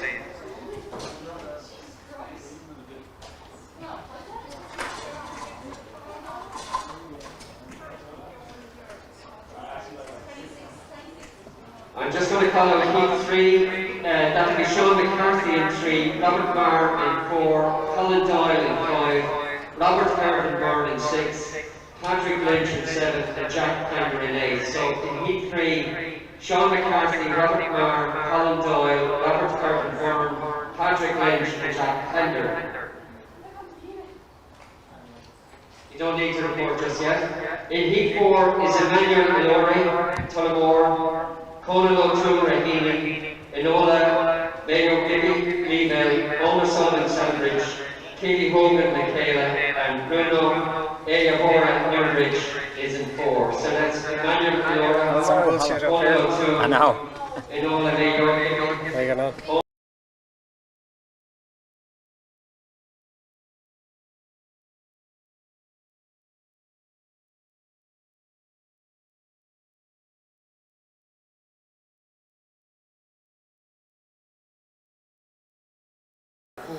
Summer Leckie up, I'm guessing 1.78 in the women's high jump. Yes, in fact, I've had that confirmed. Bar gone to 1.78 in the women's high jump. Summer Leckie.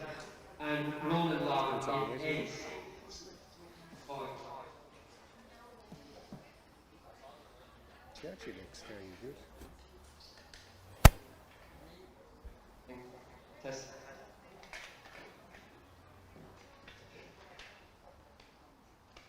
Test.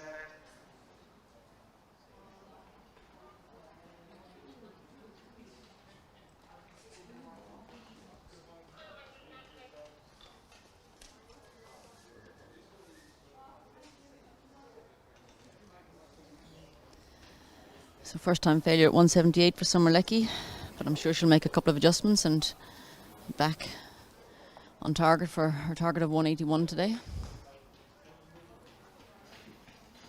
Next up, 178 is Aoife O'Sullivan.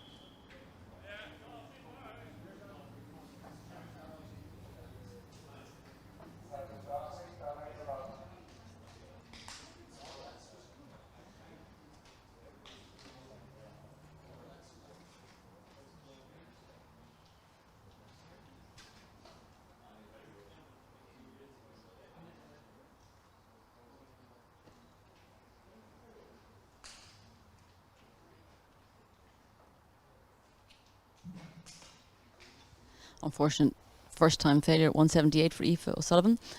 We're back onto the track for the first series in the men's 200 metres. From the inside, Paul Murphy, Ferrybank, John Grant, Selbridge, Mark Smith, Raheny Shamrock, Jamie Mitchell, Emerald, Michael Farley, Raheny Shamrock, and Adam Murphy, Tinryland. Mark Smith would be the athlete in form here in this field. Has enjoyed some very good form this season.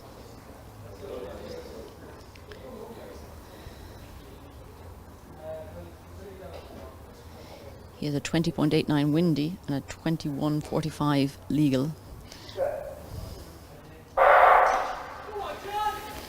So predictably Mark is very strongly away and quickly eating up the stagger on the guys outside him. Impressive performance by Mark. Jamie Mitchell from Emerald and Adam Murphy from Tinryland. Michael Farley from Raheny Shamrock. Very impressive victory there. Unfortunately, clock on the other side of the track, so can't see.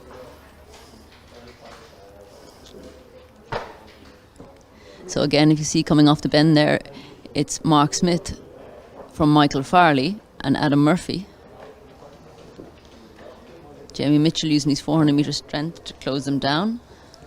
John Grant from Selbridge and Paul Murphy from Ferrybank. Close finish, I think Adam Murphy just taking the second place there.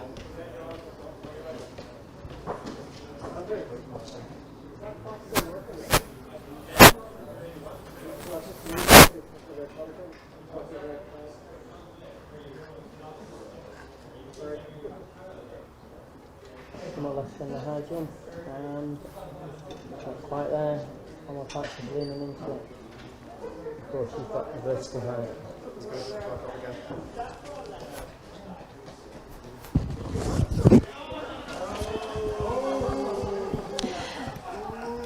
So the second race in the men's 200 coming up. From the inside, Charles Okafor from Mullingar Harriers. Charles coached by Greg Duggan when he's home in Mullingar, but during term time in DCU and part of Daniel Kilgallen's sprints group based out of DCU. Kieran Carty from DSD, better known as a 400 metre runner, running over 200 metres today. Joseph Finnegan Murphy from Tala. Conor Wilson from Menapians. Jack Manning from Kilkenny City Harriers. And James Holden from Dundum's South Dublin. Jack and James also both coming down from 400 to 200. Good to see a lot of these 400 metre runners trying to sharpen up over 200, so it'd be interesting to see what they can do over 200.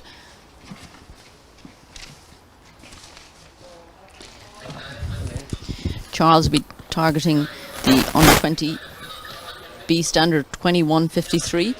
Charles competed the 200 EYOF as an under 18, so hoping to make the transition into the under 20 ranks. Certainly favourable competitions here. Just a gentle breeze down that back straight.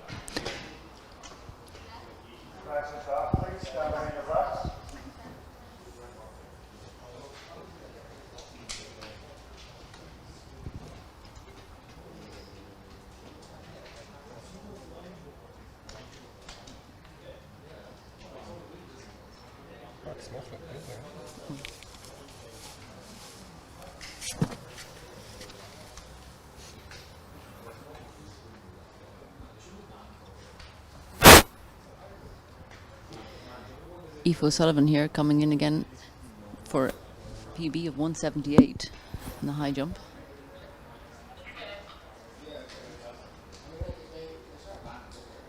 Very good approach. Excellent. And a very good clearance. She'll be delighted with that. That's a great jump by Aoife. Well done.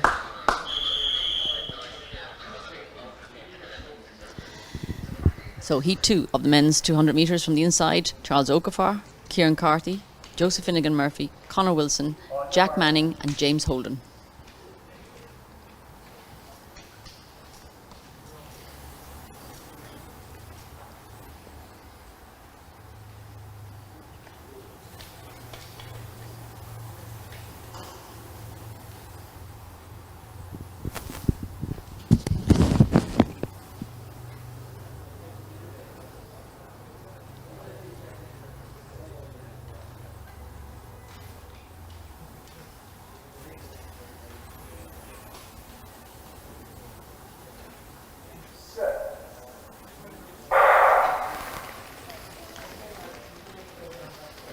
Very even start by the whole field. Perhaps Jack Manning out fastest of everybody, with Kieran Carty going well from DSD, and now they're moving into straight. Charles Okafor closing down Kieran Carty. So it's between Kieran Carty, Charles Okafor and Jack Manning on the outside, with Joseph Finnegan Murphy finishing fast in the middle.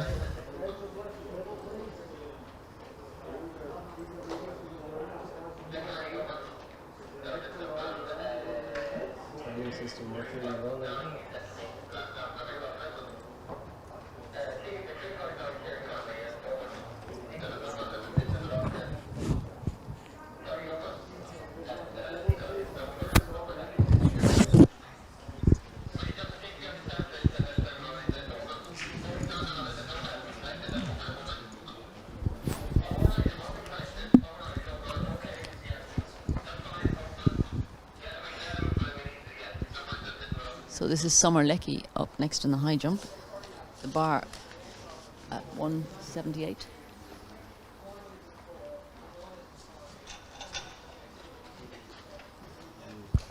Summer won't be happy with that.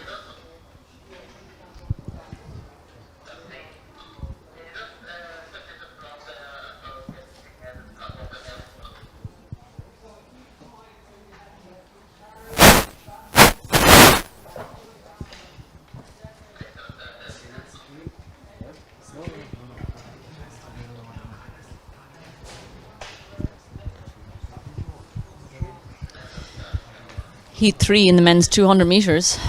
From the inside, Sean McCarthy of Emerald in lane 3, Robert Marr, Galway City Harriers in lane 4, Colin Doyle of Leavale in lane 5, Robert Byrne of Tala in lane 6, Patrick Lynch of Newport in lane 7, and Jack Pender from Carrick-on-Shore in lane 8.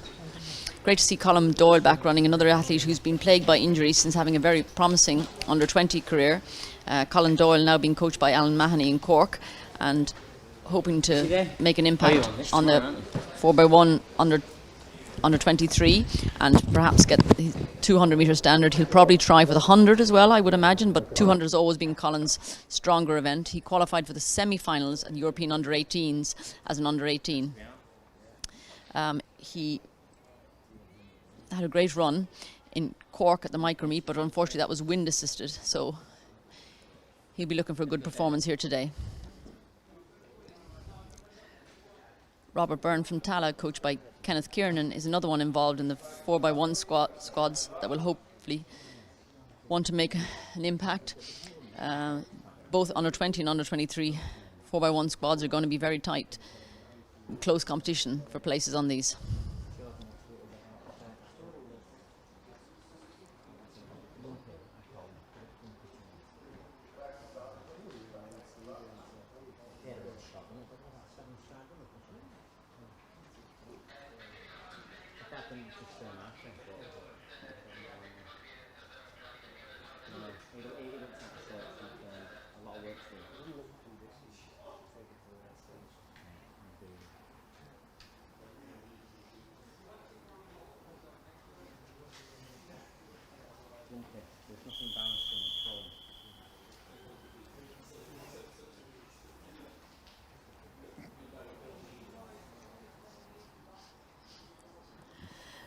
So Heat 3 in the men's 200.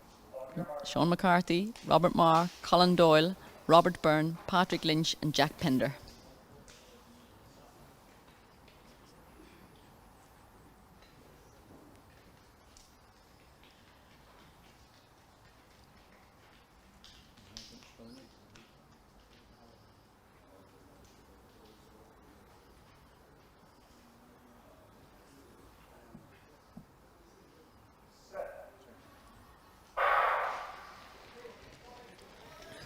Look like a very positive start from Colin Doyle in the middle, with Robert Byrne out well also from the blocks. So it's Colin Doyle from Leavale, Robert Byrne from Tala, and on the inside Robert Marr from Galway City Harriers making good ground down the far side. The strength coming through from Robert Marr, coming to second place behind Colin, but Colin out clear.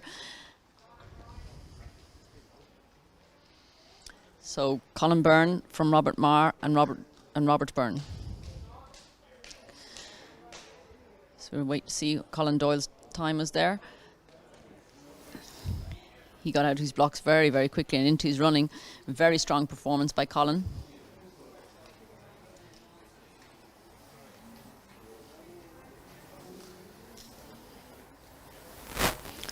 21.53 is the B standard, and 21.20 the A standard for European under-20s.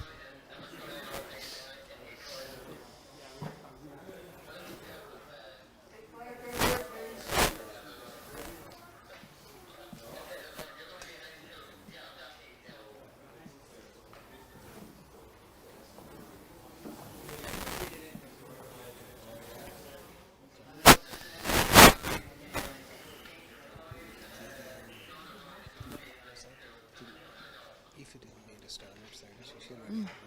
She didn't. So that's why. Is that a standard? No.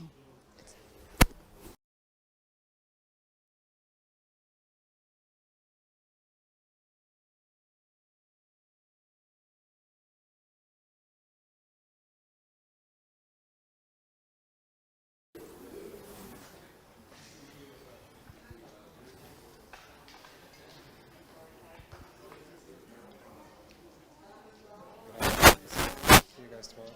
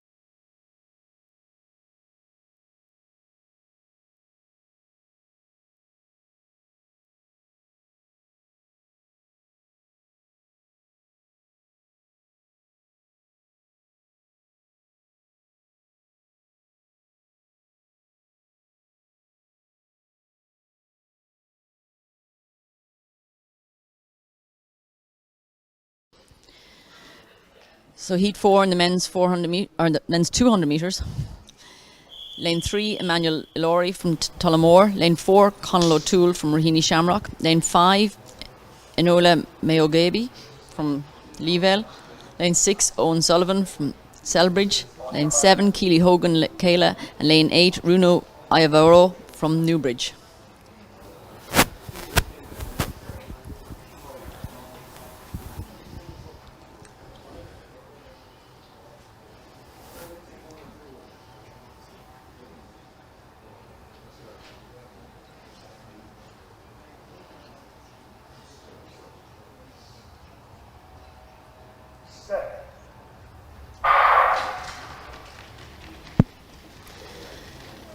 So it looks a strong start for the Leevale runner, Nola Mayogaby, in lane 5, with Runo Iavaro from Newbridge finishing very strongly on the outside, and the Tullamore athlete on the inside coming with a late run, Emmanuel Ilori. So close one there, probably the closest finish of the day.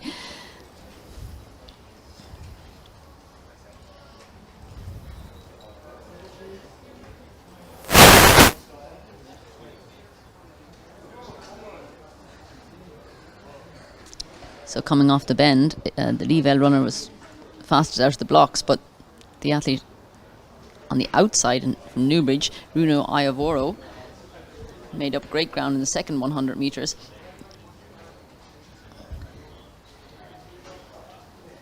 Keely Hogan from Lekela and Emmanuel Ilori from Tullamore finishing well. So bit of a blanket finish for the minor placings behind Runo Iavaro of Newbridge. It's amazing how much happens over 200 metres there, isn't it, Jackie? Yeah, the lead changed several times in that particular race.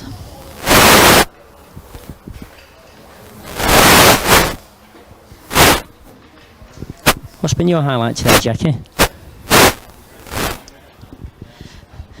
I guess you have to say Right. that both I'd say Ephraim that- Gaudet and Roisin Flanagan were very impressive in their particular races.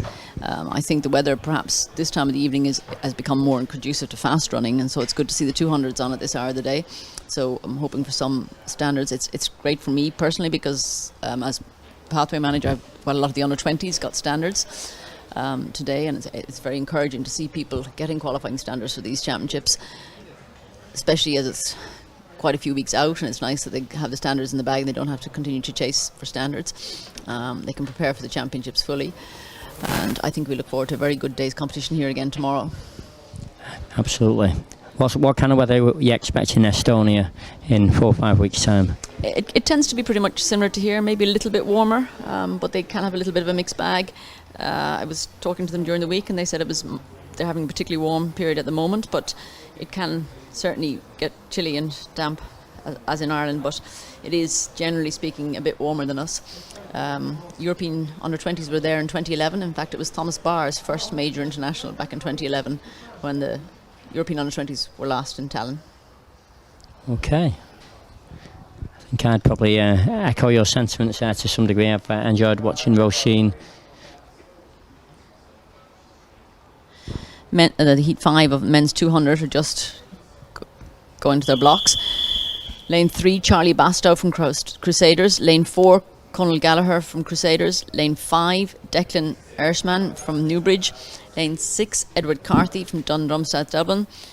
Lane 7, Nikunjia Umuera from Metro St. Bridget's. And lane 8, Ronan Long from Tala.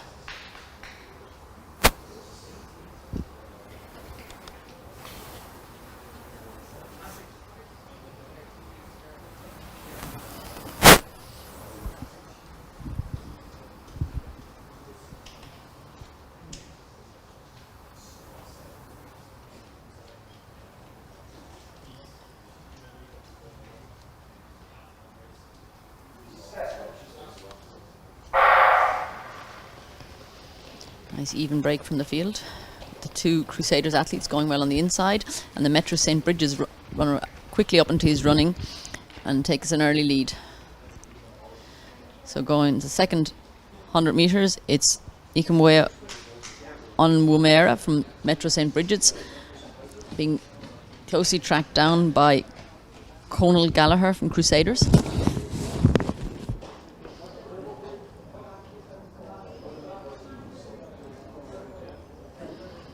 So watch again, Metro St. Bridges athlete up and he's running, and Ronan Long from Tala got a very good start, but the strength of the runners on the inside shows through, so it's Gallagher, Bastow and Ershman coming through in the second 100 metres, and Edward Carthy from Dundrum, South Dublin just out dipping the others at the finish line.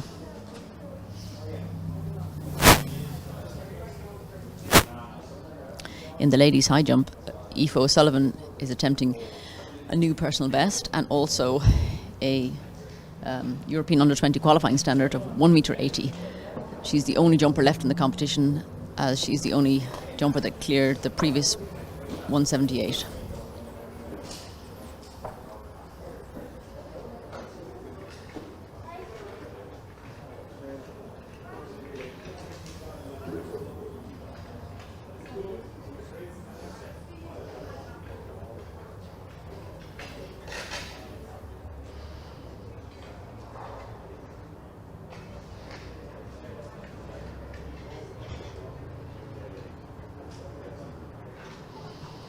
Nervous time for Aoife, and not quite as positive an approach as she had to her previous 178 attempt, but a good approach and not a bad attempt at all at her 180.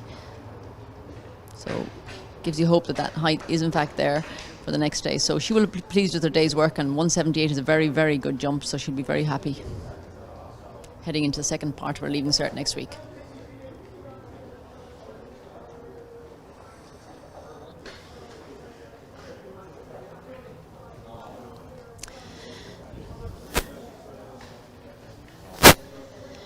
Heat 6 of the men's 200 coming up. On the inside, Kieran Connolly from Nicola, better known as a high jumper. Aaron Cushion from Tullamore. Adam Kavanagh from DSD. Alex Lee from Galway City Harriers. Billy Corrigan from Northwest Kildare. Cathal McElgun from Carrick and Shannon, and James Sullivan from DSD.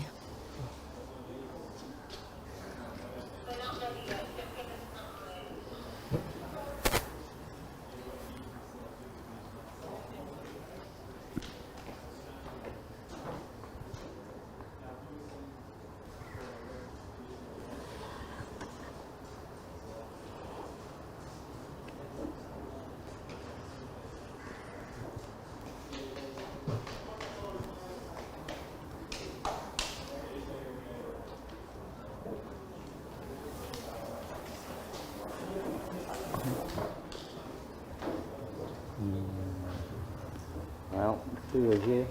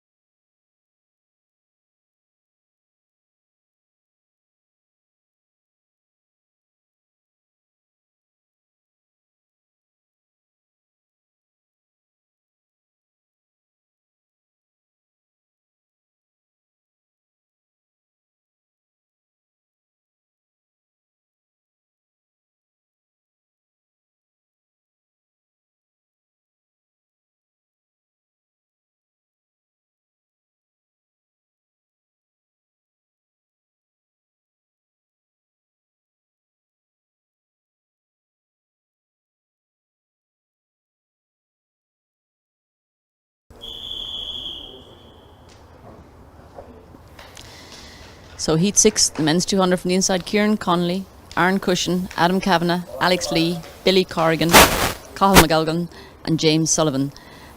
Alex Lee in lane 5 finished 5th at the World Paralympics. Very talented Paralympian, so he'll be looking to clock a fast time here.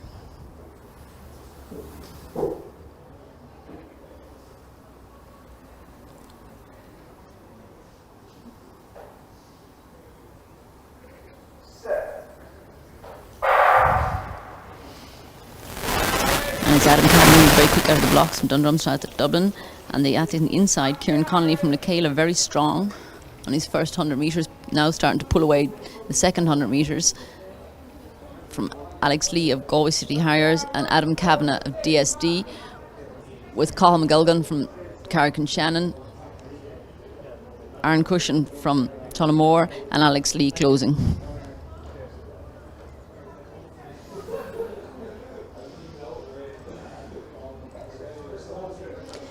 So you can see that the Cale athlete was very quickly into his stride, and then was being caught in the second 100 by Adam Kavanagh from DSD, but when he felt him come on his shoulder he pulled away again, so strong performance from Kieran Connolly from Lecaila.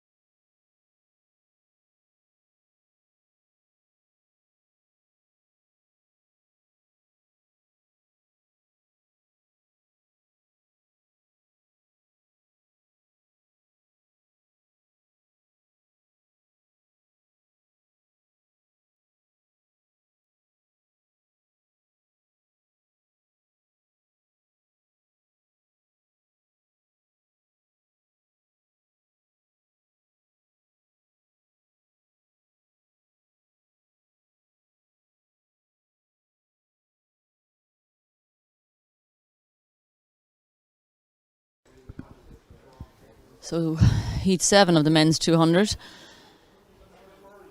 In lane 2, Dannon Long from Enniscorthy, young under 17 athlete. Lane 3, Kieran Malloy from Lekela. Lane 4, David Rock from Father Murphy's. Lane 5, Declan Owens from Mayo. Lane 6, Philip Omazor from Tala. Lane 7, Shane Kennedy from Tala. And lane 8, Peter Murphy from Crusaders.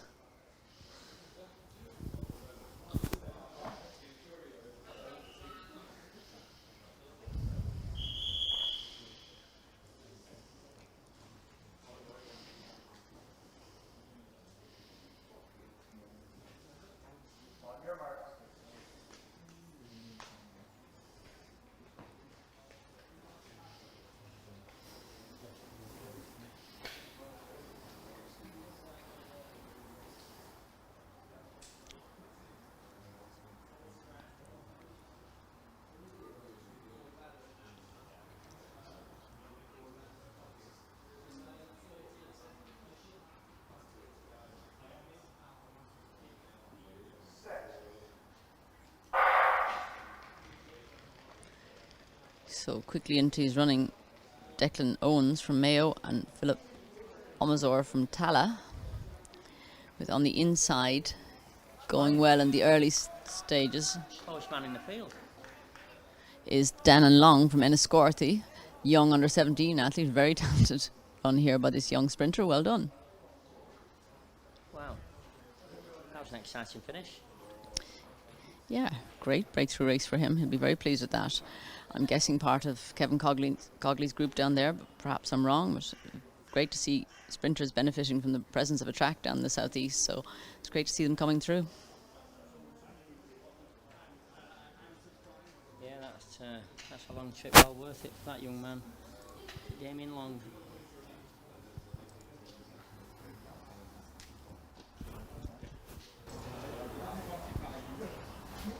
Sorry, looking at that again, it's Dannon Long coming through for the win. It, according to my start list, it's Tala, but that's not a Tala vest in second.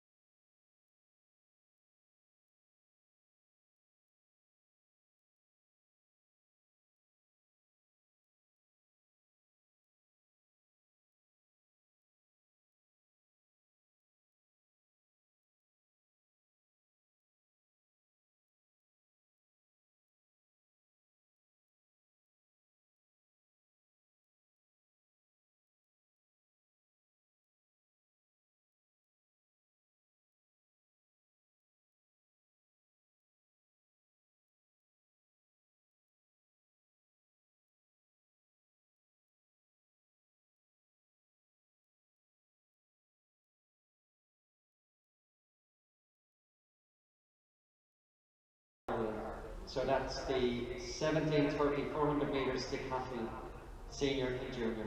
Thank you.